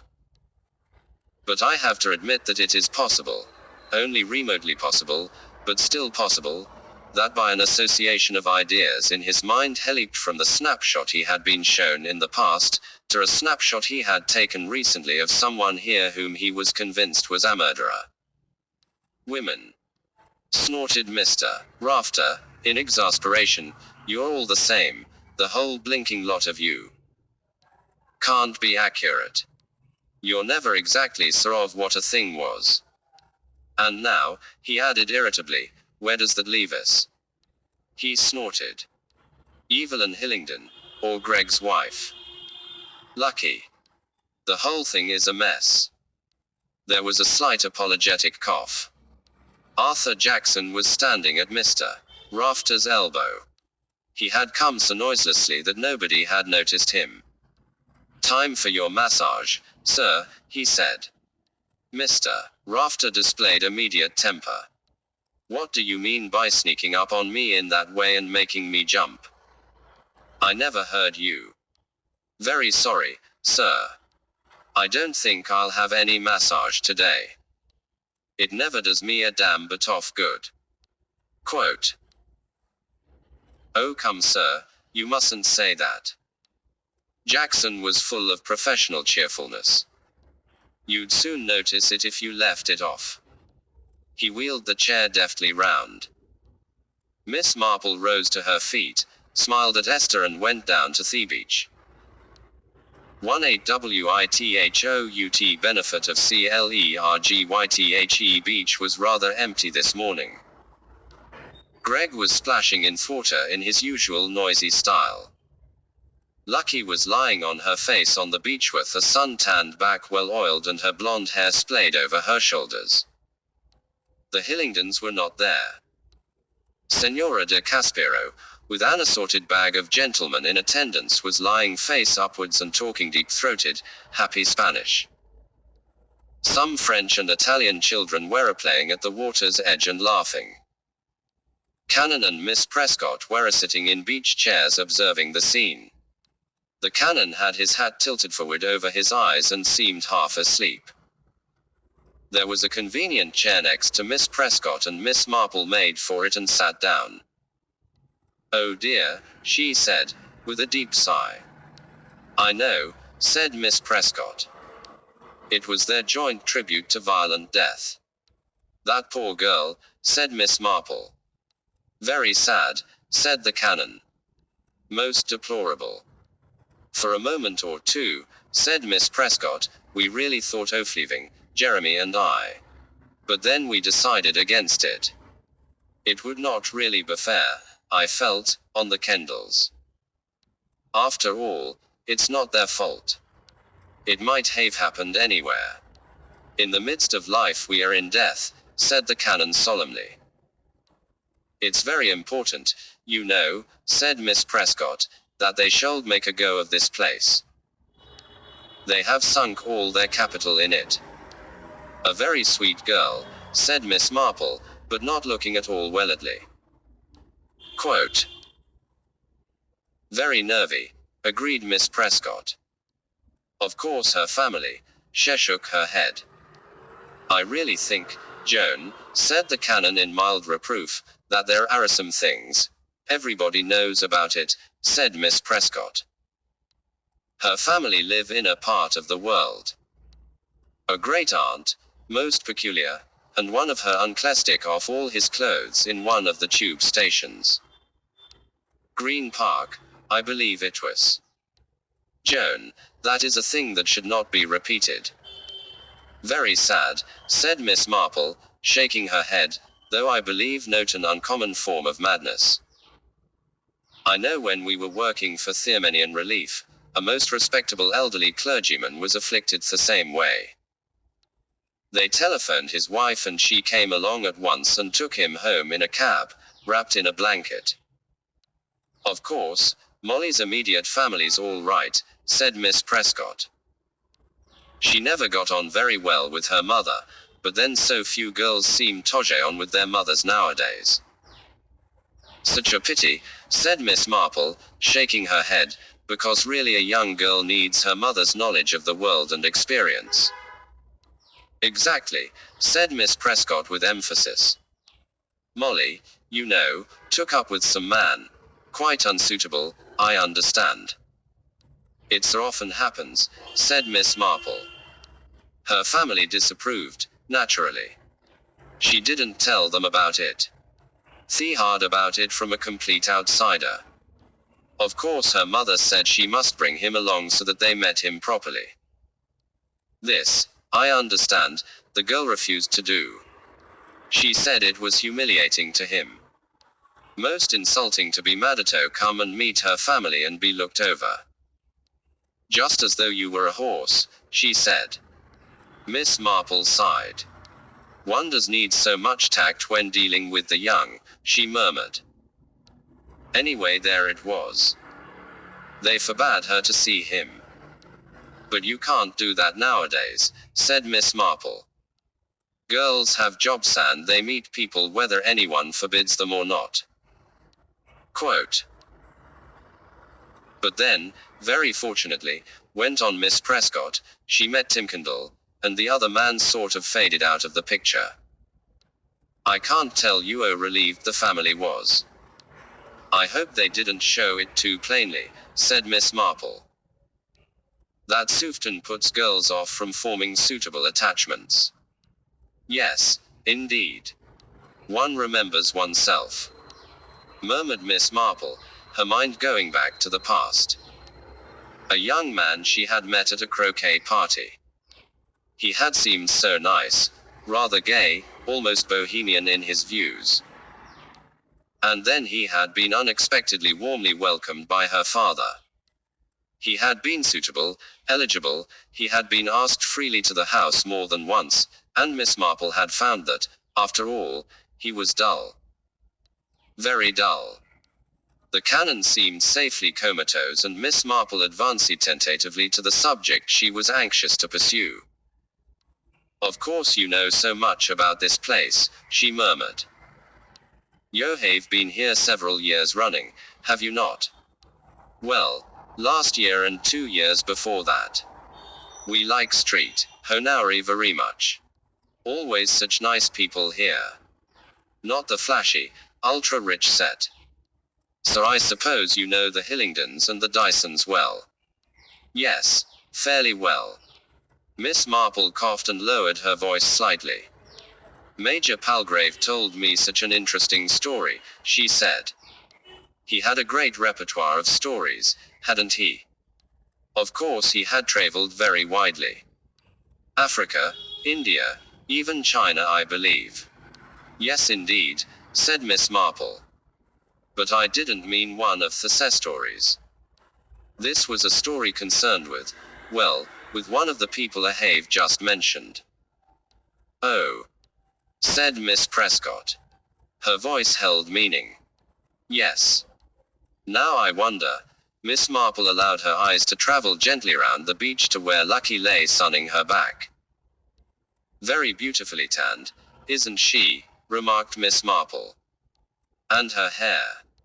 Most attractive.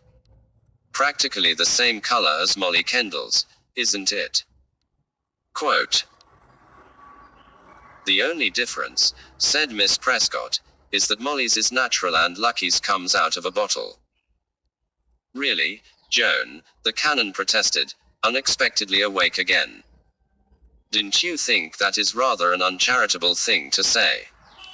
It's not uncharitable, said Miss Prescott, acidly. Merely accurate.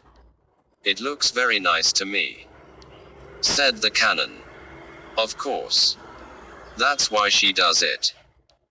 But I assure you, my dear Jeremy, it wouldn't deceive any woman for a moment. Would it? She appealed Thomas Marple. Well, I'm afraid, said Miss Marple, of course I haven't the experience that you have, but I'm afraid, yes I should say definitely not natural. The appearance at the Roots every 5th or 6th day. She looked at Miss Prescott and they both nodded with quiet female assurance. The canon appeared to be dropping off again. Major Palgrave told me a really extraordinary story, murmured Miss Marple, about, well I couldn't quite make out. I am a little deaf sometimes. He appeared to be saying or hinting. She paused. I know what you mean. There was a great deal of talk at the time. You mean at the time that, when the first Mrs. Dyson died. Her death was quite unexpected. In fact, everybody thought she was a malade imaginaire, a hypochondriac. So hence she had this attack and died so unexpectedly. Well of course, people did talk. There wasn't any trouble at the time. The doctor was puzzled. He was quite a young man and he hadn't had much experience. He was what I call one of those antibiotics for all men. You know, the kind that doesn't bother to look at the patient much, or worry what's the matter with him. They just give them some kind of pill out of a bottle and if they don't get better, then they try a different pill. Yes, I believe he was puzzled, but it seemed she had had gastric trouble before. At least her husband said so, and there seemed no reason for believing anything was wrong. But you yourself think? Well, I always try to keep an open mind, but one does wonder, you know.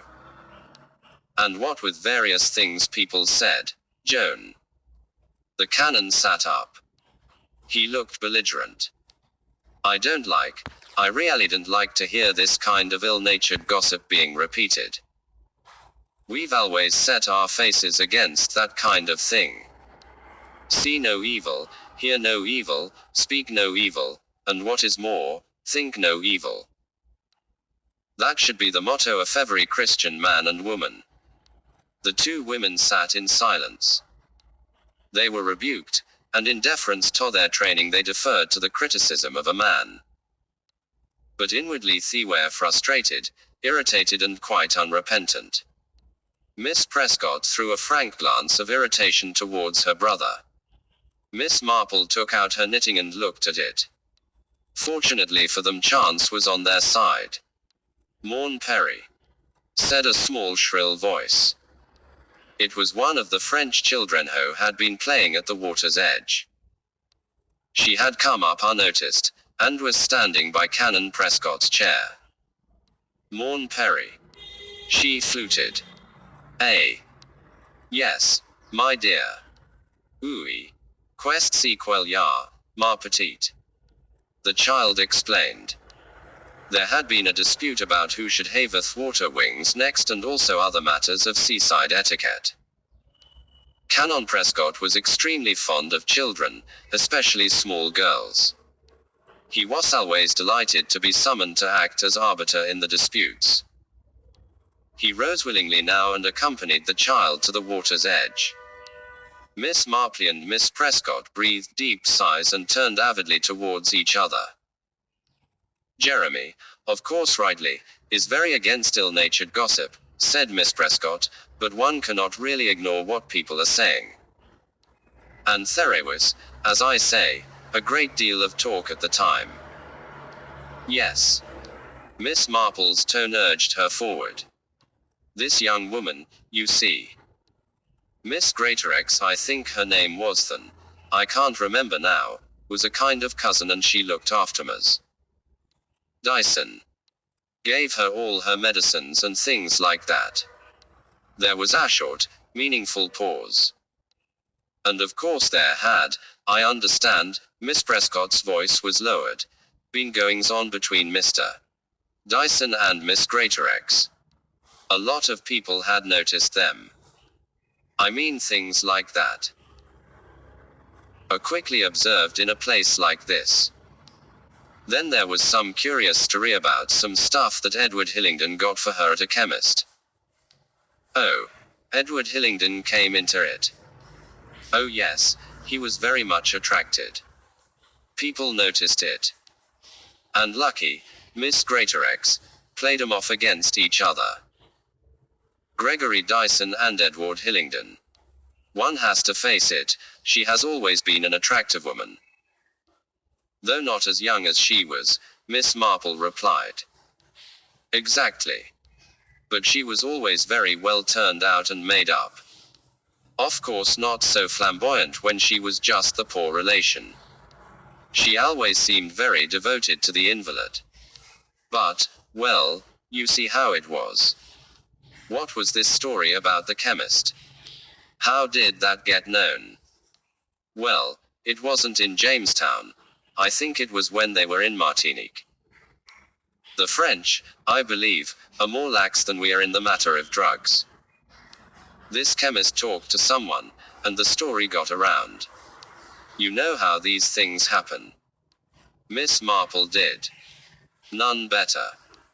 He said something about Colonel Hillingdon asking for something and not seeming to know what it was he was asking for. Consulting a piece of paper, you know, on which it was written down. Anyway, as I say, there was talk. But I don't see quite why Colonel Hillingdon, Miss Marple frowned in perplexity. I suppose he was just being used as a cat's paw. Anyway, Gregory Dyson married again in an almost indecently short time. Barely a month later, I understand. They looked at each other. But there was no real suspicion. Miss Marple asked. Oh no, it was just, well, talk. Of course there may have been absolutely nothing in it. Major Palgrave thought there was. Did he say so to you? Quote. I wasn't really listening very closely, confessed Miss Marple. I just wondered if, well, if he'd said the same things to you. He did point her out to me one day, said Miss Prescott. Really? He actually pointed her out? Yes. As a matter of fact, I thought at first it was Mrs. Hillingdon Hewis pointing out. He wheezed and chuckled a bit and said, look at that woman over there. In my opinion that's a woman who's done murder and go away with it. I was very shocked, of course. I said, surely you're joking, Major Palgrave, and he said, yes, dear lady, let's call it joking. The Dysons and the Hillingdons were sitting at a table quite near to us, and he was afraid they'd overhear. He chuckled and said, "Wouldn't care to go to a drink party and have a certain person mix me a cocktail. Too much like supper with the Borgias." "How very interesting," said Miss Marple. "Did he mention a photograph?" "I don't remember. Dot. Dot. Was it some newspaper cutting?" Miss Marple, about to speak, shut her lips. The sun was momentarily obscured by a shadow. Evelyn Hillingdon paused beside them. "Good morning," she said. "I was wondering where you were," said Miss Prescott, looking up brightly. "I've been to Jamestown, shopping." "Oh, I see." Miss Prescott looked round vaguely and Evelyn Hillingdon said, "Oh, I didn't take Edward with me. Men hate shopping. Did you find anything of interest?" "It wasn't that sort of shopping. I just had to go to the chemist." With a smile and a slight nod she went on down the beach. "Such nice people, the Hillingdons," said Miss Prescott, "though she's not really very easy to know, is she? I mean, she's always very pleasant and all that, but one never seems to get to know her any better." Miss Marple agreed thoughtfully. "One never knows what she is thinking," said Miss Prescott. "Perhaps that is just as well," said Miss Marple. "I beg your pardon." "Oh, nothing really, only that I've always had the feeling that perhaps your thoughts might be rather disconcerting." "Oh," said Miss Prescott, looking puzzled. "I see what you mean." She went on with a slight change of subject. "I believe they have a very charming place in Hampshire, and a boy, or is it two boys, who have just gone, or one of them, to Winchester. Do you know Hampshire well?" "Number? Hardly at all. I believe their house is somewhere near Alton." "I see." Miss Marple paused and then said, "And where do the Dysons live?" "California," said Miss Prescott. "When they are at home, that is. They are great travelers. One really knows so little about the people one meets when one is traveling," said Miss Marple. "I mean, how shall I put it, one only knows, doesn't one, what they choose to tell you about themselves. For instance, you don't really know that the Dysons live in California." Miss Prescott looked startled. "I'm sure Mr. Dyson mentioned it." Yes. Yes, exactly. That's what I mean. And the same thing perhaps with the Hillingdons. I mean, when you say that they live in Hampshire, you're really repeating what they told you, aren't you?" Miss Prescott looked slightly alarmed. "Do you mean that they didn't live in Hampshire?" she asked. "No, no, not for one moment," said Miss Marple, quickly apologetic. "I was only using them as an instance as to what one knows or doesn't know about people." She added, "I have told you that I live at St. Mary Mead, which is a place, no doubt, of which you have never heard. But you don't, Ivy may say so, know it of your own knowledge, do you?" Miss Prescott forbore from saying that she really couldn't care less where Miss Marple lived. It was somewhere in the country and in the south of England, and that is all she knew. "Oh, I do see what you mean," she agreed hastily, "and I know that one can't possibly be too careful when Oni's abroad." "I didn't exactly mean that," said Miss Marple. There were some odd thoughts going through Miss Marple's mind. Did she really know, she was asking herself, that Canon Prescott and Miss Prescott were really Canon Prescott and Miss Prescott? They said so. There was no evidence to contradict them. It would really be easy, would it not, to put on a dog collar, to wear the appropriate clothes, to make the appropriate conversation. If there was a motive. Dot. Dot. Miss Marple was fairly knowledgeable about the clergy in her part of the world, but the Prescotts came from the north. Durham, wasn't it? She had no doubt they were the Prescotts, but still, it came back to the same thing. One believed what people said to one. Perhaps one ought to be on one's guard against that. Perhaps. She shook her head thoughtfully. 19 USES of a SHOECANON. Prescott came back from the water's edge slightly short of breath. Playing with children is always exhausting. Presently he and his sister went back to the hotel, finding the beach a little too hot. But, said Senora de Caspero scornfully as they walked away, how can a beach be too hot? It is nonsense that. And look what she wears. Her arms and her neck are all covered up. Perhaps it is as well, that. Her skin it is hideous, like a plucked chicken. Miss Marple drew a deep breath. Now or never was the time for conversation with Senora de Caspero. Unfortunately she did not know what to say. There seemed to be no common ground on which they could meet. You have children, Senora? She inquired. I have 3 angels, said Senora de Caspero, kissing her fingertips. Miss Marple was rather uncertain as to whether this meant that Senora de Caspero's offspring were in heaven or whether it merely referred to their characters. One of the gentlemen in attendance made a remark in Spanish and Senora de Caspero flung back her head appreciatively and laughed loudly and melodiously. You understand what he said? She inquired of Miss Marple. I'm afraid not, said Miss Marple apologetically. It is just as well. He is a wicked man. A rapid and spirited interchange of Spanish followed. It is infamous, said Senora de Caspero, reverting to English with sudden gravity, that the police do not let us go from Thistleland. I storm, I scream, I stamp my foot, but all they say is no. No, you know how it will end, we shall all be killed. Her bodyguard attempted to reassure her. But yes. I tell you it is unlucky here. I knew it from the first. That old major, the ugly one, he had the evil eye. You remember. His eyes they crossed. It is bad, that. I make the sign of the horns every time when he looks my way.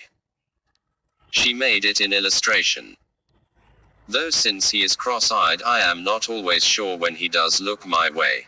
He had a glass eye, said Miss Marple in an explanatory voice. An accident, I understand, when he was quite young. It was not his fault. I tell you he brought bad luck. I say it is the evil eye he had. Her hand shot out again in the well-known Latin gesture, the first finger and the little finger sticking out, the 2 middle ones doubled in. Anyway, she said cheerfully, he is dead. I do not have to look at him anymore. I do not like to look at things that are ugly. It was, Miss Marple thought, a somewhat cruel epitaph on Major Palgrave. Farther down the beach Gregory Dyson had come out of the sea. Lucky had turned herself over on the sand.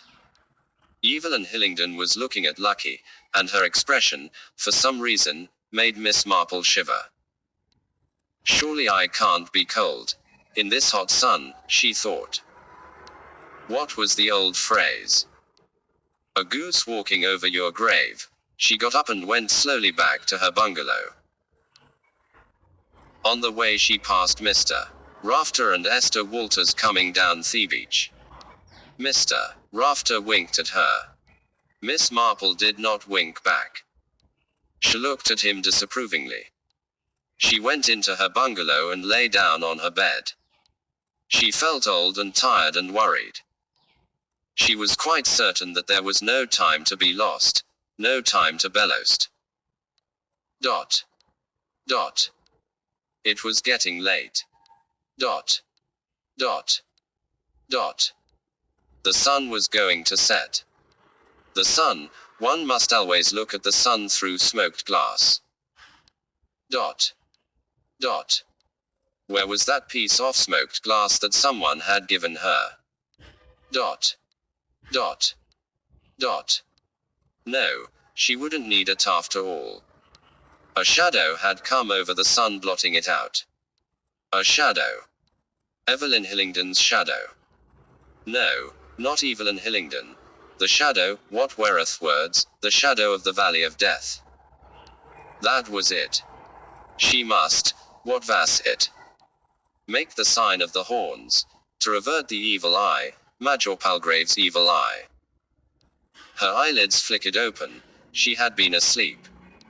But here was a shadow, someone peering in at her window. The shadow moved away and Miss Marple saw who it was. It was Jackson.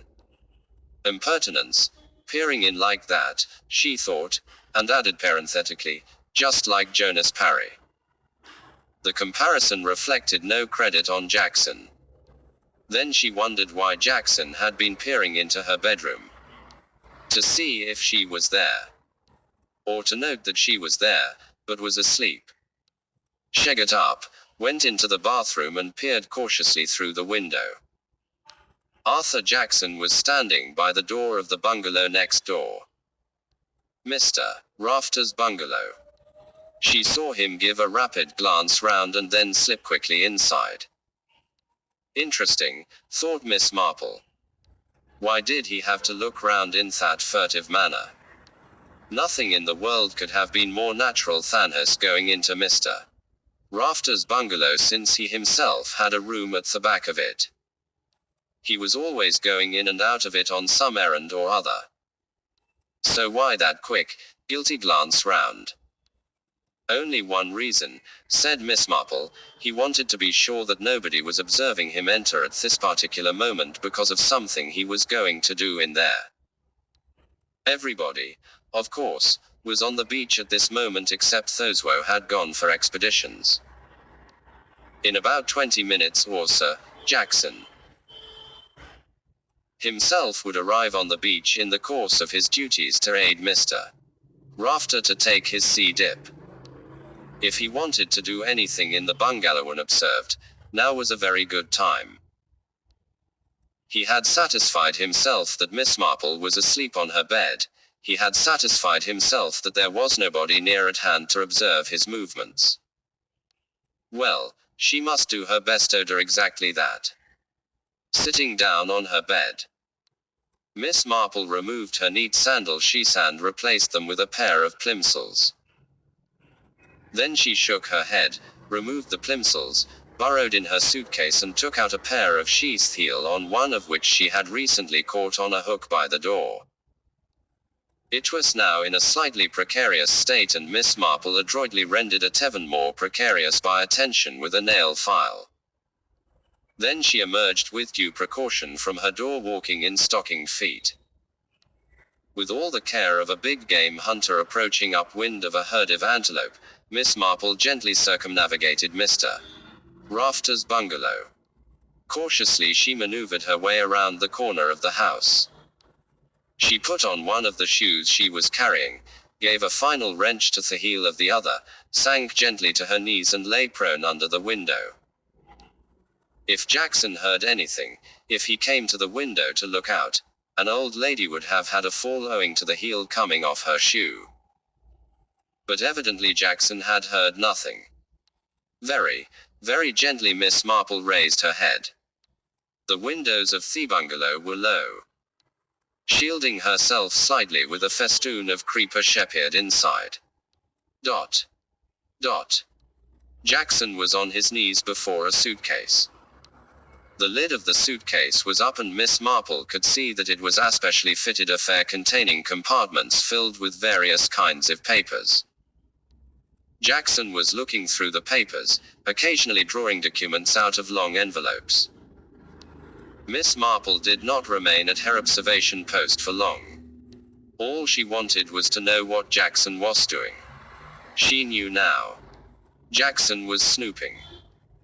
Whether he was looking for something in particular, or whether he was just indulging his natural instincts, she had no means of judging. But it confirmed her in her belief that Arthur Jackson and Jonas Parry had strong affinities in other things than facial resemblance. Her problem was now to withdraw. Very carefully she dropped down again and crept along the flowerbed until she was clear of the window. She returned to her bungalow and carefully put away the shoe and the heel Tharch had detached from it. She looked at them with affection. A good device which she could use on another day if necessary. She resumed her own sandal shoes, and went thoughtfully down to the beach again, choosing a moment when Esther Walters was in the water. Miss Marple moved into the chair Esther had vacated. Greg and Lucky were laughing and talking with Senora de Caspero and making a good deal of noise. Miss Marple spoke very quietly, almost under her breath, without looking at Mr. Rafter. "Do you know that Jackson snoops?" "Doesn't surprise me," said Mr. Rafter. "Caught him at it, did you?" "I managed to observe him through a window. He had one of your suitcases open and was looking through your papers. Must have managed to get hold of a key to it. Resourceful fellow. He'll be disappointed though. Nothing he gets hold of in that way will do him a mite of good." "He's coming down now," said Miss Marple, glancing up towards the hotel. "Time for that idiotic sea dip of mine." He spoke again, very quietly. "As for you, don't be too enterprising. We don't want to be attending your funeral next. Remember your age, and be careful. There's somebody about who isn't too scrupulous, remember. 20 NIGHTALARMEVENING came. The lights came up on the terrace. People dined and talked and laughed, albeit less loudly and merrily than they had a day or two ago. The steel band played. But the dancing ended early. People yawned, went off to bed. The lights went out. There was darkness and stillness. The golden palm tree slept. Dot. Dot. Evelyn. Evelyn. The whisper came sharp and urgent.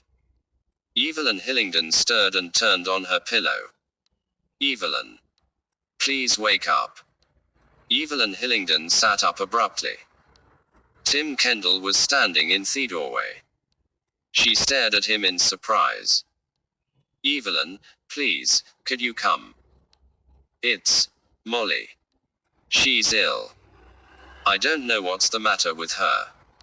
I think she must have taken something." Evelyn was quick, decisive. "All right, Tim. I'll come. You go back to her. I'll be with you in a moment." Tim Kendall disappeared. Evelyn slipped out of bed, threw on a dressing gown and looked across at the other bed.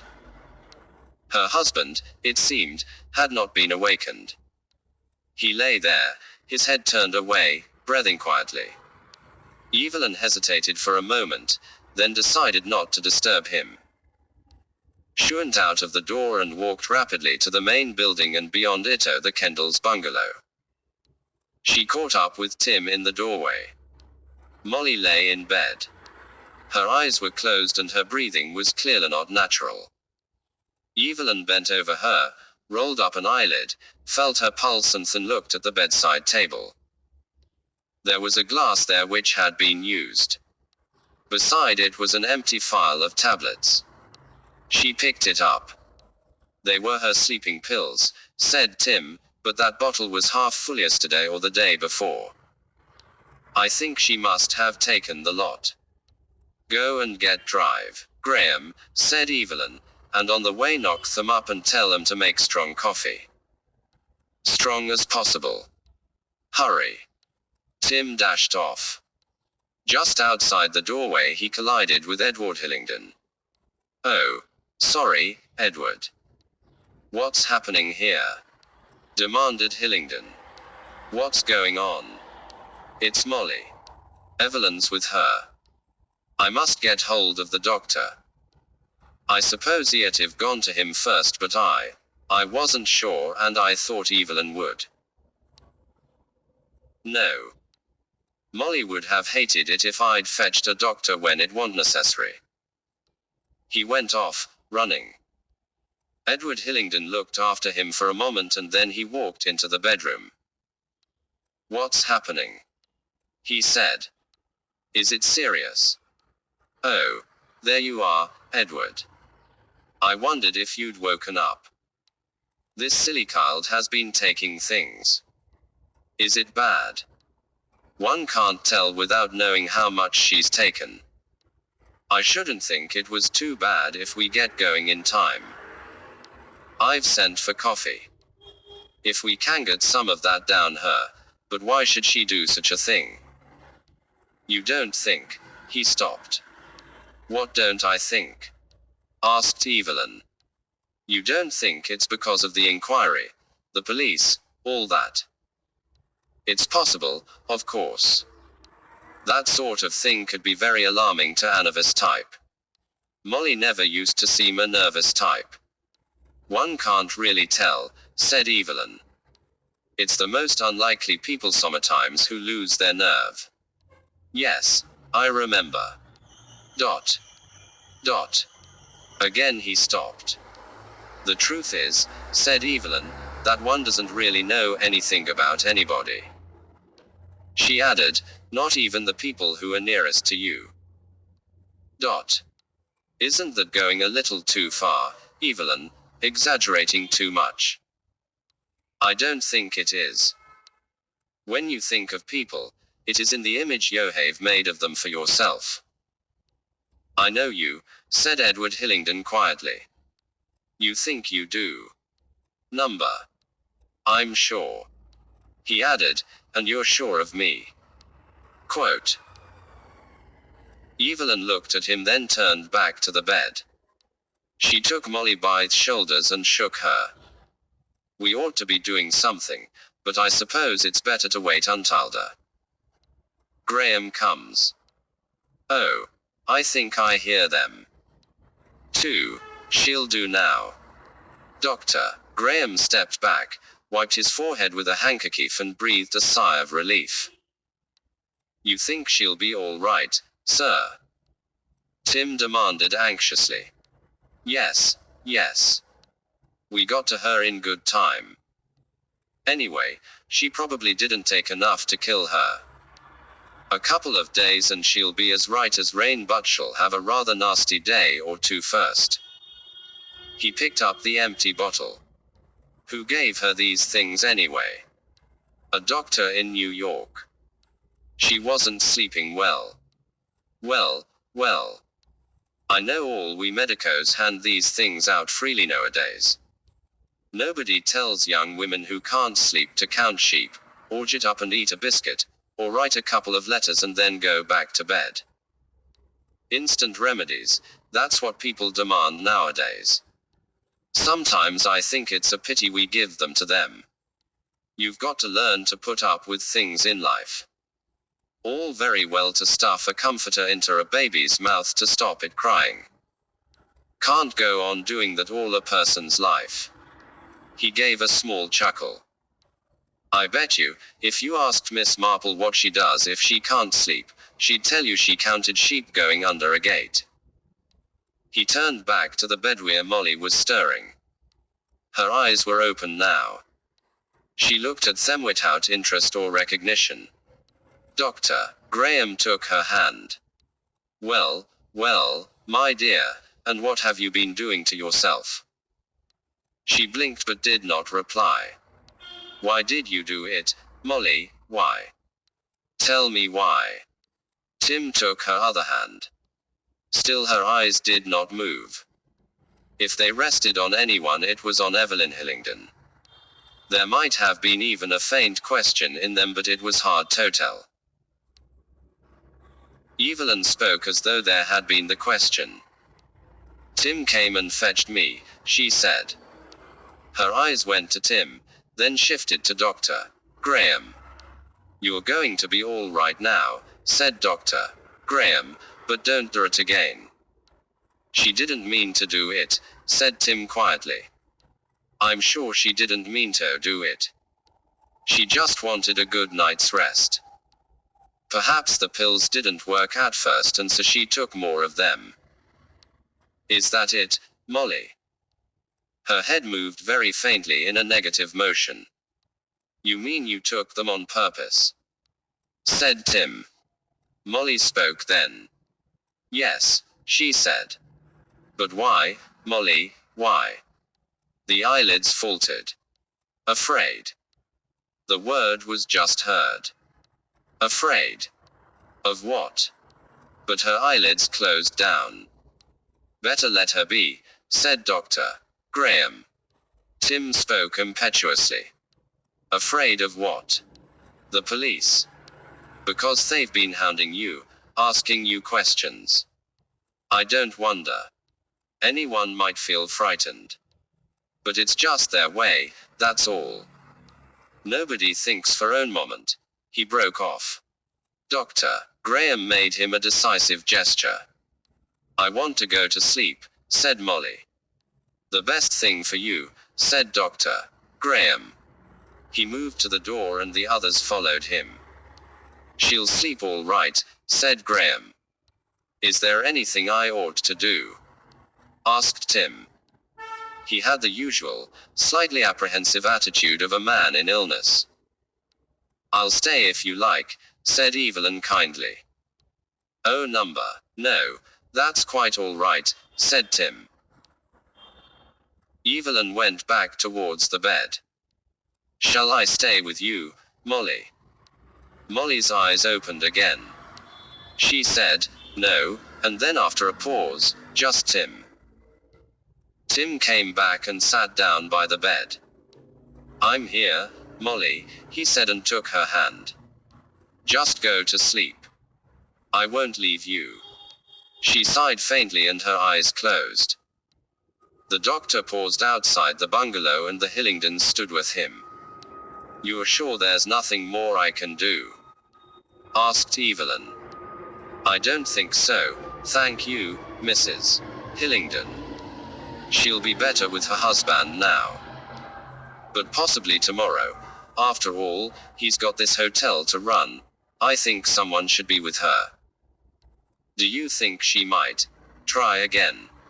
Asked Hillingdon. Graham rubbed his forehead irritably.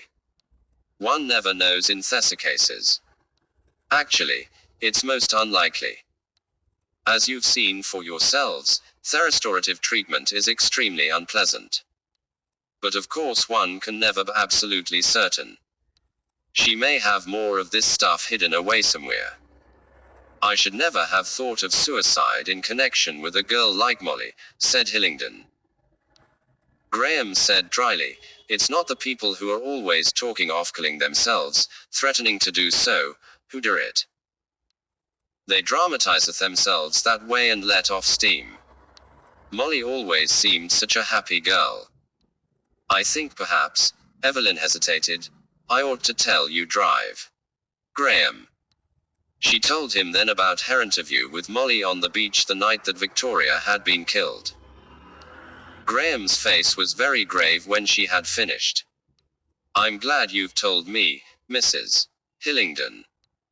There are very definite indications there of some kind of deep-rooted trouble. Yes. I'll have a word with her husband in the morning. Quote. 3. I want to talk to you seriously, Kendall, about your wife. They were sitting in Tim's office. Evelyn Hillingdon had taken his place by Molly's bedside and Lucky had promised to come and, as she expressed it, spell her, later. Miss Marple had also offered her services. Poor Tim was torn between his hotel commitments and his wife's condition. I can't understand it, said Tim, I can't understand Molly any longer. She's changed. Changed out of all seeming. I understand she's been having bad dreams. Yes. Yes, she complained about them a good deal. For how long? Oh, I don't know. About, I suppose a month, perhaps longer. We thought they were just, well, nightmares, you know. Yes, I quite understand. But what's a much more serious sign is fact that she seems to have felt afraid of someone. Did she complain about that to you? Well, yes. She said once or twice that, people were following her. Ah. Spying on her. Yes, she did use that term once. She said they were her enemies and they'd followed her here. Did she have enemies, Mr. Kendall? Number. Of course she didn't. No incident in England, anything you know about before you were married? Oh no, nothing of that kind. She didn't get on with her family very well, that was all. Her mother was rather an eccentric woman, difficult to live with perhaps, but... Any signs of mental instability in her family? Quote. Tim opened his mouth impulsively, then shut it again. He pushed a fountain pen about on the desk in front of him. The doctor said, I must stress the fact that it would be better to tell Tim, if that is the case. Well, yes, I believe so. Nothing serious, but I believe there was an aunt or something who was a bit batty. But that's nothing. I mean, well, usually that in almost any family. Oh yes, that's quite true. I'm not trying to alarm you about that, but it just might show a tendency to, well, to break down or imagine things if any stress arose. I don't really know very much, said Tim. After all, people don't pour out all their family histories to you, do they? No, quite so. She had no former friend, she was not engaged to anyone who might have threatened her or made jealous threats. That sort of thing. I don't know. I don't think so. Molly was engaged to some other man before I came along. Her parents were very against it, I understand, and I think she really stuck to the chap more out of opposition and defiance than anything else. He gave a sudden half grin. You know what it is when you're young. If people cut up a fuss, it makes you much keener on whoever it is. Dr. Graham smiled too. Ah yes, one often sees that. One should never take exception to one's children's objectionable friends. Usually they grow out of them naturally. This man, whoever he was, didn't make threats of any kind against Molly. No, I'm sure he didn't. She would have told me. She said herself she just had a silly adolescent craze on him, mainly because he had such a bad reputation. Yes. Well, that doesn't sound serious. Now there's another thing. Apparently your wife has had what she describes as blackouts. Brief passages of time during which she can't account for her actions. Did you know about that, Tim? No, said Tim slowly, no. I didn't. She never told me. I did notice, now you mention it, that she seemed rather vague sometimes and...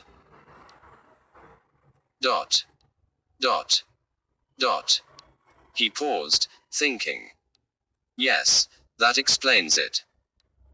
I couldn't understand how she seemed to have forgotten the simplest things, or sometimes not to seem to know what time of day it was. I just thought she was absent-minded, I suppose. What it amounts to, Tim, is just this. I advise you most strongly to take your wife to see a good specialist. Tim flushed angrily. You mean a mental specialist, I suppose. Now, don't be upset by labels. A neurologist, a psychologist, someone who specializes in what the laymen call nervous breakdowns. There's a good man in Kingston. Or there's New York, of course. There is something that is causing these nervous terrors of your wife's. Something, perhaps, for which she hardly knows the reason herself. Get advice about her, Tim. Get advice as soon as possible. He put his hand on the young man's shoulder and got up. There's no immediate worry. Your wife has good friends and I'll be keeping an eye on her. She won't. You don't think she'll try it again? I think it most unlikely, said Dr. Graham. You can't be sure, said Tim. One can never be sure, said Dr. Graham. That's one of the first things you learn in my profession. Again he laid a hand on Tim's shoulder. Don't worry too much. That's easy to say, said Tim as the doctor went out of the door. Don't worry, indeed. What does he think I'm made of? 21 JACKSON on cosmetics. You're sure you don't mind, Miss Marple? Said Evelyn Hillingdon. No, indeed, my dear, said Miss Marple. I'm only too delighted to be of use in any way. At my age, you know, one feels very useless in the world. Especially when I am in a place like this, just enjoying myself. No. Duties of any kind. No, I'll be delighted to sit with Molly. You go along on your expedition. Pelican Point, wasn't it? Yes, said Evelyn. Both Edward and I love it. I never get tired of seeing the birds diving down, catching up the fish. Tim's with Molly now. But he's got things to do and he doesn't seem to like her being left alone. He's quite right, said Miss Marple. I wouldn't in his place. Honor never knows, does one? When anyone has attempted anything of that kind. Well, go along, my dear. Evelyn went off to join a little group that was waiting for her. Her husband, the Dysons and 3 or 4 other people. Miss Marple checked her knitting requirements, saw that she had Alsh wanted with her, and walked over towards the Kendalls' bungalow. As she came up onto the loggia she heard Tim's voice through the half-open French window. If you'd only tell me why you did it, Molly. What made you? Was it anything I did? There must be some reason. If you'd only tell me. Miss Marple paused. There was a little pause inside before Molly spoke. Her voice was flat and tired. I don't know, Tim, I really don't know. I suppose, something came over me. Miss Marple tapped on the window and walked in. Oh, there you are. Miss Marple. It is very good of you. Not at all, said Miss Marple. I'm delighted to be of any help. Is it here in this chair?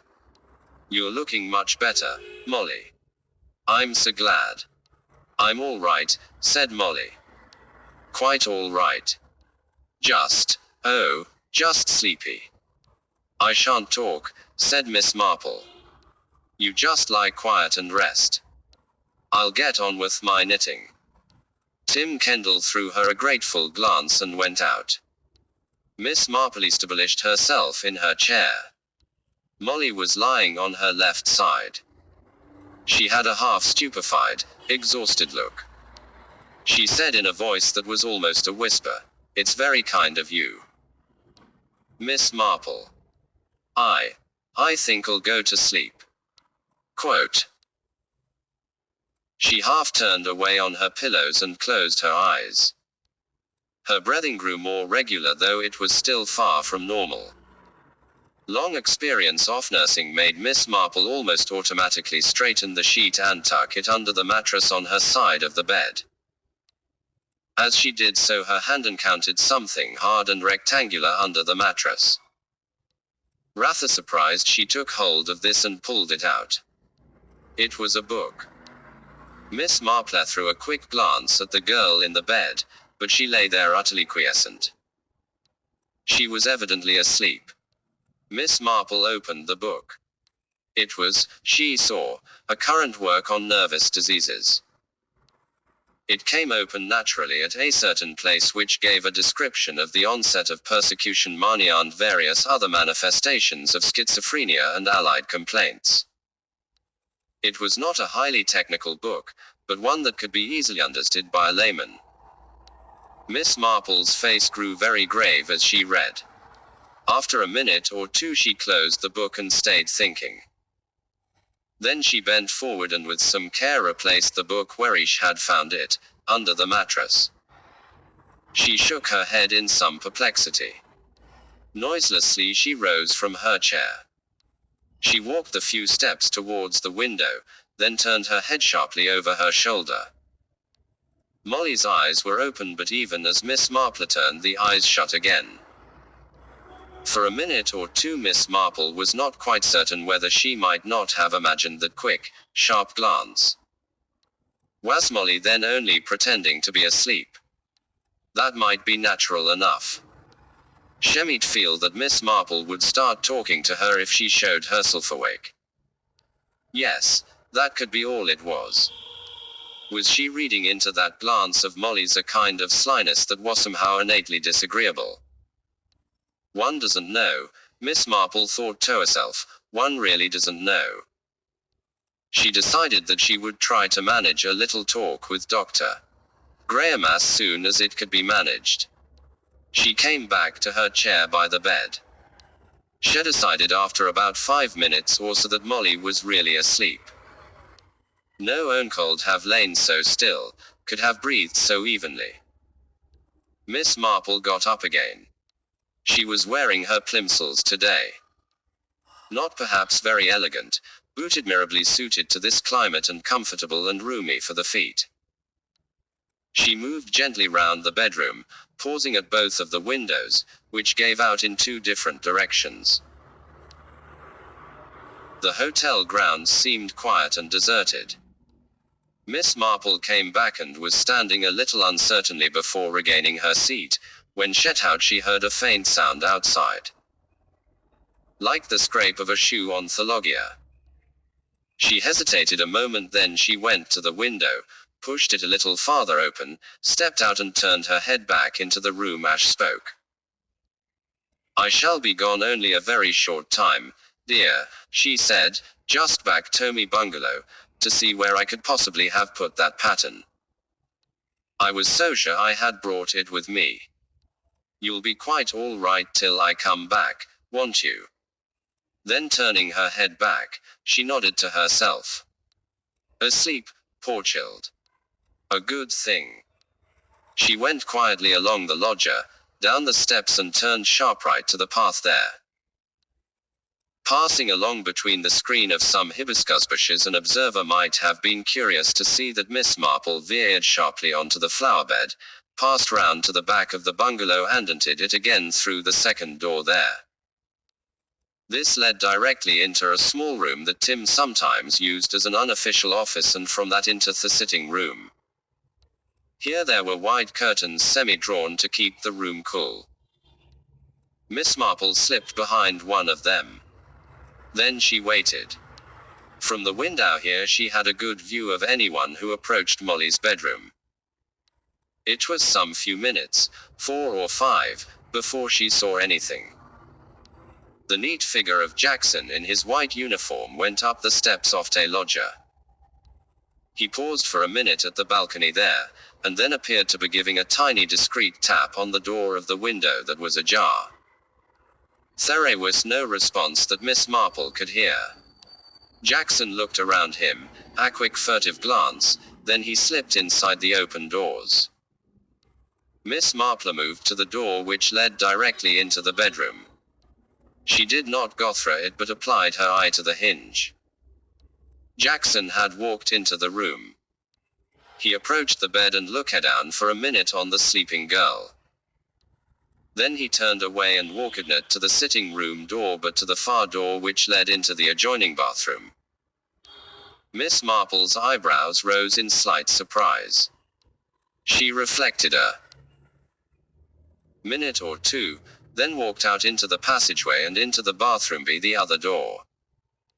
Jackson spun round from examining the shelf over the wash basin. He looked taken aback, which was not surprising. "Oh," he said, I didn't. Mr. Jackson, said Miss Marple, in great surprise. "I thought you would be here somewhere," said Jackson. "Did you want anything?" inquired Miss Marple. "Actually," said Jackson, "I was just looking at Mrs. Kendall's brand of face cream." Miss Marple appreciated the fact that as Jackson was standing with a jar of face cream in his hand, he had been adroit in mentioning the fact at once. "Nice smell," he said, wrinkling up his nose. "Fairly good stuff, as these preparations go. The cheaper brands don't suit every skin. Bring it out in a rash as likely as not. The same thing with face powders sometimes." "You seem to be very knowledgeable on the subject," said Miss Marple. "Worked in the pharmaceutical line for a bit," said Jackson. "One learns to know a good deal about cosmetics there. Put stuff in a fancy jar, package it expensively, and it's astonishing what you could rook women for." "Is that what you—" Miss Marple broke off deliberately. "Well, no, I didn't come in here to talk about cosmetics," Jackson agreed. "You've not had much time to think up a lie," thought Miss Marple to herself. "Let's see what you'll come out with."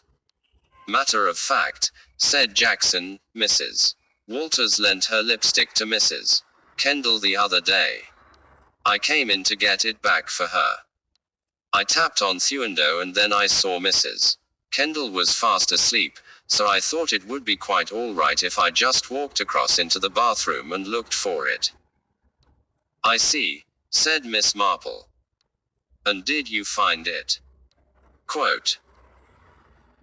Jackson shook his head. "Probably in one of her handbags," he said lightly. "I won't bother. Mrs. Walters didn't make a point of it. She only just mentioned it casually." He went on, surveying the toilet preparations. "Doesn't have very much, does she?" "Ah well, doesn't need it at her age. Good natural skin. You must look at women with quite a different eye from ordinary men," said Miss Marple, smiling pleasantly. "Yes. I suppose various jobs do alter one's angle. You know a good deal about drugs." "Oh yes. Good working acquaintance with them. If you ask me, there are too many of them about nowadays.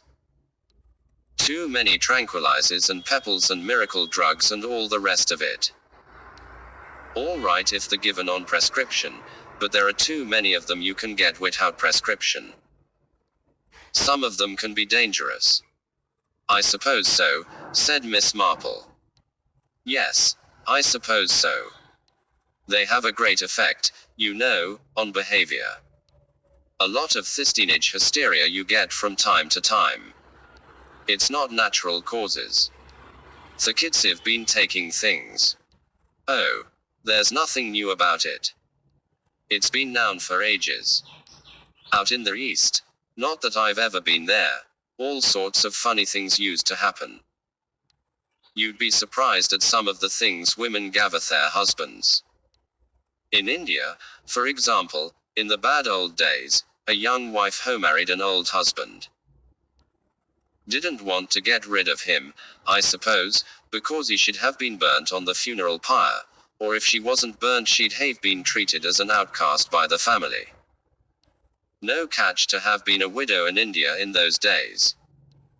But she could keep an elderly husband under drugs, make him semi-imbecile, give him hallucinations, drive him more or less off his head." He shook his head. "Yes, lot of dirty work." He went on, "And witches, you know. There's a lot of interesting things known now about witches. Why did they always confess? Why did they admit so readily that they were witches, that they had flown on broomsticks to the witches' Sabbath?" "Torture," said Miss Marple. Not always, said Jackson. Oh yes, torture accounted for a lot of it, but they came out with some of those confessions almost before torture was mentioned.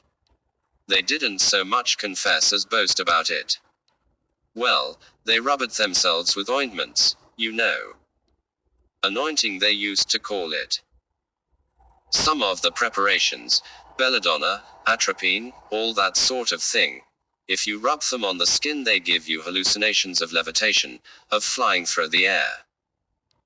They thought it all was genuine, poor devils. And look at assassins. Medieval people, out in Syria, the Lebanon, somewhere like that.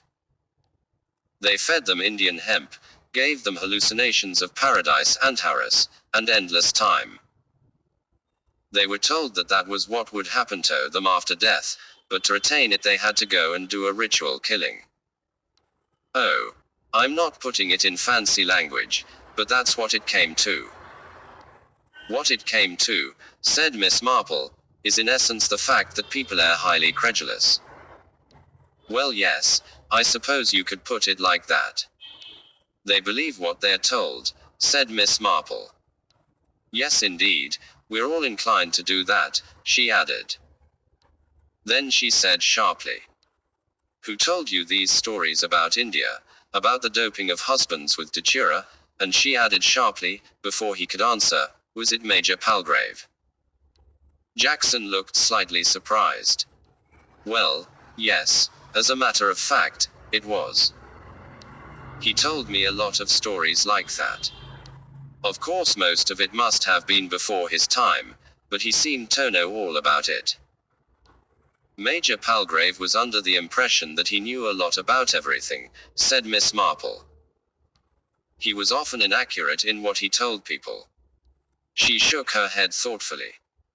Major Palgrave, she said, has a lot to answer for.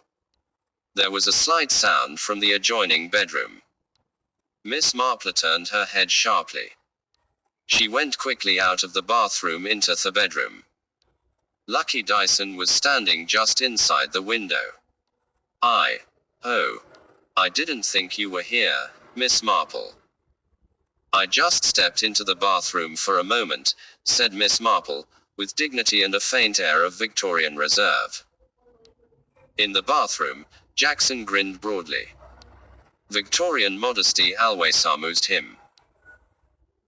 I just wondered if you'd like me to sit with Molly for a bit, said Lucky. She looked over towards the bed.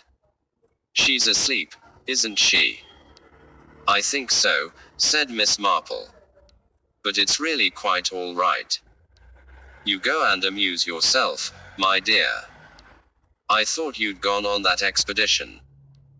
I was going, said Lucky, but I had such a filthy headache that at the last moment I cried off. So I thought I might as well make myself useful. That was very nice of you, said Miss Marple. She reseated herself by the bed and resumed her knitting, but I'm quite happy here. Lucky hesitated for a moment or two and then turned away and went out. Miss Marple waited a moment then tiptoed back into the bathroom, but Jackson had departed, no doubt through the other door. Miss Marple picked up the jar of face cream he had been holding, and slipped it into her pocket. 22 A man in her lifegetting a little chat in a natural manner with Dr. Graham was not so easy as Miss Marple had hoped. She was particularly anxious not to approach him directly since she did not want to lend undue importance to the questions she was going to ask him. Tim was back, looking after Molly, and Miss Marple had arranged Tharch should relieve him there during the time that dinner was served and Hewis needed in the dining room. He had assured her that Mrs. Dyson was quite willing to take that on, or even Mrs. Hillingdon, but Miss Marple said firmly that they were both young women who liked enjoying themselves and that she herself preferred a light meal early and so that would suit everybody. Tim once again thanked her warmly. Hovering rather uncertainly round the hotel and on the pathway which connected with various bungalows, among 'em Drive, Graham's, Miss Marple tried to plan what she was going to do next. She had a lot of confused and contradictory ideas in her head, and if there was one thing that Miss Marple did not like, it was to have confused and contradictory ideas. This whole business had started out clearly enough. Major Palgrave, with his regrettable capacity for telling stories, his indiscretion that had obviously been overheard, and the corollary, his death within 24 hours. Nothing difficult about that, thought Miss Marple. But afterwards, she was forced to admit, there was nothing but difficulty. Everything pointed in too many different directions at once. Admit that you didn't believe a word that anybody had said to you, that nobody could be trusted, and that many of the persons with whom she had conversed here had had regrettable resemblances to certain persons at St. Mary Mead, and where did that lead you? Her mind was increasingly focused on the victim. Someone was going to be killed, and she had the increasing feeling that she ought to know quite well who that someone was. There had been something she had heard, noticed, seen. Something someone had told her that had a bearing on the case. Joan Prescott. Joan Prescott had said a lot of things about a lot of people. Scandal. Gossip. What exactly had Joan Prescott said? Gregory Dyson, Lucky. Miss Marple's mind hovered over Lucky. Lucky, she was convinced with a certainty born of her natural suspicions, had been actively concerned in the death of Gregory Dyson's first wife. Everything pointed to it. Could it be that the predestined victim over whom she was worrying was Gregory Dyson? That Lucky intended to try her luck again with another husband, and for that reason wanted not only freedom but the handsome inheritance that she would get as Gregory Dyson's widow. But really, said Miss Marple to herself, this is all pure conjecture. I'm being stupid. I know I'm being stupid. The truth must be quite plain, a phone could just clear away the litter. Too much litter, that's what's the matter. Talking to yourself, said Mr. Rafter. Miss Marple jumped. She had not noticed his approach. Esther Walters was supporting him, and he was coming slowly down from his bungalow toward terrace. I really didn't notice you, Mr. Rafter. Your lips were moving. What's become of all this urgency of yours? Quote. It's still urgent, said Miss Marple, only I can't just see what must be perfectly plain. I'm glad it's as simple as that. Well, if you want any help, count on me. He turned his head as Jackson approached them along the path. So there you are, Jackson. Where the devil have you been? Never about when I want you. Sorry, Mr. Rafter. Dexterously he slipped his shoulder under Mr. Rafter's. Down to the terrace, sir. You can take me to the bar, said Mr. Rafter. All right, Esther, you can go now and change into your evening togs. Meet me on the terrace in half an hour. He and Jackson went off together. Mrs. Walters dropped into the chair by Miss Marple. She rubbed her arm gently. He seems a very lightweight, she observed, but at the moment my arm feels quite numb. I haven't seen you this afternoon at all. Miss Marple. No, I've been sitting with Molly Kendall, Miss Marple explained. She seems really very much better. If you ask me, there was never very much wrong with her, said Esther Walters. Miss Marple raised her eyebrows. Esther Walters's tone had been decidedly dry. You mean, you think her suicide attempt? Dot. I don't think there was any suicide attempt, said Esther Walters. I didn't believe for a moment she took a real overdose, and I think drive. Graham knows that perfectly well. Now you interest me very much, said Miss Marple. I wonder why you say that. Because I'm almost certain that it's the case. Oh, it's a thing that happens very often. It's a way, I suppose, of calling attention to oneself, went on Esther Walters. You'll be sorry when I'm dead, quoted Miss Marple. That sort of thing, agreed Esther Walters, though I don't think that was the motive in this particular instance. That's the sort of thing you feel like when your husband's playing you up and yet you're still terribly fond of him. You don't think Molly Kendall is fond of her husband? Well, said Esther Walters, do you? Miss Marple considered. I have, she said, more or less assumed it. She paused a moment before adding, perhaps wrongly. Esther was smiling her rather wry smile. I've heard a little about her, you know. About the whole business. From Miss Prescott. Oh, said Esther, from one or two people. There's a man in the case. Someone she was keen on. Her people were dead against him. Yes, said Miss Marple, I did hear that. And then she married Tim. Perhaps she was fond of him in a way. But a other man didn't give up. I've wondered once or twice if he didn't actually follow her out here. Indeed. But, who? I've no idea who, said Esther, and I should imagine that they've been very careful. You think she cares for this other man? Esther shrugged her shoulders. I dare say he's a bad lot, she said, but that's very often the kind who knows how to get under a woman's skin and stay there. You never heard what kind of a man, what he did, anything like that? Esther shook her head. No.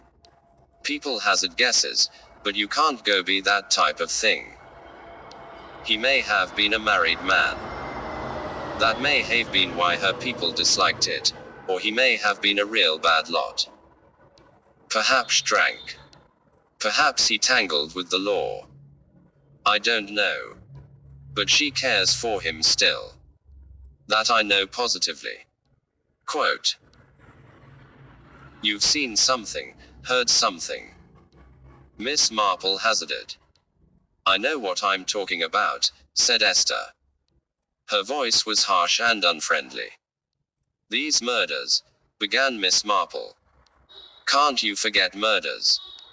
Said Esther. You've got Mr. Rafter Noel tangled up in them. Can't you just let them be? You'll never find out any more, I'm sure of that. Miss Marple looked at her. You think you know, don't you? She said. I think I do, yes. I'm fairly sure. Then oughtn't you to tell what you know, do something about it? Why should I? What good would it do? I couldn't prove anything. What would happen anyway? People get let off nowadays so easily. They call it diminished responsibility and things like that. A few years in prison and you're out again, as right as rain. Supposing, because you don't tell what you know, somebody else gets killed, another victim. Esther shook her head with confidence. That won't happen, she said. You can't be sure of it. I am sure. And in any case I don't see who, she frowned. Anyway, she added, almost inconsequently, perhaps it is diminished responsibility. Perhaps you can't help it, not if you are really mentally unbalanced. Oh, I don't know. By far the best thing would be if she went off with whoever it is, then we could all forget about things. She glanced at her watch, gave an exclamation of dismay and got up. I must go and change. Miss Marple sat looking after her. Pronouns, she thought, were always puzzling and women like Esther Walters were particularly prone to strew them about haphazard. Was Esther Walters for some reason convinced that a woman had been responsible for the deaths of Major Palgrave and Victoria? It sounded like it, Miss Marple considered. Ah, Miss Marple, sitting here all alone, and not even knitting. It was Dr. Graham for whom she had sought so long and so unsuccessfully.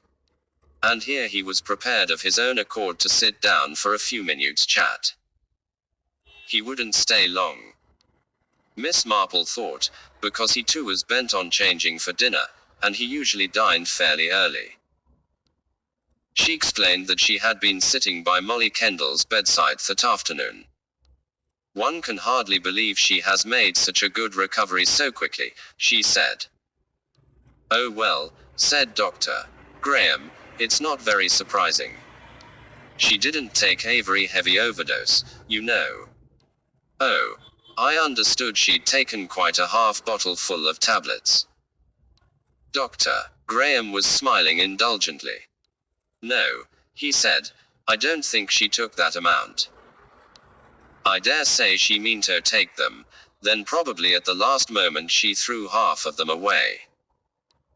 People, even when they think they want to commit suicide, often don't really want to do it. They manage not to take a full overdose. It's not always deliberate deceit, it's just the subconscious looking after itself. Or, I suppose it might be deliberate. I mean, wanting it to appear that.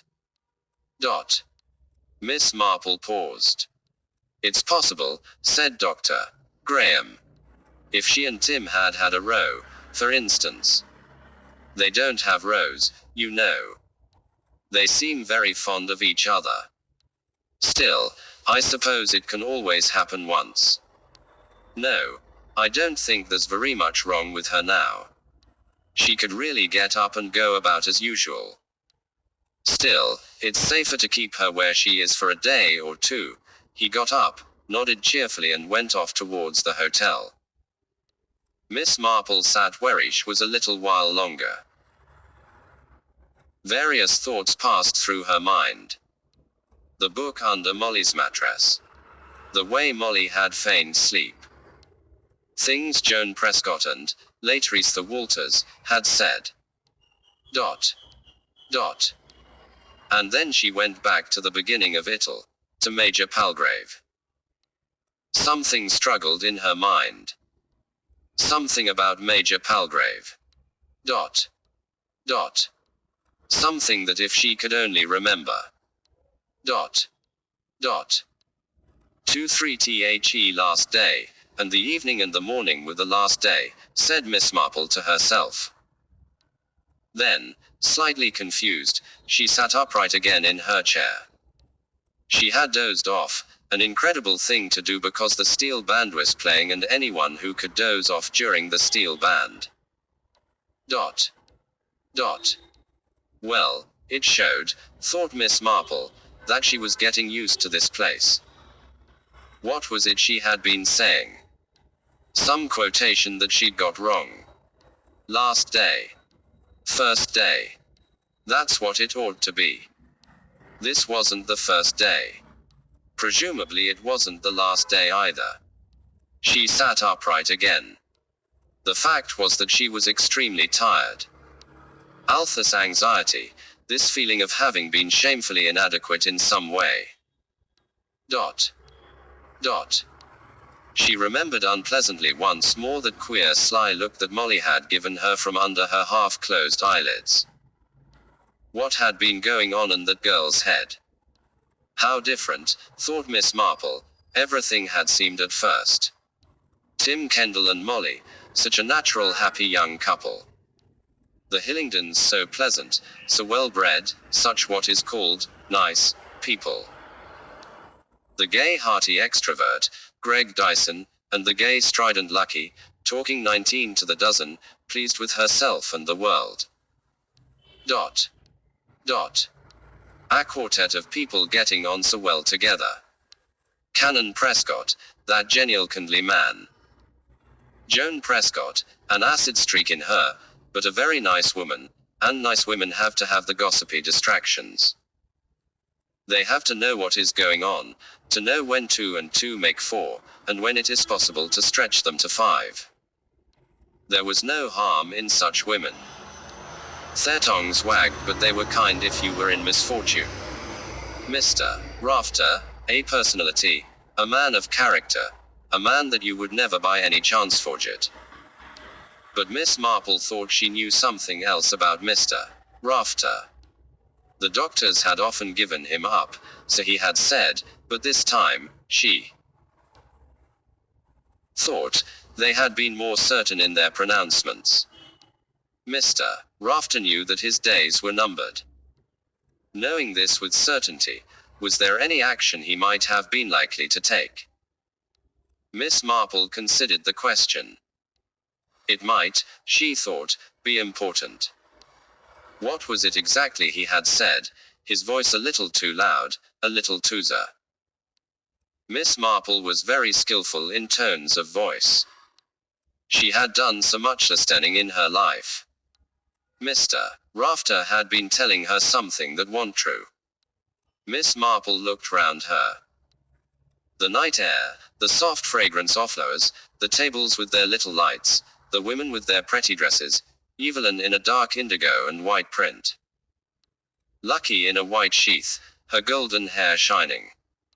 Everybody seemed gay and full of life tonight. Even Tim Kendall was smiling. He passed her table and said, "Can't thank you enough for all you've done. Molly's practically herself again. The doc says she can get up tomorrow." Miss Marple smiled at him and said that was good hearing. She found it, however, quite an effort to smile. Decidedly, she was tired. Dot. Dot. She got up and walked slowly back to her bungalow. She would have liked to go on thinking, puzzling, trying to remember, trying to assemble various facts and words and glances. But she wasn't able to do it. The tired mind rebelled. It said, "Sleep. You've got to go to sleep." Miss Marple undressed, got into bed, read a few verses of the Thomas Kempis which she kept by her bed, then she turned out the light. In the darkness she sent up a prayer. One couldn't do everything oneself. One had to have help. "Nothing will happen tonight," she murmured hopefully. Miss Marple woke suddenly and sat up in bed. Her heart was beating. She switched on the light and looked at the little clock by her bedside. 2 a.m., 2 a.m., and outside activity of some kind was going on. She got up, put on her dressing gown and slippers, and a woolen scarf round her head and went out to reconnoiter. There were people moving about with torches. Among them she saw Canon Prescott and went to him. "What's happening?" "Oh, Miss Marple.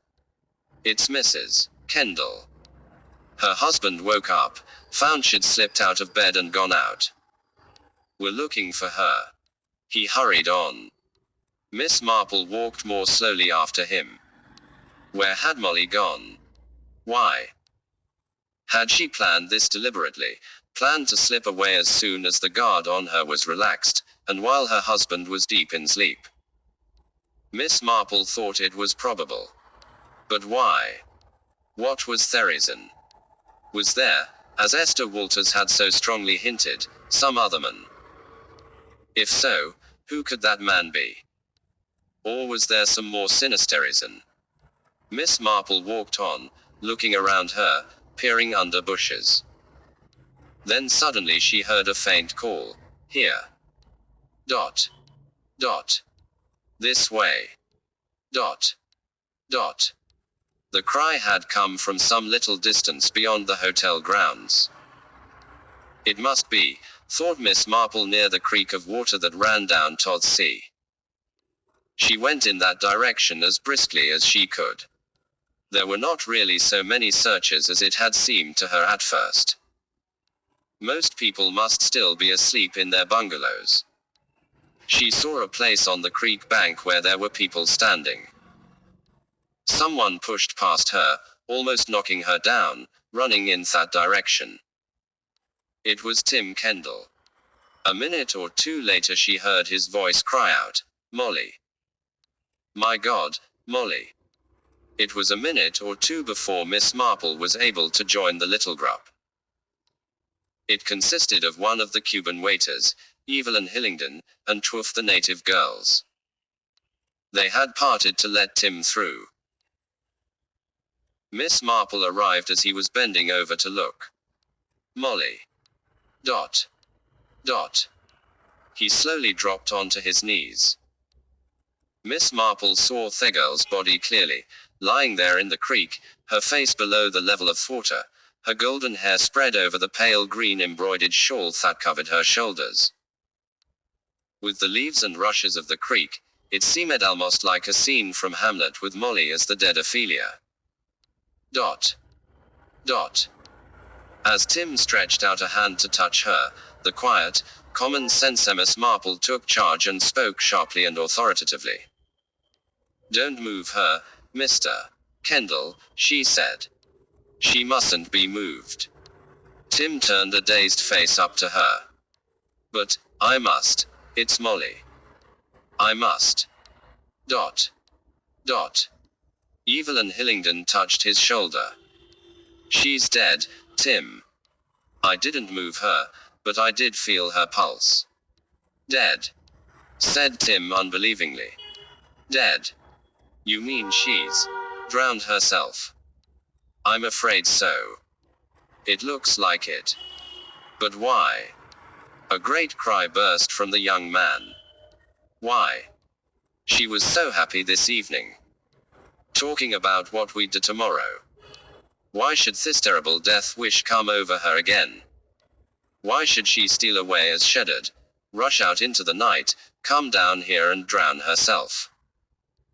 What despair did she have? What misery? Why couldn't she tell me anything?"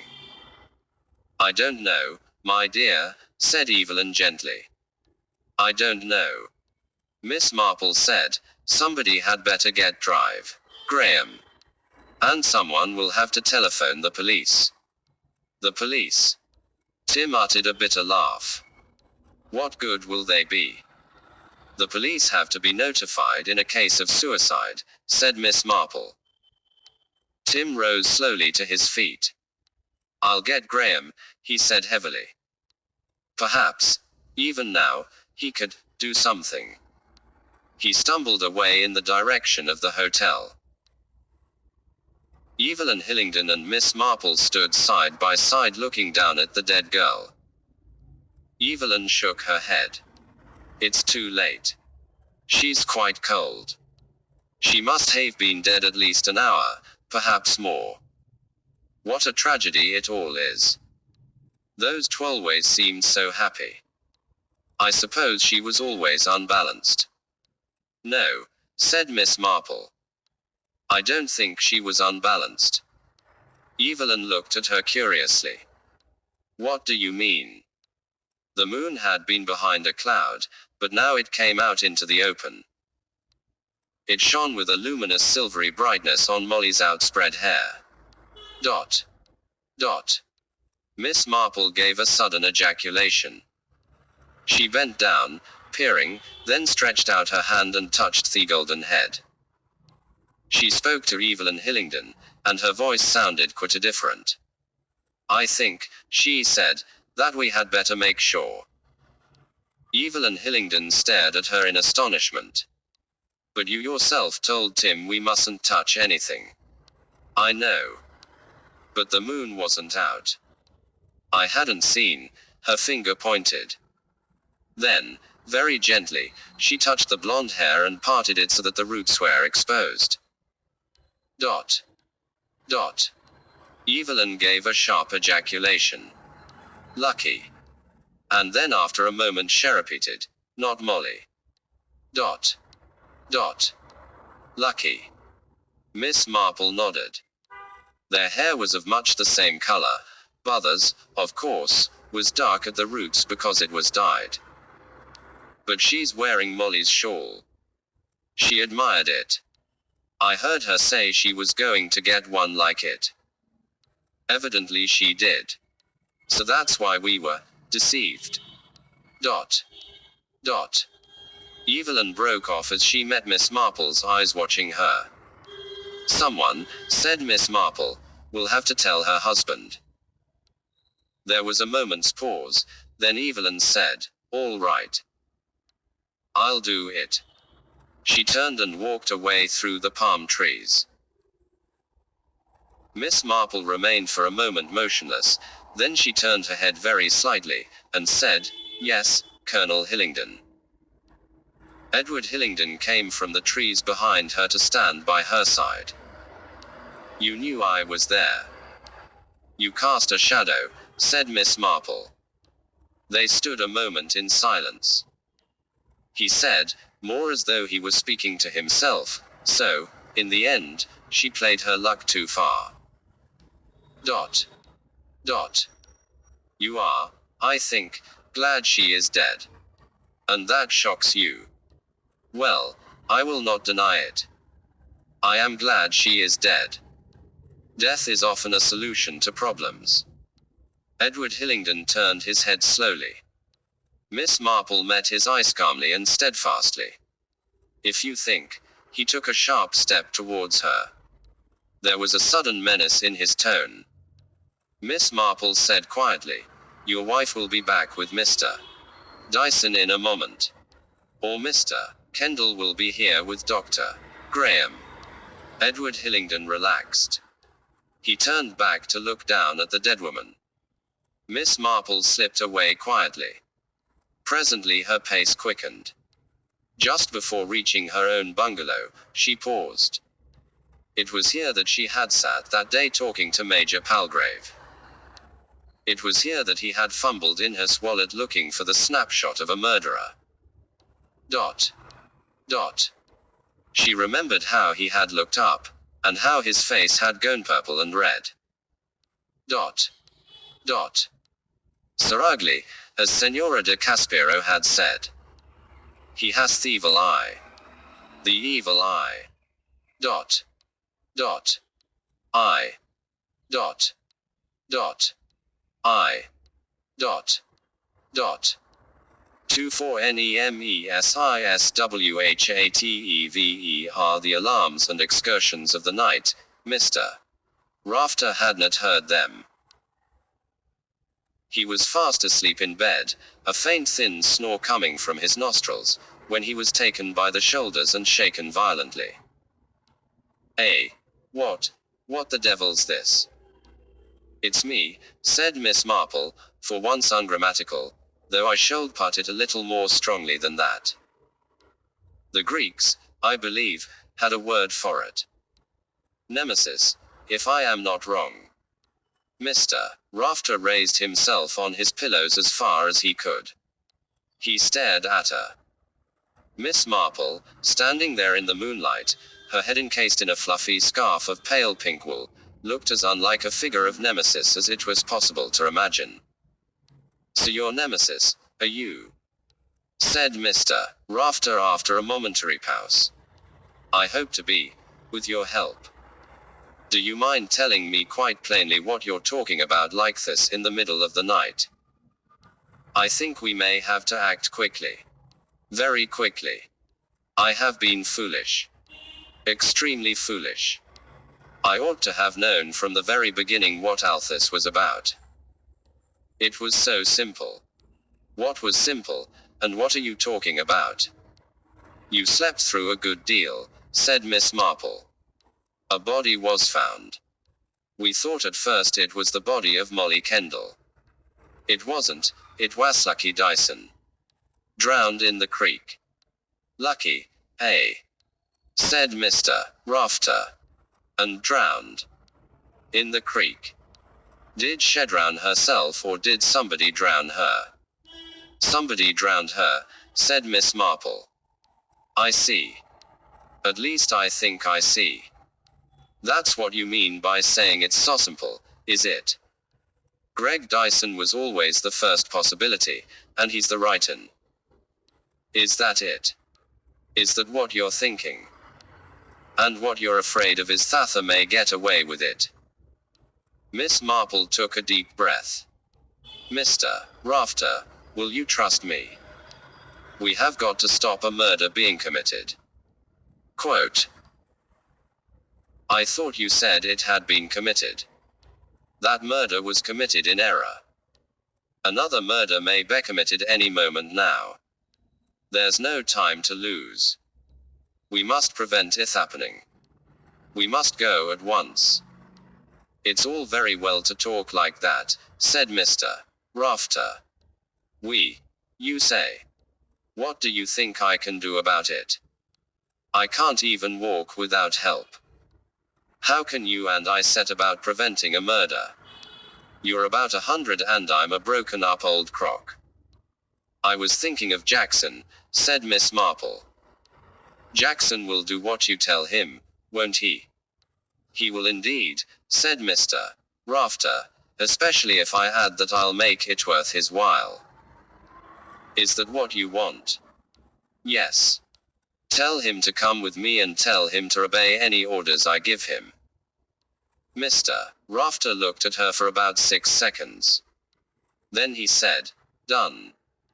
Y'expect I'm taking the biggest risk of my life? Well, it won't be the first one. He raised his voice. Jackson. At the same time he picked up the electric bell that lay beside his hand and pressed the button. Hardly 30 seconds passed before Jackson appeared through the connecting door to the adjoining room. You called and rang, sir. Anything wrong? He broke off, staring at Miss Marple. Now Jackson, do as I tell you. You will go with this lady. Miss Marple. You'll go where she takes you and you'll do exactly as she says. You'll obey every order she gives you. Is that understood? Yes, sir. And for doing that, said Mr. Rafter, you won't be the loser. I'll make it worth your while. Thank you, sir. Come along, Mr. Jackson, said Miss Marple. She spoke over her shoulder to Mr. Rafter. We'll tell Mrs. Walters to come to you on our way. Get her to get you out of bed and bring you along. Bring me along where? To the Kendall's bungalow, said Miss Marple. I think Molly will be coming back there. Molly came up the path from the sea. Her eyes stared fixedly ahead of her. Occasionally, under her breath, she gave a little whimper. Dot. Dot. She went up the steps of the lodger, paused a moment, then pushed open the window and walked into the bedroom. The lights were on, but the room itself was empty. Molly went across to the bed and sat down. She sat for some minutes, now and again passing her hand over her forehead and frowning. Then, after a quick surreptitious glance round, she slipped her hand under the mattress and brought out the book that was hidden there. She bent over it, turning the pages to find what she wanted. Then she raised her head as a sound of running footsteps came from outside. With a quick guilty movement she pushed the book behind her back. Tim Kendall, panting and out of breath, came in, and uttered a great sigh of relief at the sight of her. Thank God. Where have you been, Molly? I've been searching everywhere for you. I went to the creek. You went? He stopped. Yes. I went to the creek. But I couldn't wait there. I couldn't. There was someone in the water, and she was dead. You mean, do you know I thought it was you? I've only just found out it was Lucky. Quote. I didn't kill her. Really, Tim, I didn't kill her. I'm sure I didn't. I mean, I'd remember if I did, wouldn't I? Tim sank slowly down on the end of the bed. You didn't? Are you sure that? No, of course you didn't. Hefeli shouted the words. Don't start thinking like that, Molly. Lucky drowned herself. Of course she drowned herself. Hillingdon was through with her. She went and lay down with her face in the water. Lucky wouldn't do that. She'd never do that. But I didn't kill her. I swear I didn't. Darling, of course you didn't. He put his arms round her but she pulled herself away. I hate this place. It ought to be all sunlight. It seemed to be all sunlight. But it isn't. Instead there's a shadow. A big black shadow. Dot. Dot. And I'm in it. And I can't get out. Her voice had risen to a shout. Hush, Molly. For God's sake, hush. He went into the bathroom, came back with a glass. Look. Drink this. It'll steady you. I can't drink anything. My teeth are chattering so. Yes you can, darling. Sit down. Here, on the bed. He put his arm round her. He approached the glass to her lips.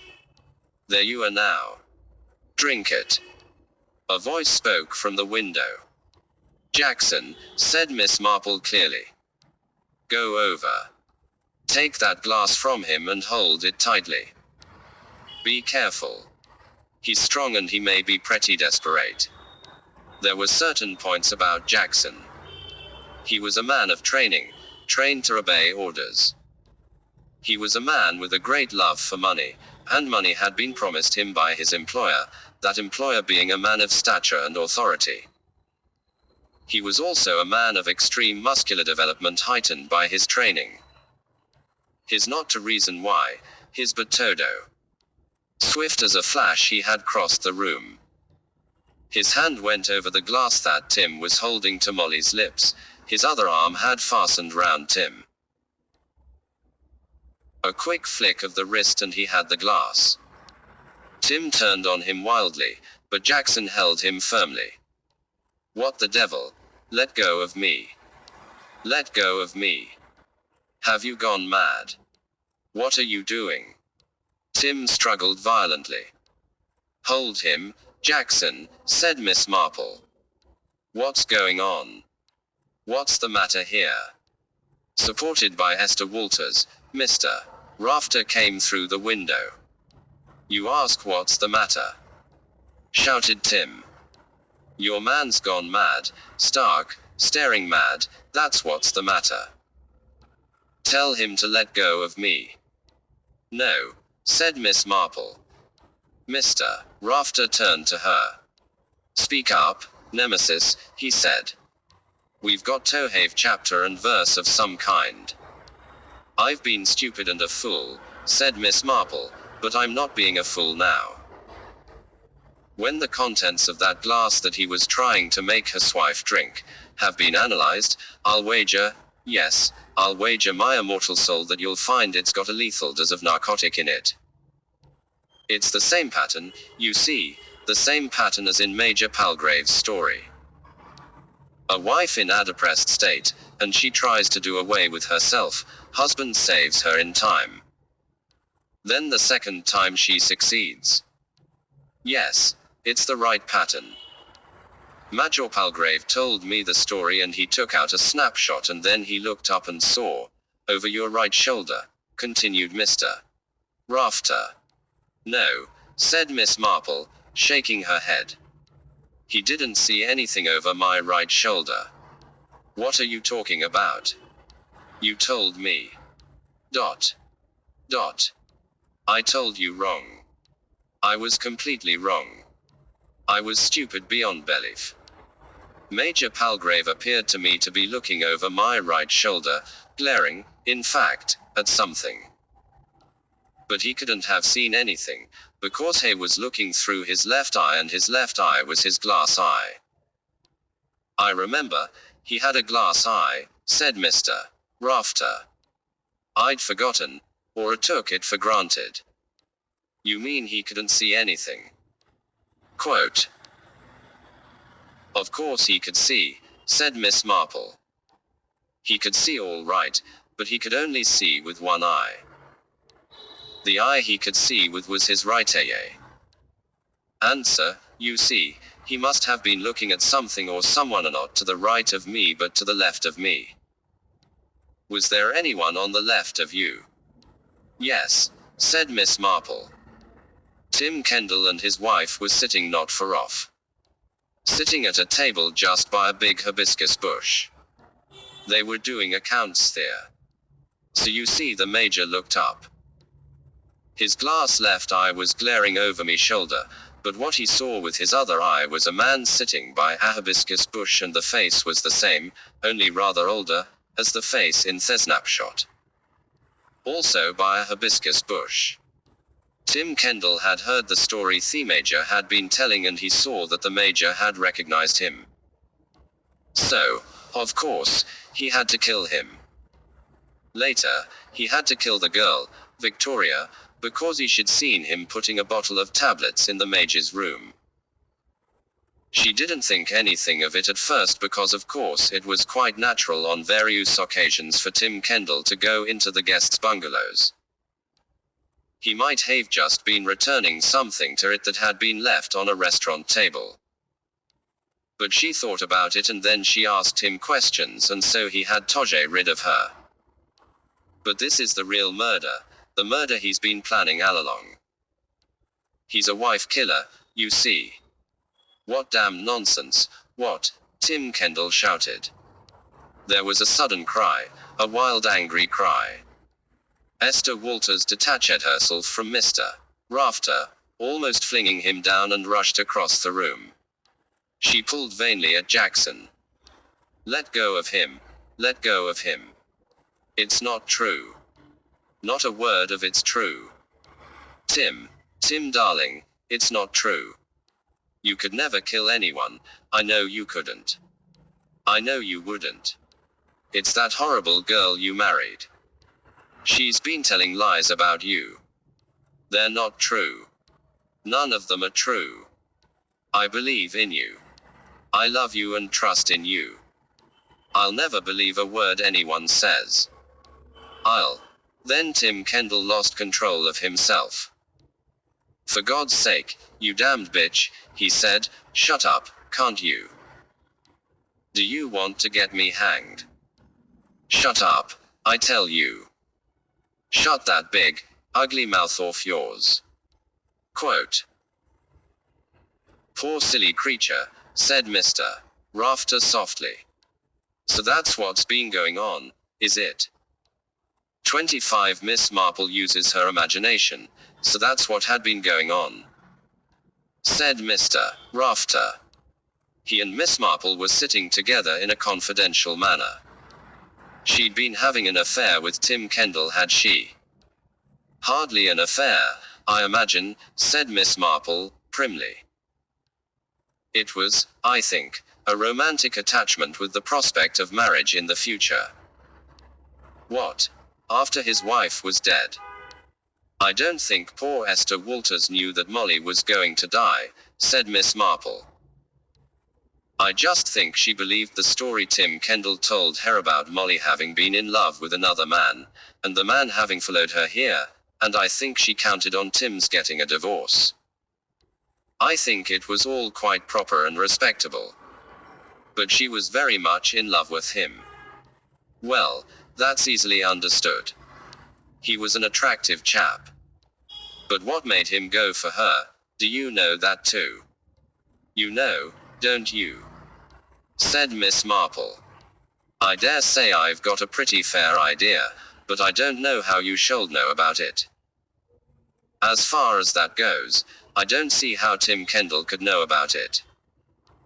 Well, I really think I could explain all that with a little imagination, though it would be simpler if you told me. I'm not going to tell you, said Mr. Rafter. You tell me, since you're being so clever. Well, it seems to me possible, said Miss Marple, that as I have already hinted to you, your man Jackson was in the habit of taking a good snoop through your various business papers from time to time. Perfectly possible, said Mr. Rafter, but I shouldn't have said there was anything there that could do him much good. I took care of that. Quote. I imagine, said Miss Marple, he read your will. Oh, I see. Yes, I did have a copy of my will along. You told me, said Miss Marple, you told me, as Humpty Dumpty said, very loud and clear, that you had not left anything to Esther Walters in your will. You had impressed that fact upon her, and also upon Jackson. It was true in Jackson's case, I should imagine. You have not left him anything, but you had left Esther Walters money, though you weren't going to let her have any inkling of the fact. Isn't that right? Yes, it's quite right, but I don't know how you knew. Well, it's the way you insisted on the point, said Miss Marple. I have a certain experience of the way people tell lies. I give in, said Mr. Rafter. All right. I left Esther £50,000. It will come as a nice surprise to her when I died. I suppose that, knowing this, Tim Kendall decided to exterminate his present wife with a nice dose of something or other and marry £50,000 and Esther Walters. Possibly to dispose of her also in good time. But how did he know she was going to have £50,000? Jackson told him, of course, said Miss Marple. They were very friendly, those two.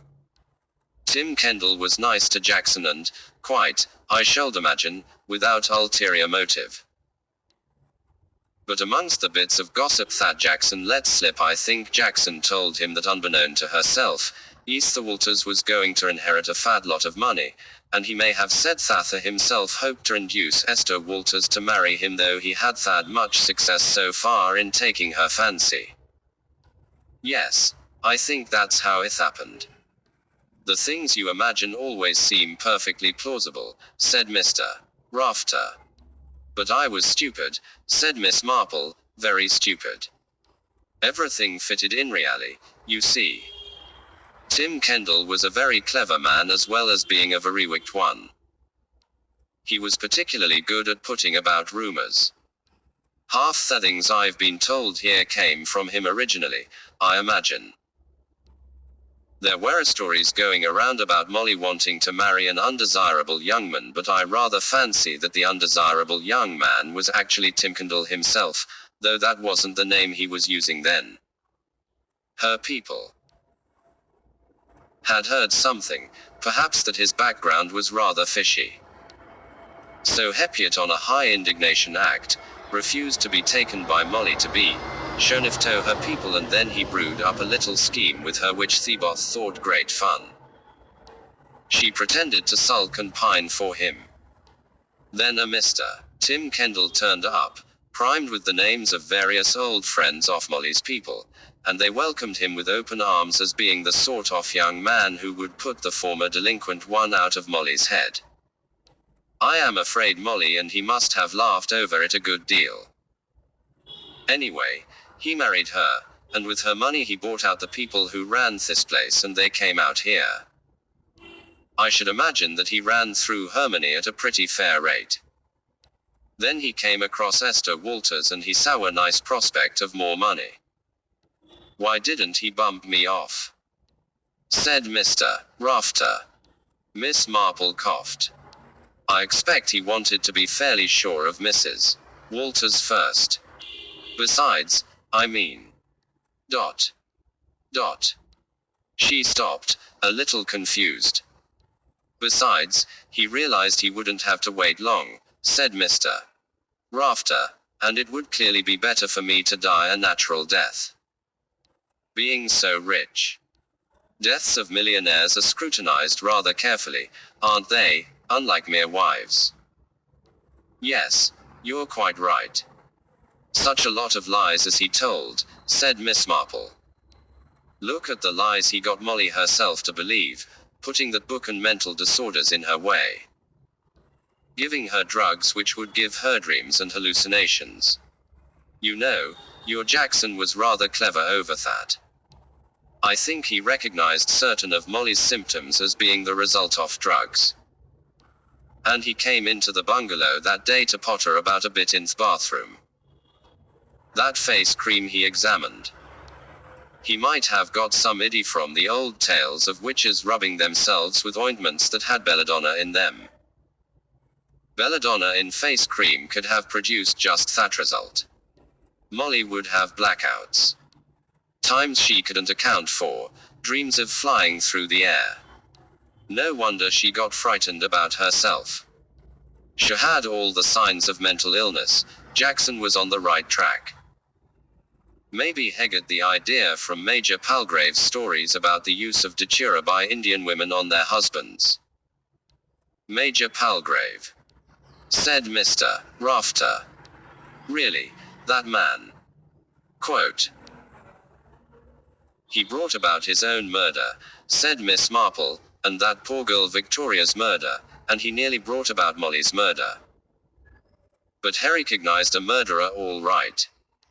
What made you suddenly remember about his glass eye? Asked Mr. Rafter curiously. Something that Senora de Caspero said.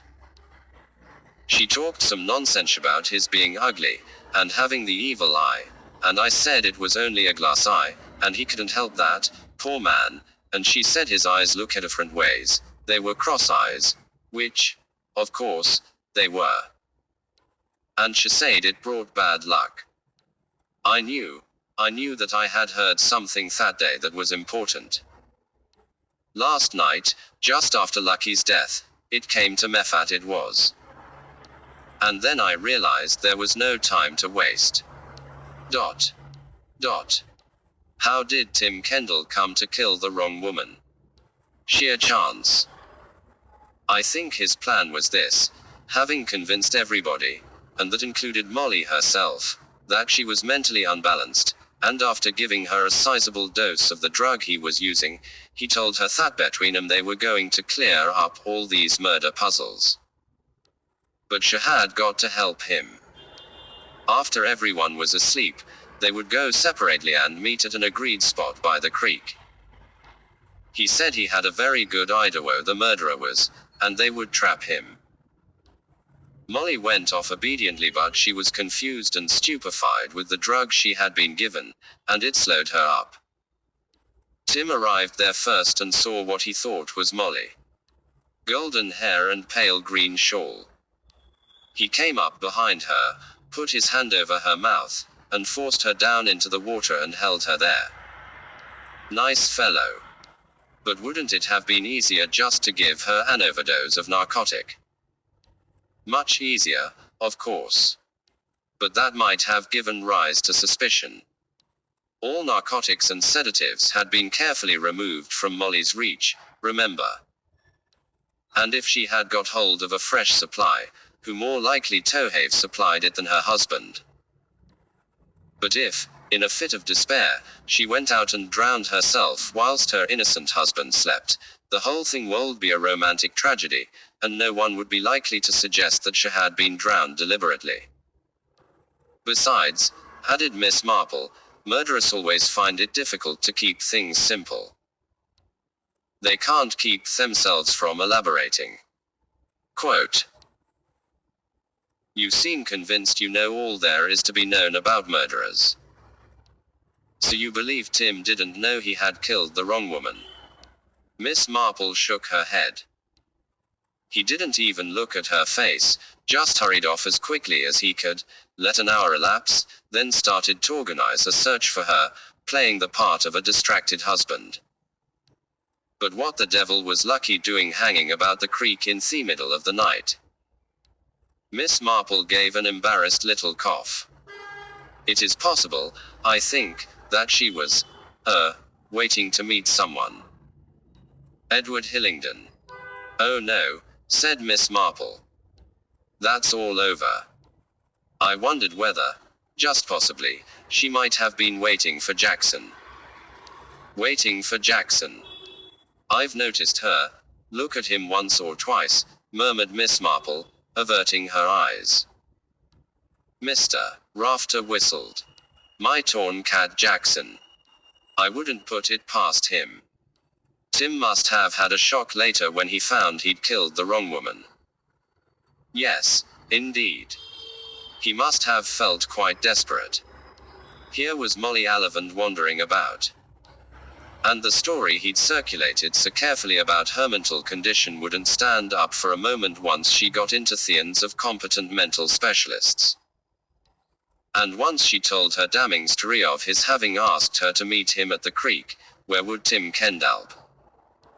He'd only one hope, to finish off Molly as quickly as possible.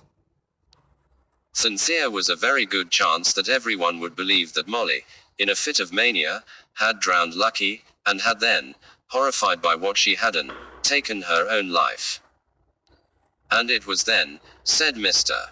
Rafter, that you decided to play Nemesis, eh? He leaned back suddenly and roared with laughter. It's a damned good joke, eh? He said.